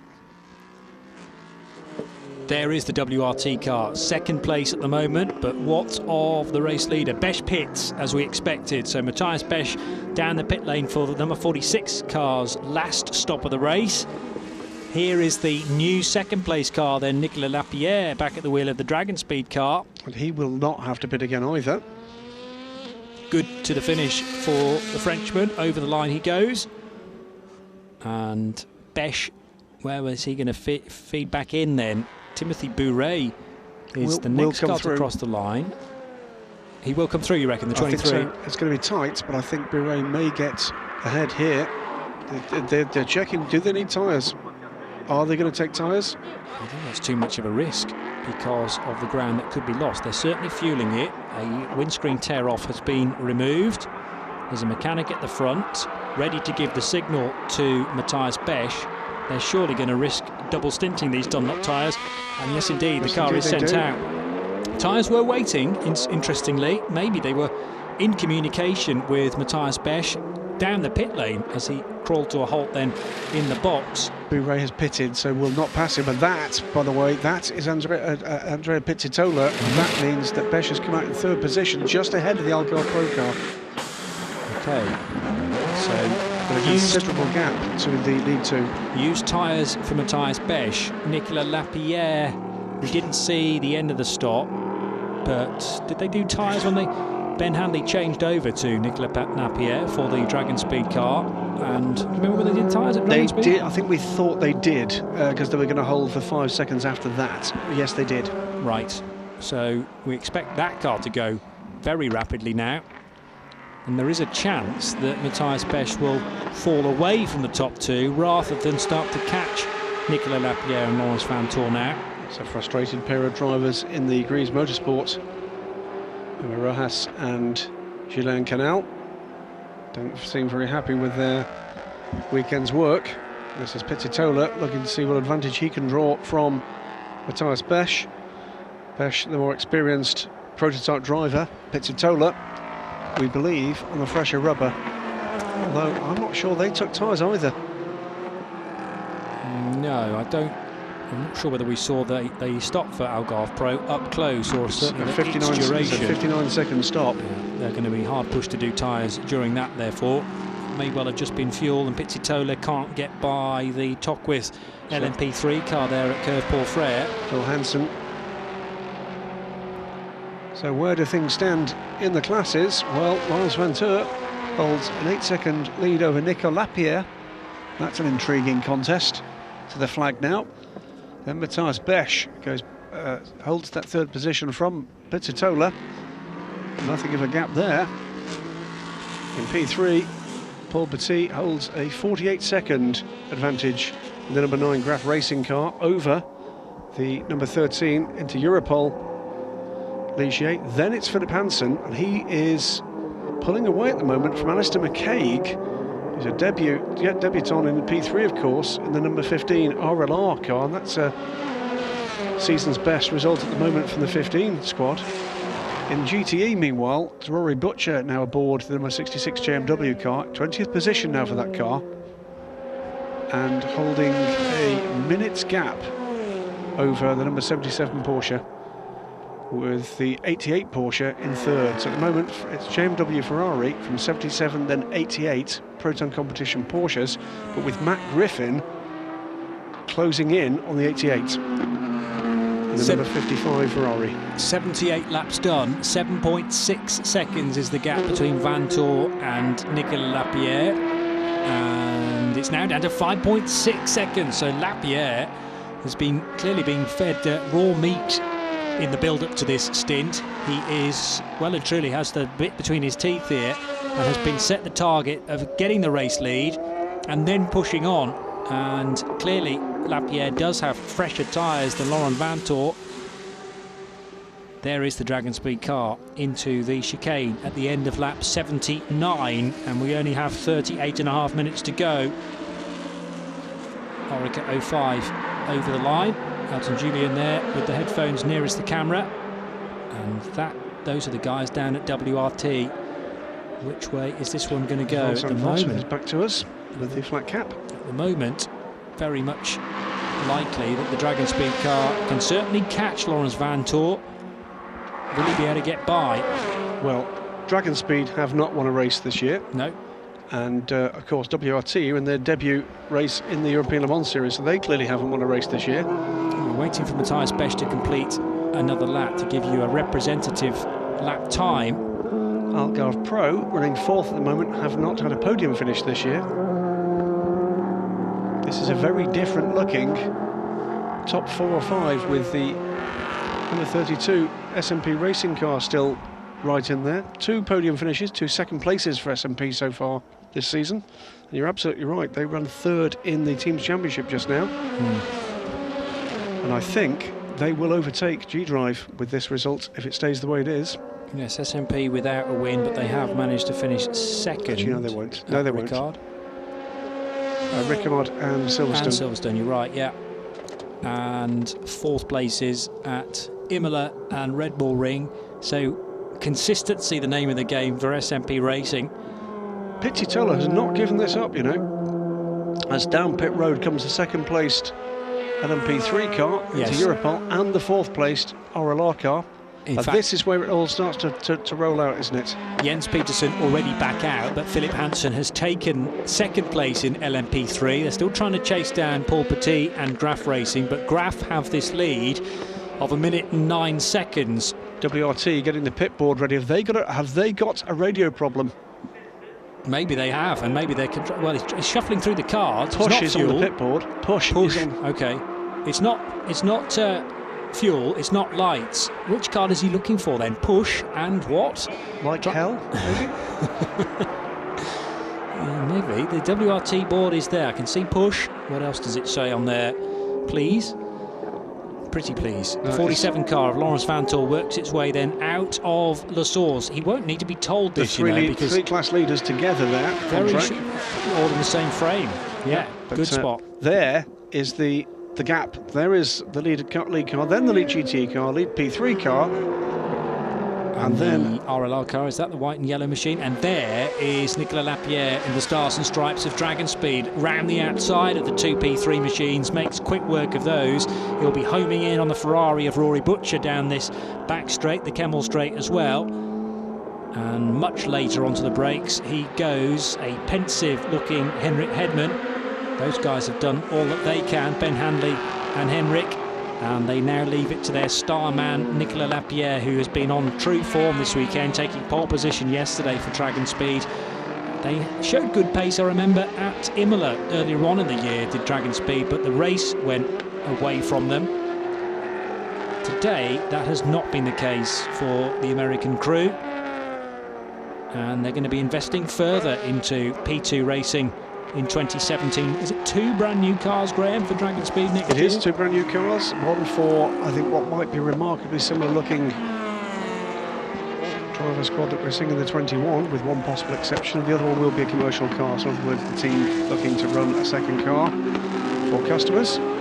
2 brand new Orica 07s. This car will be re-imported into the United States whence it came. There's Laurens Vantor caught up a little bit behind the number 7 of Roberto Lecourt, but now he's able to get by as they reach the straight, heading for Blanchimont. And the left-hand king at that daunting corner, and not very far back now, Nicolas Lapierre. There are the two cars in the same shot, 47 leading 21, but the gap's down to 1.6 seconds. And despite the pit board from WRT shown to Laurens Vanthoor saying push, push, push, it almost looks like those tyres have seen their better days, and the car stepping out of line a little bit into the chicane. He's trying to get by the 55 of Matt Griffin heading through Le Source corner, wasting as little time as possible, but unfortunately for him, Nicolas Lapierre is able to get by the Ferrari before they reach Eau Rouge, and there is now just 3 car lengths between the top 2 in LMP2 and the overall classification. Better run up through Radillon from the Dragon Speed car. That puts him right onto the rear of the leader. Which way is he going to go? Which way will Vanthoor defend? Has he got the pace just to drive around the outside? I don't think he has. He's going to try and be late on the brakes. Yes, he has. Race lead taken by Nicolas Lapierre at Les Combes corner. We've seen that manoeuvre done several times this weekend. Very little reaction from Thierry by TDS, as you'd expect, because neither of those cars involved. But Dragon Speed lead the way, and the rain that we suggested might be coming in the final hour has all of a sudden arrived at some point at this 7-kilometre circuit. It's turn 1, La Source, because all of a sudden that message on the bottom of our screen, wet track. It is only light rain being reported at turn 1, but Spa-Francorchamps always provides a twist in the tail. Welcome to Spa, Johnny. It's great to be here. And really? This is coming to a real head, isn't it? After a relatively dull period of the middle portion of the race, as the Armco barrier needed to be repaired, don't get me wrong, but it cost us a good half an hour behind the safety car. And that cost a number of the teams their strategy. Yes. That's why we're seeing a number of the cars, including the orange G-Drive car, running out the position you might expect that it would be, simply because of where it all panned out behind 2 safety cars. There is Harry Tinknell in the number 38 car. He is 6th place behind Stefano Coletti and behind Andrea Pizzitola. Is that Coletti further up the road? Yes, it is. They're separated by just 1.4 seconds now, contesting 5th position. And that's not safe, because Harry Tinknell obviously behind Coletti, but Nat Berton also closing on these 2. Down the hill, approaching Pouhon corner. Fans still enjoying this, looking out for any sign of umbrellas going up around the circuit. It looks like the rain has arrived at turn 1, but nowhere else. And I'm sure at this stage it is, as Mike Jordan calls, psychological rain, not actually going to affect your car's performance or the grip levels. It's just going to worry you, and you'll be very sensitively on the brakes into La Source, making sure you get the car stopped. The wall is not very far away up the escape road at that hairpin bend that kicks off the lap. Here's the race leader then, Nicolas Lapierre at Les Combes. 2nd place, Laurens Vanthoor. 3rd position, Matthias Besch. But let's hand to Charlie George right now in the pit lane. Yeah, I'm down here at Dragon Speed with Ben Hanley. Ben, Nicolas has really got the bit between his teeth now, having just taken the lead. Yeah, we're in a great position at the moment, but it's never over till it's over at Spa. You know, the clouds have gone grey, so we're in a great position. We just got to hold that position till the end. And what would it mean to the team? Obviously, it would be their first win. Yeah, I mean, it's the first year going. You know, they've done a fantastic job. We've been on the podium twice already, and for a new team, I think that's exceptional. You know, to go one better and take the win would be an amazing result for the whole team. Okay, thank you, Ben. Good luck with the weather. Thank you. Now, if we get the rain, if the rain comes and comes properly here, we've got Laurens Vanthoor on older rubber, I believe, but knows this track better. But Nicolas Lapierre knows the characteristics of an LMP2 in the wet better. Who's your money on? I still think Lapierre, because he's on newer tyres as well, I believe, although they will have to start to maybe change to wet tyres. Side by side, by the way, between Stefano Coletti and Harry Tinknell. Harry was fully alongside there at the end of the Kemmel Straight, but couldn't make that work. This is for 5th place. This is about rescuing points here for G-Drive. Actually, Tinknell was ahead as they went through the split at Sector 1. Remember, we think Harry has to stop for a splash. Yes. But from that shot at the end of the Kemmel Straight, it's always quite difficult to work out who is ahead as they hit the brakes. Well, it was Tinknell. but because of the superior track position for Coletti, as in the inside line into Les Combes, he was able to fend off the Gibson. And spotted by Roger Davis, the lights are out on 32 again. That thought had crossed my mind too, just as the cars exited turn 9 and then Pouhon corner, but you can see it from this shot as well. They were on into, but out of. Okay. So that will have to be rectified, and unfortunately Harry Tinknell might actually gain 5th position because the car needs to be pitted again to fix that problem. Will they just elect to change the whole nose this time around? It's clearly a dodgy connector, and well, they found another sign now to stick to. They've pretty much put all the signs on that WRT. Fuel OK is the one that's most important. Okay, rain lights, yes, because it is raining. That's the kind of car he's in, obviously. Yes. Just remind him. You're in the top class, you could win this race. Here he comes. This is Coletti in car number 32, so they're going to sort out the light problem again. It's fuel to the end, remember. So what are they going to do now at SMP Racing? No, it's not fuel to the end. Okay, well, it'll be a splash. And was the engine turned off, as it should be actually for the fuel? Fine. Now the guys launch themselves onto the front of the car. Bit of tape this time. Right, so the connector will go back into its housing once more, and now they're going to properly tape it shut. Have the lights come on? Yes. So that's the problem fixed. This is the difference, though, Johnny, between a professional race mechanic and me. I'd have just kicked the nose to see if it came back on at this point. Yeah, like your dodgy black and white TV set back at home. Just give it a slap on the side. And you've seen my house. There's a lot of antiques, I think, down there, including your shed at the bottom of the garden. It's not a shed. It's not a shed. The half-hour mark remaining, we've passed now, 27.5 minutes to go, and it is very gloomy down there at turn number 1. I saw a couple of flash bulbs going off there from photographers and no doubt some fans, and that almost illuminated the whole area at La Source. That's not due to the time of day, it's only 5:30 local time. That's due to the amount of cloud cover here at Spa-Francorchamps. The wet track signal, though, has disappeared now. For now. It will be a wet race until the end, technically speaking, so that's the reason why these cars need their rain lights turned on and stayed illuminated until the end of the race. A little bit of debris went firing up into the air there, I noticed. Get a flag out at turn 5 at the moment. We'll keep an eye out. That's around this part of the course. So what's going on there? As I say, there was a large piece of debris thrown up by one of the cars there. I'm not sure whether there's been a clash between a couple of competitors, therefore, and that's left some bodywork on the track surface. Yellow flag has been withdrawn, so whatever it was, whether it was debris on the track, and that's off for Phil Hansen. Rejoins the track. He's lost second place with that to Christian England. So Christian England and the United Autosports crew now up to second position. They're unlikely to get first. And this was into Piff Paff corner. Just outbraked himself, it looked like, Philip Hansen in the number 26 car. This is, you know, this is part of the experience. This is, I think he was distracted by the P2 car coming through. But that has, it was 23 and 24 off track at T5 and continued. So that is the Panis Barthez P2 car and the one of the two racing P3 cars clashing, but both back and running. Past the repaired Armco barrier on the exit of Bruxelles corner go 5 cars. The number 99 Aston Martin with its Beach Dean sponsorship heading into Pouhon corner and being lapped there by a couple of prototypes. It is still Alex McDowell at the wheel of the Aston. Pizzitola has not given this up in any way, shape or form. Is now all over the back of the 46 car of Matthias Besch. So Besch versus Pizzitola, and yeah, as you say, the 25 car now going quicker through sector 1 than the car has managed all race. Likewise, Harry Tinknell wasting no time through sector 1. The problem is there's nearly half a minute now between Pizzitola in 4th and Tinks in 5th place. 25 minutes to go in the 5th round of the season.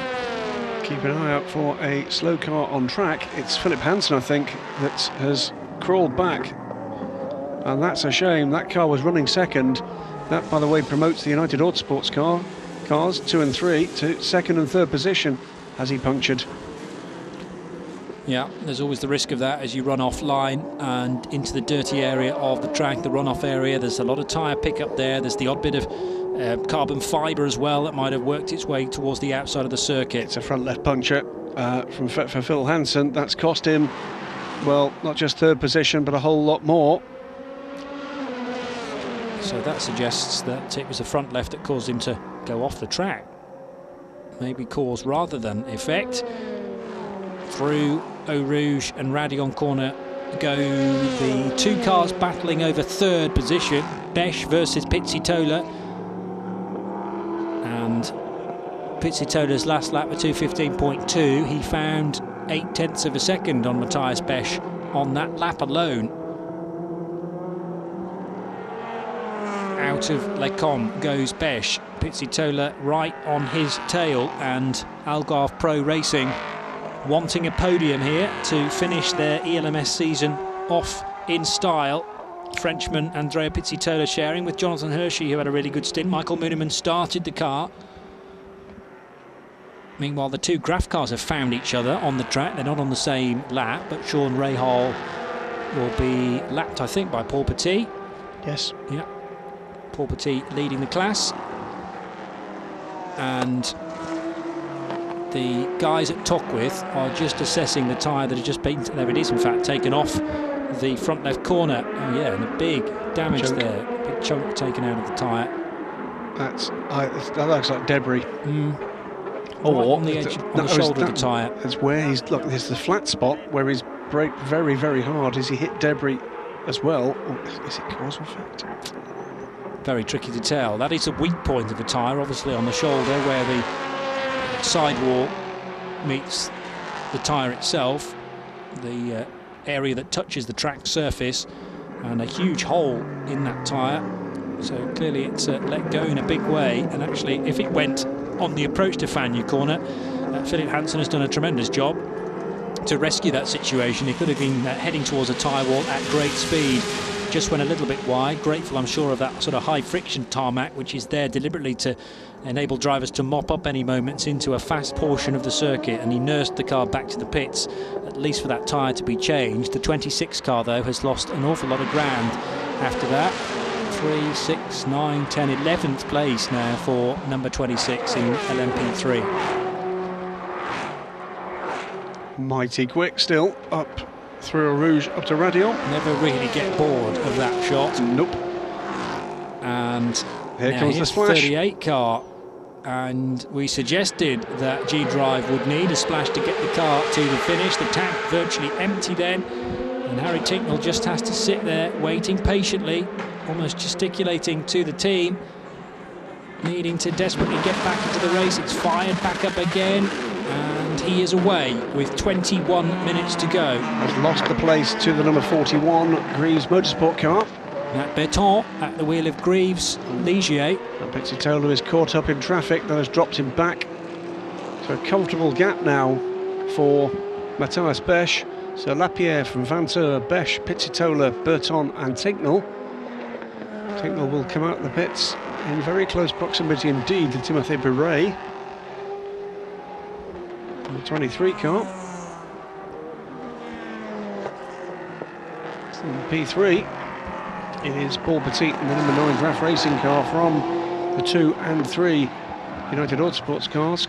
Kristen England and Matt Bell aboard those cars. Jens Pettersson is in the Inter Europol car. Sat second before its final pit stop. GTE, JMW still hold a very healthy lead from the number 88 and now 77 Porsches. Matt Griffin, though, here is looking to get a podium slot for his 55 AF Corsa Ferrari with Duncan Cameron and Aaron Scott. Turning left at Blanchimont, but he had to yield some of the track there to some of the faster prototypes that wanted to squeeze on through. The 77 car is going to have to go deep into the chicane here, and this might be the opportunity for Matt Griffin in the 55 Ferrari. So Marco Seefried also having to give a little bit of space there to the P3 car that wanted to sneak through. They're charging their way over the line and down towards La Source, but this time Marco Seefried puts the car to the inside of the track and can defend at least through the first corner, but Matt Griffin... He's got a better run. He's got a better run. I wonder whether he's on newer tyres as well. He has got a better exit out of the source. They're going to be side by side on the run down towards Eau Rouge, but the inside line will favour the Porsche, won't it? Matt Griffin's going to go two abreast through Eau Rouge. Surely not. He had to back out of that. That's how desperate he wants the podium, though, for the AF Corsa crew. And deep intakes of breath down at Graf Racing. They're not even involved in this, but they are thoroughly enjoying watching it, just as we are. I say they're not involved with it. One of their cars is tucked in behind these two GT machines, fighting over third position. So they might not be involved with it as such, but their class-leading LMP3 car could get caught up in this situation. Seyfried versus Griffin, and right behind is Paul Petit in the number 9 car. Yet again, in a European Le Mans Series 4-hour race, starts to deliver in the final half hour. And Matt Griffin is not going to give up this place without one hell of a fight, or a chance of this place rather, without one hell of a fight. 18.5 minutes to go. He pulls out a line from Marco Seyfried again. The run down towards Pouhon, but can't get the overlap on the Proton Competition Porsche of the German crew. So 77 staying ahead for the moment. Marco Seyfried, the man from Germany, sharing that car with Wolf Hensler and Mike Headland. Third and fourth positions. Behind him is Matt Griffin in the Ferrari that was started by Duncan Cameron. Aaron Scott taking the middle stint this time around, and Griffin to the flag. And still Paul Petit can't get by these two battling GT cars, leading LMP3, but in no danger of giving that lead up, because a full minute and 6 seconds behind is Christian England for United Autosports in the number 2 car. It's the 3 United Autosports car in third. Matt Bell now at the wheel of that. Mathieu Lehay driving the 17 Ultimate entered P3 car is fourth. Jens Pettersson in the 13 car is now fifth. And Graham Goodwin, I'm going to ask you to do a little bit of arithmetic as we watch Matt Griffin getting alongside again the 77 of Marco Seyfried. Bit of arithmetic as far as the LMP3 championship is concerned. This might be Matt Griffin's opportunity now. He is alongside Mike Headland, and yes, he's through. And Griffin gets the place and potentially a podium finish. Marco Seyfried seems not to be able to do much about that, as now sneaking through is the number 41 Greaves Motorsport car. Who's that driven by Nat Berton once again? Into Eau Rouge, GT car, P2 car, and we're on board another GT car. And Marco Seyfried, who is one of the star men in GT racing, can't do anything about number 55 Matt Griffin now disappearing up the Kemmel Straight. Griffs has just allowed Nat Berton through, and he turns right, left and right again at Les Camps. No further sign of the rain that we saw at La Source, so fingers crossed the race will remain dry to the finish. It would seem a shame to get a sudden downpour, and for all the strategy that has been weaved into this race to be essentially wasted because of the lottery of rainfall. Out of the left-hander at Speaker's Corner goes the fight for third position. And the answer, Graham Goodwin, as far as is second place good enough for the number 2 squad to take the championship? Yes, by a distance, because of the retirement of the second place of the championship Duquesne Engineering car very early on in the race. And third place at the moment is Graf Racing. They're on 52 points. 25 here will give them 77, but 18 for second place from the number 2 car would give them 108. And so that's way enough. Yeah. Only 26 points up for grabs. After so this round at this will, if it stays this way, and what are we saying, with 15 minutes remaining, give them the championship. In GTE, meanwhile, this car will, at the moment, go to the final round with a 20-point advantage over the Aston Martin if things stay as they are. Okay. And the Aston Martin, unfortunately for the guys at the 99 crew, have been on the back foot since the opening lap, after the Aston, for whatever reason, had to pit at the end of the formation lap and then wasn't able to get back out again. It was shown a red light with Alex McDowell at the wheel at the time. Now, the interesting thing about that gap is that means that even if the Aston Martin wins in Estoril, second place will be enough for JMW, no matter what happens in qualifying. Yes. and we will work our way through the permutations in the next 4 weeks or so. That's interesting to hear about United Autosports, though, because that, to my knowledge, was, unless you got a very bizarre set of results, that was, to my knowledge, rather the only championship that could be decided here at Spa this weekend. P2 should go to the final round, and the GT championship fight should go to Portugal, or will go to Portugal as well, but certainly very much favours JMW Motorsport on cue. We catch a glimpse of that Ferrari, but there is also the class-leading Graf Racing number 9 car, LMP3 machine, heading through Les Combes corner now with Paul Petit still at the wheel. Graf taking their first pole position yesterday. No, I don't. I think it's possible. Thierry could take the title here. Wow, okay. I'm going to redo my calculations. I think there's a 26-point gap, but Thierry by TDS have more wins. More wins. I think they can do it here. I'm pleased you've done that, I have to say. Because this now makes it extremely important as to what happens because this 6th is 8 points, I believe. It's 25, 18, 15, 12, 15, 12 and 10. 10 and then 8. 8 points for 6th place, yes. Which gives G-Drive 76 points. It would be... G-Drive are in 6th at the moment. Apologies, Besh isn't in 2nd as he's in 3rd. They're on course for 8th He's position. in 3rd. So Besh. Apologies. No, it's wrong. I was looking at the timing, completely forgetting they weren't in 2nd position. They're in 3rd position. They're in 3rd behind Lawrence Vanthoor, yes. So on course for 15 points. They are very close. So 3 points fewer than you thought they were going to get. So 77 plus 15 is 102. Yes. No, that's right. That's correct. I like this, live mathematics. On air as we talk. We've still got 12.5 minutes to go, by the way, and it's still very tight at the head of the order for, well... 77 plus 15, of course, isn't 102. No, I was going to say, I didn't think it was, but 92. my brain's now not working quite as well as it would do at the start of a 4-hour race. Nicolas Lapierre, 90 laps done, 20.6 laps back to Lawrence Vanthoor. Matthias Besch is in 3rd position, and the gap is really still very tight between Besch and Pizzitola. It's a 2nd, so don't quite enter in ink a 3rd place finish for the 46 crew, because Pizzitola is still pushing very, very hard, and this is perhaps Pizzitola's best opportunity. He's up alongside the Thierry by TDS racing car, and maybe around the outside was he about to take that move at Fagnes corner. Nicolas Lapierre, we know, is leading the race and leading by 20.8 seconds, but what happened down at Fagnes corner with the 3rd and 4th place cars absolutely side by side? Pizzitola's through. Pizzitola is through. Pizzitola has grabbed 3rd position, so you can now write next to number 46 12 points as we stand, not 15, and that will certainly take, there it is, confirmation on your screen. The blue car, Algarve Pro Racing, Andrea Pizzitola has got ahead of the Thierry by TDS racing car, but Besch is not going to have that lying down, and charging into the final corner they come. Still got 11 minutes to go. There was the hint of an overlap for the 46 car. Oh, a bit squirrely on the exit as well from Andrea Pizzitola as he charges his way out of the chicane, over the grid hatchings then, and towards the hairpin to kick off another lap.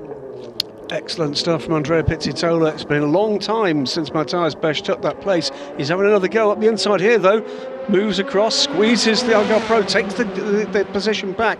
Pizzitola tucks in behind as they come down to Eau Rouge. Amazingly fast up through and over Radion. What's going to happen down the Kimball Straight here? Who's got the ponies this time? Looks like Besch has just found something a little extra, but fighting drive from Andrea Pizzitola. Yeah, so 15 points again likely to go to Thierry by TDS race. I say likely, if the race were to finish now, and we've got another 10 minutes to go in reality, they would get 15 points. It would be 12 points to Algarve Pro, and the problem for Besch was he got caught up behind one of the Oak cars, and then Pizzitola around the outside of Fagnes corner. Did he make that stick? It was because it was balked again by the GT car. By the Ferrari. Pizzitola just, in fact, actually, it was probably more in Pizzitola's way there. That was a great overtaking move. And we're about to get to that point on the track again where Pizzitola is tremendously fast. The descent from Speaker's corner through Pouhon and on towards Fagnes corner. Let's have a look. Pizzitola just about as close as he was a lap ago, but Matthias Besch keeping his Orica a little wider than he managed a lap ago. And in fairness to Besch, he did get caught up behind, as I say, an LMP3 car, which really balked his run into Piff Paff. Out of Campus Corner goes the battle for third position.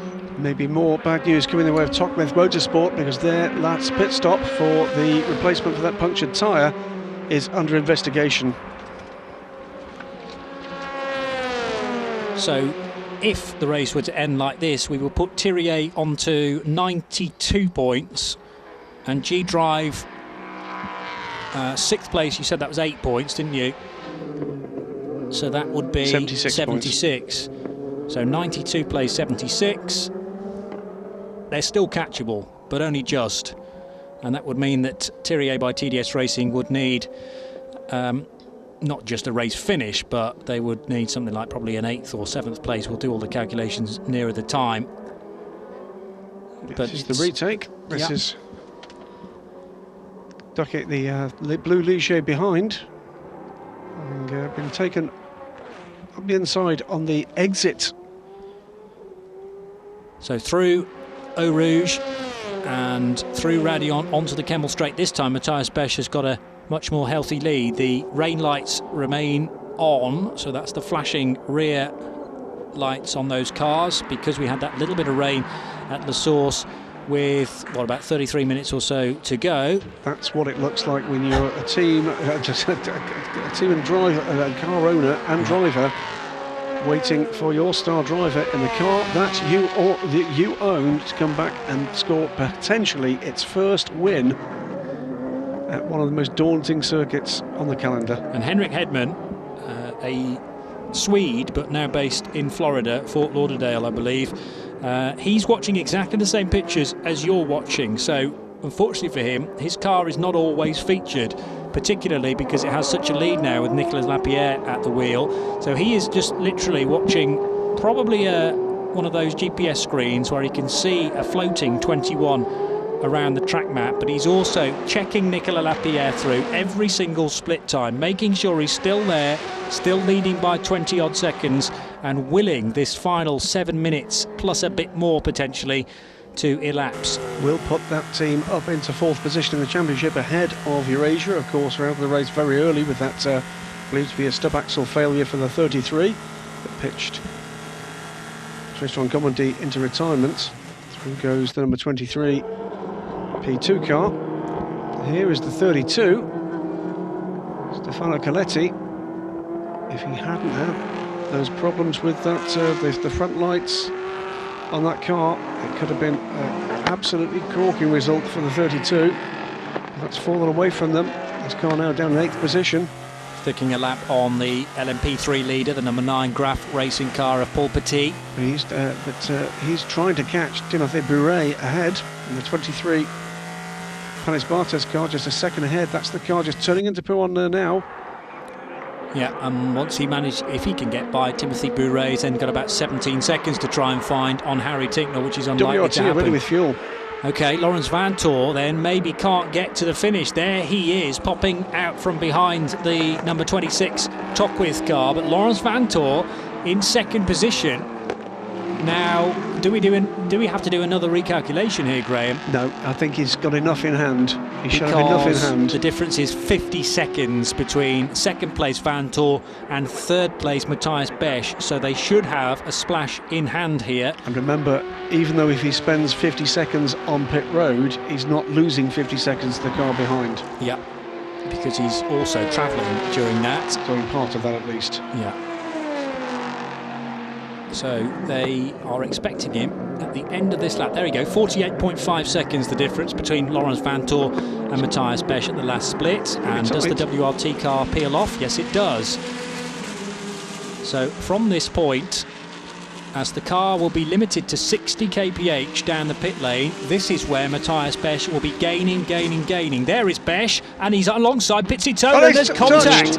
contact at campus, and that was Pizzitola going for another move on third position. Besch has driven away. Is the car damaged in any way? Incredibly, it looks like Matthias Besch has got away with that. That looked like quite an ambitious manoeuvre from Andrea Pizzitola, coming from a long way back into campus corner.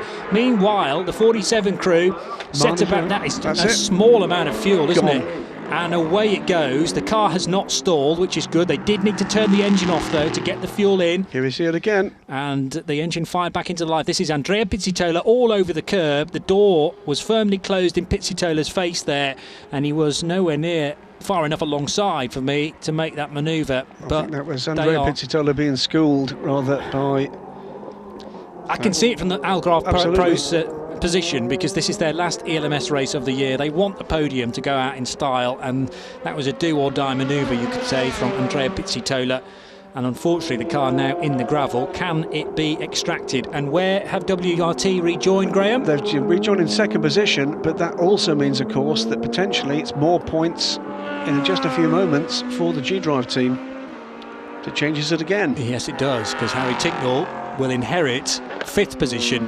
Incident is under investigation. I tend to agree with you. That was very, very ambitious indeed by Andrea Pizzitola. But it will be reviewed, and not only will Pizzitola's manoeuvre be reviewed, but also Matthias Besch's input into that whole incident as well. And I'm not sure they're going to get that car out before the end of this race. You're probably right. It's in a vulnerable position there, because if anybody else were to fall off at Campus Corner, then that car would be directly in the firing line. Pizzitola is trying his best to get the car rejoined, but those rear Dunlops are now deep in the stones, and the car beached in the gravel trap. Yellow flag covering Campus Corner then. And will the decision be made by Eduardo Freitas and his team to keep the race, well, green for the main part of the circuit and just yellow out of Fagnes? You can sort of pre-warn the drivers as well. No, it's a full course yellow, just been flashed up on that marker board, and I can see the results therefore being locked into position. We may well see the 38 car.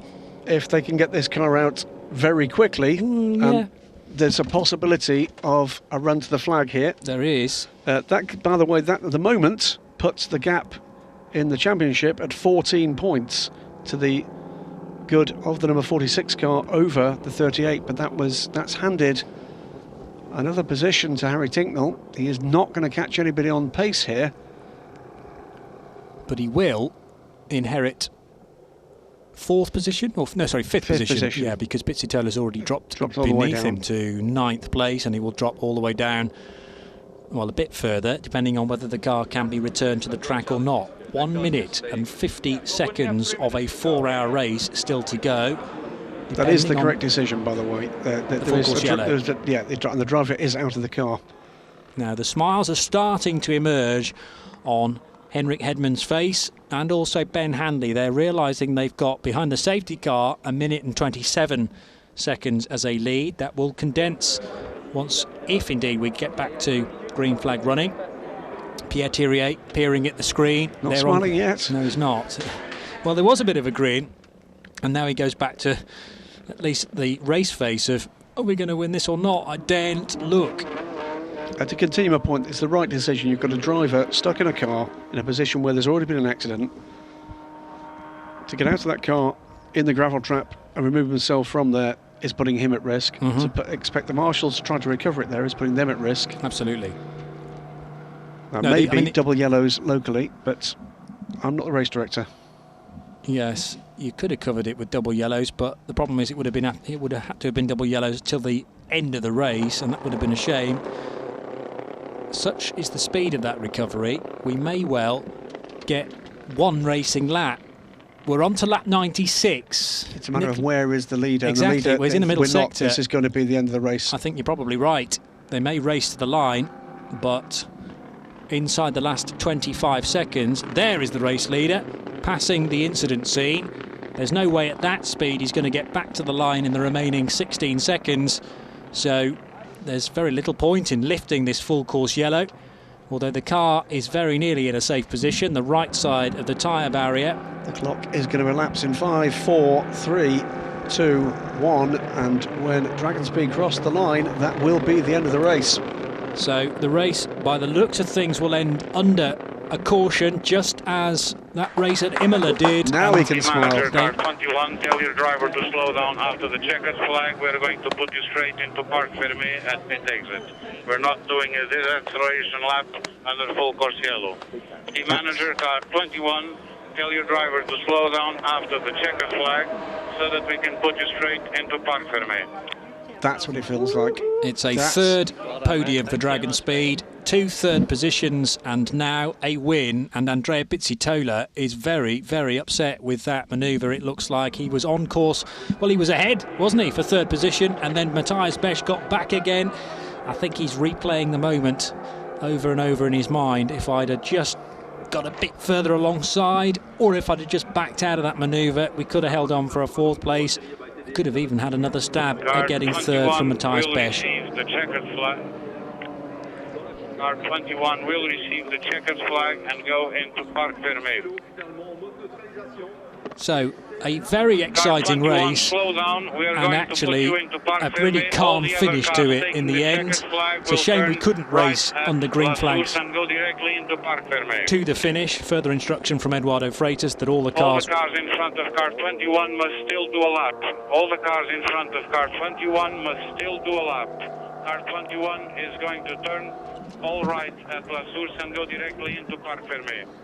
Car 21, turn right and go directly into Parc. And that's exactly what's happening. You can see the G-Drive car will continue around. Car 21, 9 and 66 come under the podium. 21, 9 and 66 via the pit lane, opposite sense under the podium. And Eduardo doing our job for us there, reeling through the class winners. Nicolas Lapierre for Dragon Speed, sharing the drives we've just seen with Ben Hanley and with Henrik Hedman. Congratulations to the drivers of the number 9 car from Graf Racing, Eric Trouillet, Paul Petit and Enzo Gibert, who get the class win in LMP3. And in GTE, it'll be JMW Motorsport, Robert Smith, Rory Butcher and Andrea Bertolini taking the race win here at Spa-Francorchamps. And here is the winning car, Graham. And yeah, the unusual sight of the winning car running the wrong way down pit lane, of course. So the cars, as they've come past the checkered flag, will turn hard right at La Source into Parc Fermé. So the 3 class-winning cars will come underneath the podium here. That's a little bit of Le Mans coming to Spa, because often we see the winning car, and nearly always the winning car, coming down wrong way down the pit lane to the podium. He's very, very pleased with that. They always tell the story. He wants to go and talk to the team. It's a big, big moment for any team, but a first win for a new team to this championship, that's a very big moment indeed. And there was a lot of strategy that had to be weaved into that race, so I think every member of the Dragon Speed team can take credit for that victory. And there is the celebration between Nicolas Lapierre and Henrik Hedman. Arguably, Hedman and Ben Hanley have had the tougher job during Lapierre's stint, because they've had to watch it and not be in control, whereas Nicolas Lapierre, cool as a cucumber in the cockpit, will have felt like he'd won it maybe with about 15 minutes to go.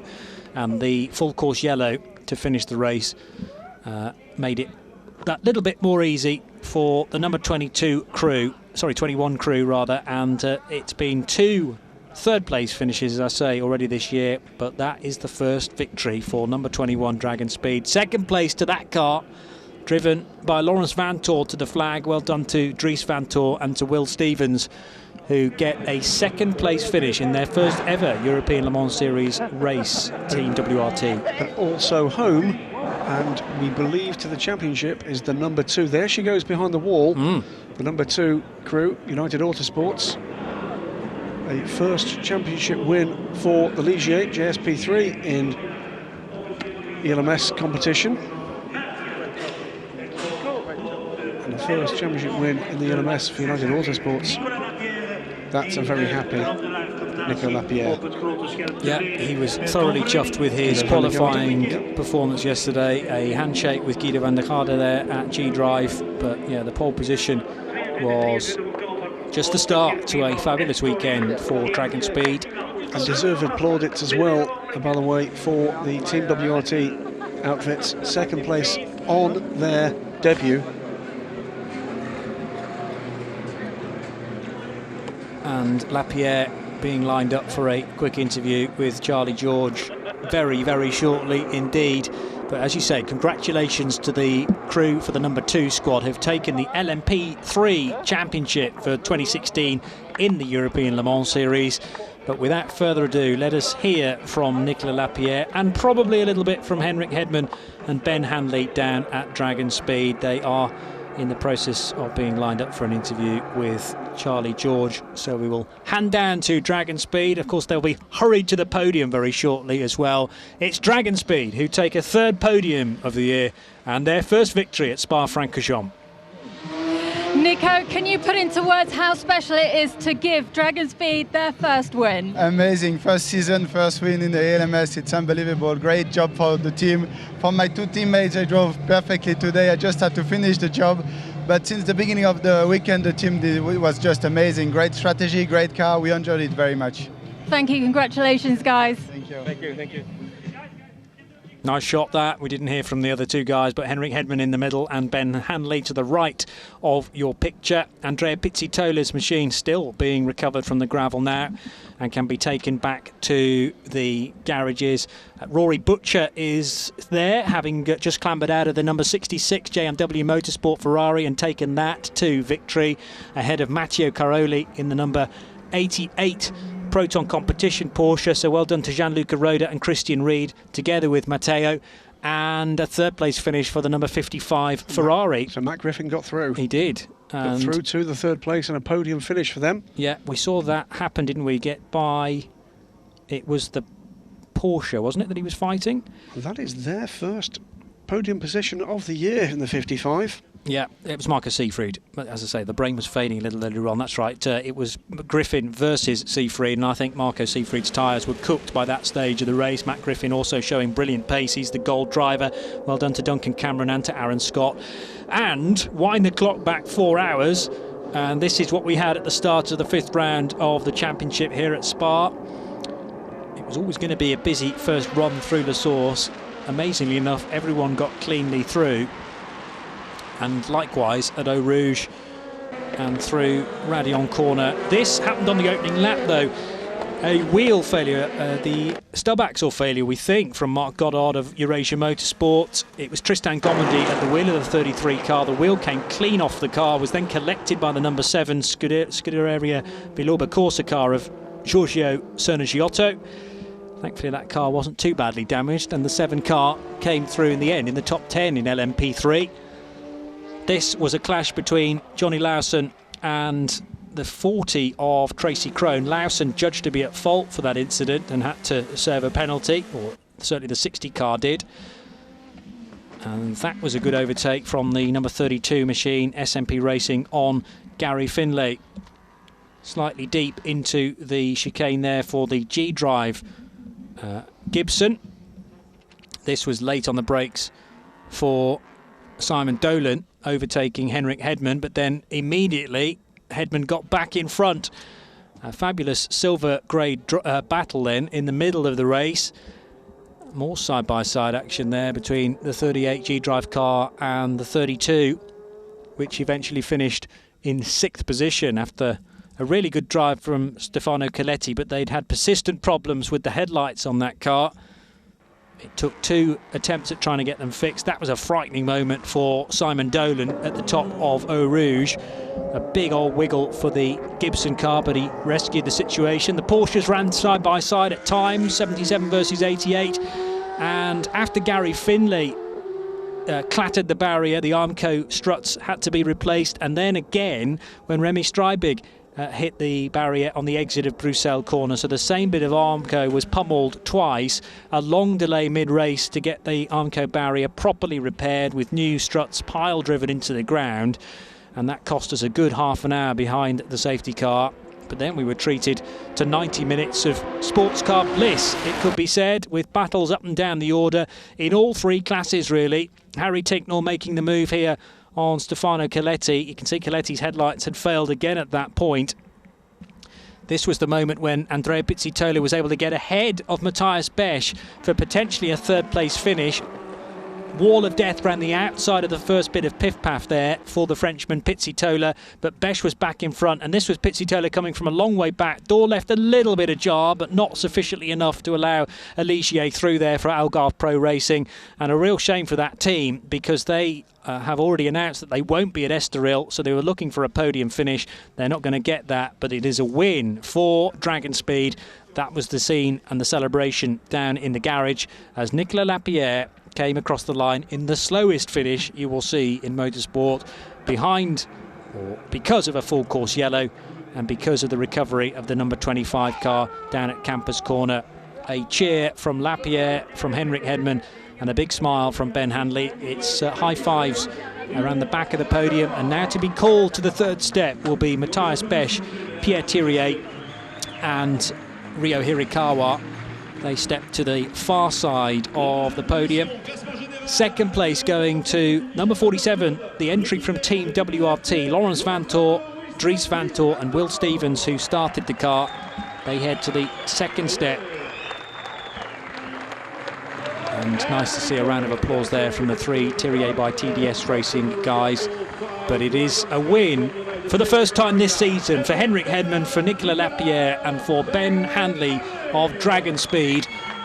They've already announced their plans for 2017, and the American crew head to the top step of the podium. Big celebration there from Henrik Hedman, the team owner, and a really good driver as well, taking the middle stint. There's a member of the team up there too, Graham. Always a big risk for any gentleman driver to take a step up, and GT3 racing and LMP2 racing are very, very different, and you could see the relief in Henrik Hedman's face there.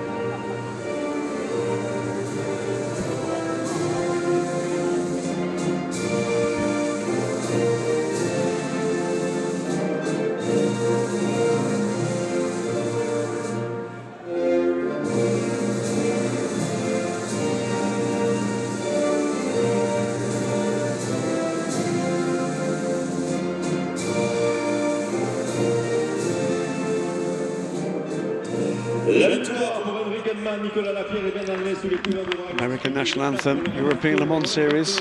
Yeah. It's been attracting a lot of friends from North America in this season. Pro Racing back again, of course.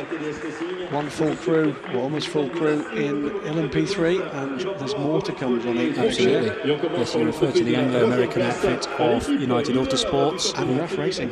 And Graf Racing, yes. But United Autosports will be the happiest, I'm sure, leaving Spa with a provisional championship in their back pocket. The trophies being handed to Ryo Hirakawa, to Pierre Thirier and to Matthias Besch. Second place trophies going the way of Will Stevens, Lawrence and Dries Vantor. But Pierre Fillon will now present first place trophies to Henrik Hedman, to Nicolas Lapierre and to Ben Handley. One of the team members of Dragon Speed there as well to receive another trophy. And after the photographs are taken, there will be the spraying of champagne, and 3, 6, 10 bottles of champagne about to be cracked open for the first of the podiums for the European Le Mans Series and round 5, the 4 hours of Spa-Francorchamps. The P2 podium, 10 very happy gentlemen on the podium there. Happiest. I think he's going to have a few of those champagne drinks tonight, Henrik Hedman. Incredibly happy with that. I think we're going to get confirmation here of the race result. Yes, 96 laps done then. The race obviously finished behind a full course yellow, effectively a safety car, and congratulations to Dragon Speed, who win in the end by 2 minutes and 20 seconds because of that caution from Team WRT and Matthias Besch, the Thirier by TDS Racing car. For P3, it is a win for Graf Racing from then 11th place United Autosports and 12th place the other United Autosports car. In GTE, the winners JMW Motorsport. Well done to Bertolini, to Rob Smith and to Rory Butcher. Winning from Proton Competition, the number 88 car of Rhoda, Reed and Cairoli, and the 55 AF Corsa Ferrari of Cameron, Scott and Griffin. Both the 88 and the 55 score their first podium results of this season, which is great. Great to see a different result. It has rather opened up the championship fight in GTE.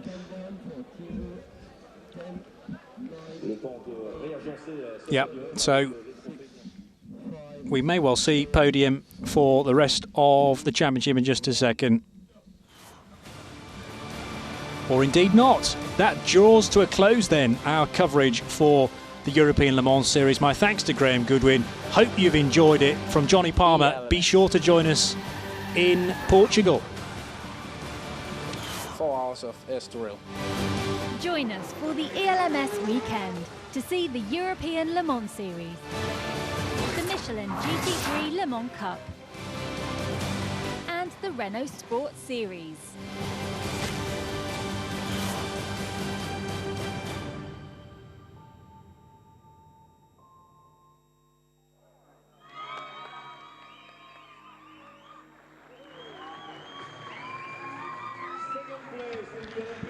And LMP3 podiums, they're number 3, United Autosport squad.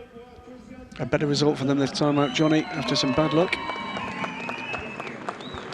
Big smiles from the other crew then, with the number 2 car, Mike Gouache, Alex Brundle and Christian England. I think they know they've won the championship and they stand on the second step for this particular race. Good to see handshakes all round though between the United Autosport guys and also the Graf Racing pilots. Paul Petit, Eric Trouillet and Enzo Gibert will stand on the top step of the podium, and here is the French national anthem.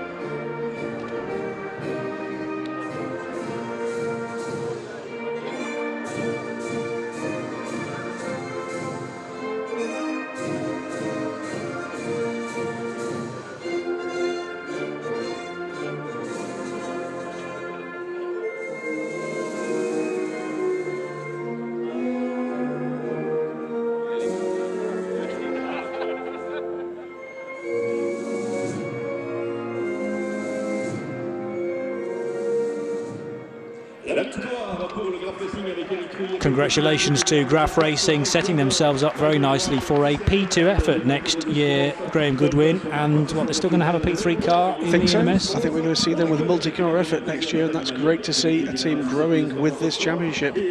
Trophies will be awarded, and yeah, absolute delight on the faces of the Graf Racing crew. Much better afternoon for the number 3 crew after a long haul back from the back of the grid by them last time, and the number 2 crew, Mike Gouache, Christian England and Alex Brundle, out of reach now and will be champions. On the third step of the podium, by the way, Mark Patterson to the far right, Matt Bell in the middle and Wade Boyd on the left. That's Mike Gouache on the second step to the left.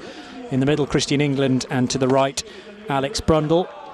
And the winners in the number 9 crew, Eric Trouillet, Paul Petit and Enzo Gibert. And already the bottle is open for Mark Patterson. It's his age. There's a joke there somewhere. Yeah, but I think there is, but I'm going to dodge it. And he is raring to go then for the champagne spraying. It looks like everybody else is gearing themselves up as well for 10 more bottles of champagne. The girls either side of the podium will be wise to escape from this point, I think. Final few photographs being taken, and we'll prepare ourselves for the final podia presentation, as now the champagne is going to be sprayed. And this really starts off the championship celebrations for the guys far left of your picture, Alex Brundle, Christian England and Mike Gouache. There's one more round to go, but they can't be caught in the number 2 car. And Mike Gouache, I remember him saying he was that impressed with that Ligier LMP3 that he had to go out and buy one himself. He's bought his own car.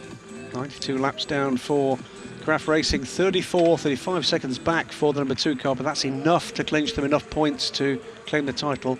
Just about 20 seconds ahead of the number 3 car, the sister car. Ultimate Racing, another good result for that team.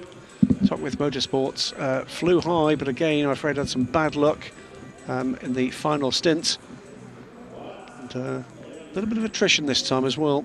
And in particular, the one to note there, down in 16th place and not classified, the number 19 Decane Engineering car that was running second in the championship. That, even more than actually what happened at the top of the field, is what determined that the championship would be decided this afternoon.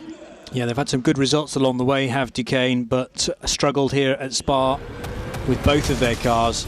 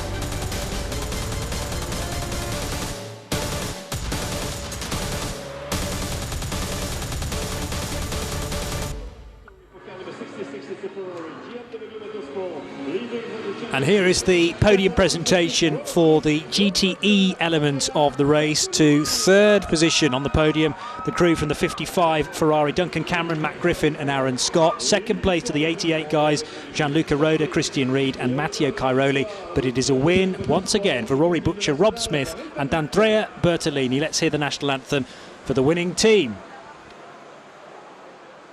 On doit normalement écouter l'hymne national britannique. Voilà, il arrive. Voilà.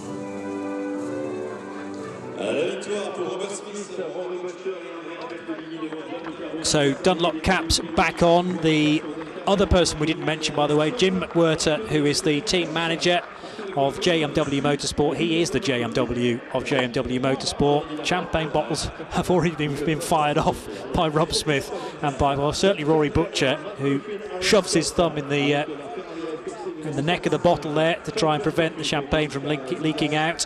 We've got the third place trophies being presented though to Aaron Scott and also to Duncan Cameron and to Matt Griffin. Well done to the guys that finish in third position, Gianluca Roda, Christian Reed and Matteo Cairoli.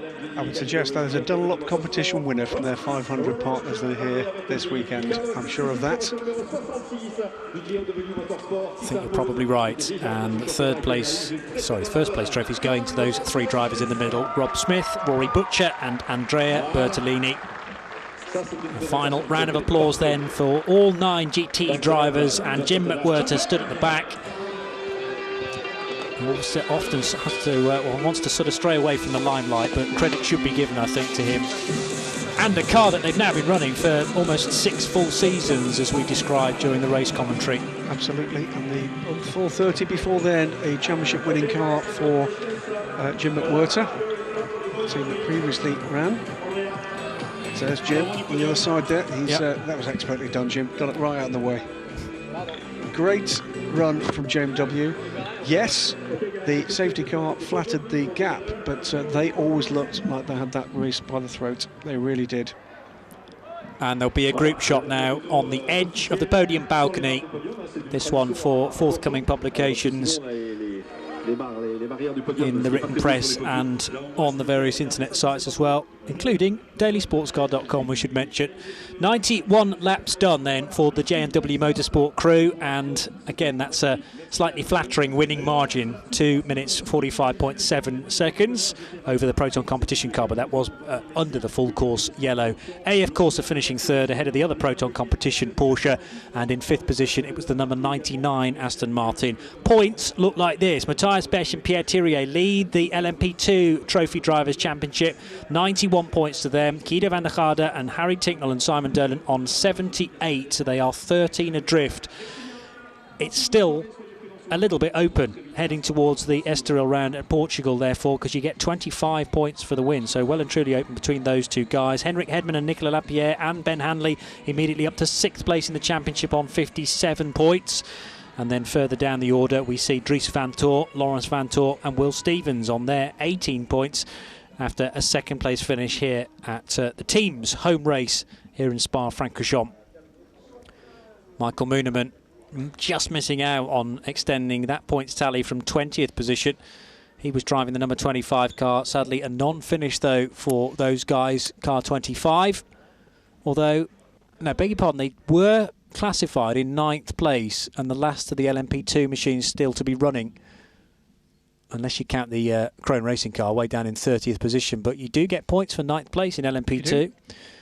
So Pizzitola will score along with Michael Mooneman.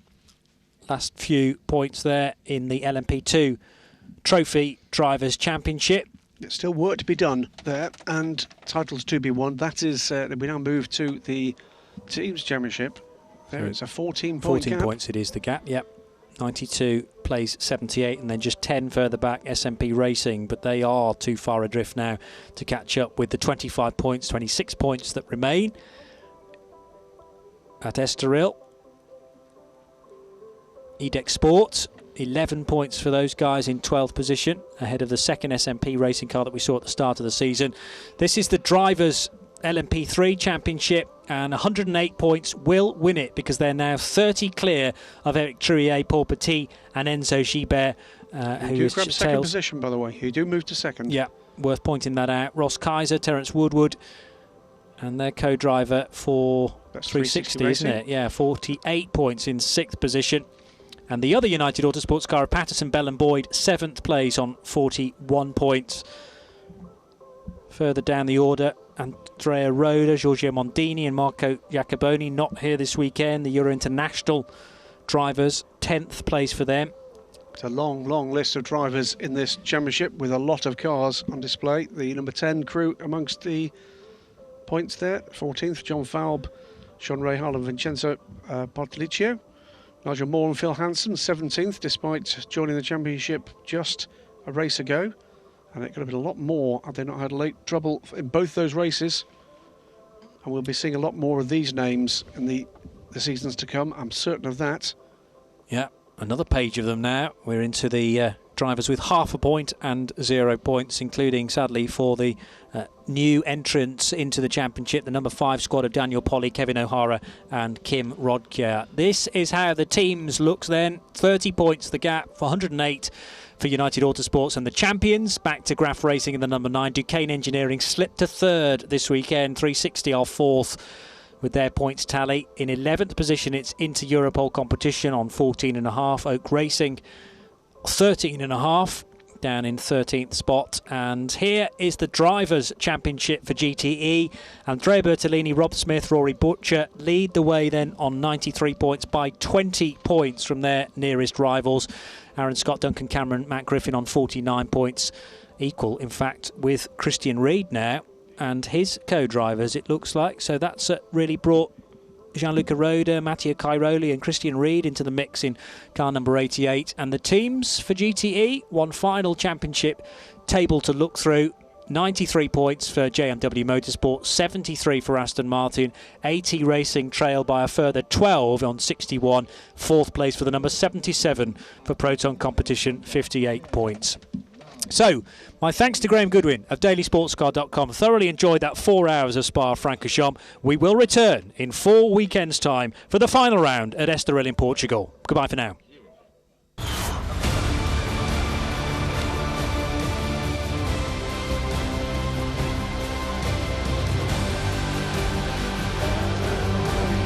ELMS. 4 hours of Estoril. Join us for the ELMS weekend to see the European Le Mans Series, the Michelin GT3 Le Mans Cup, and the Renault Sport Series.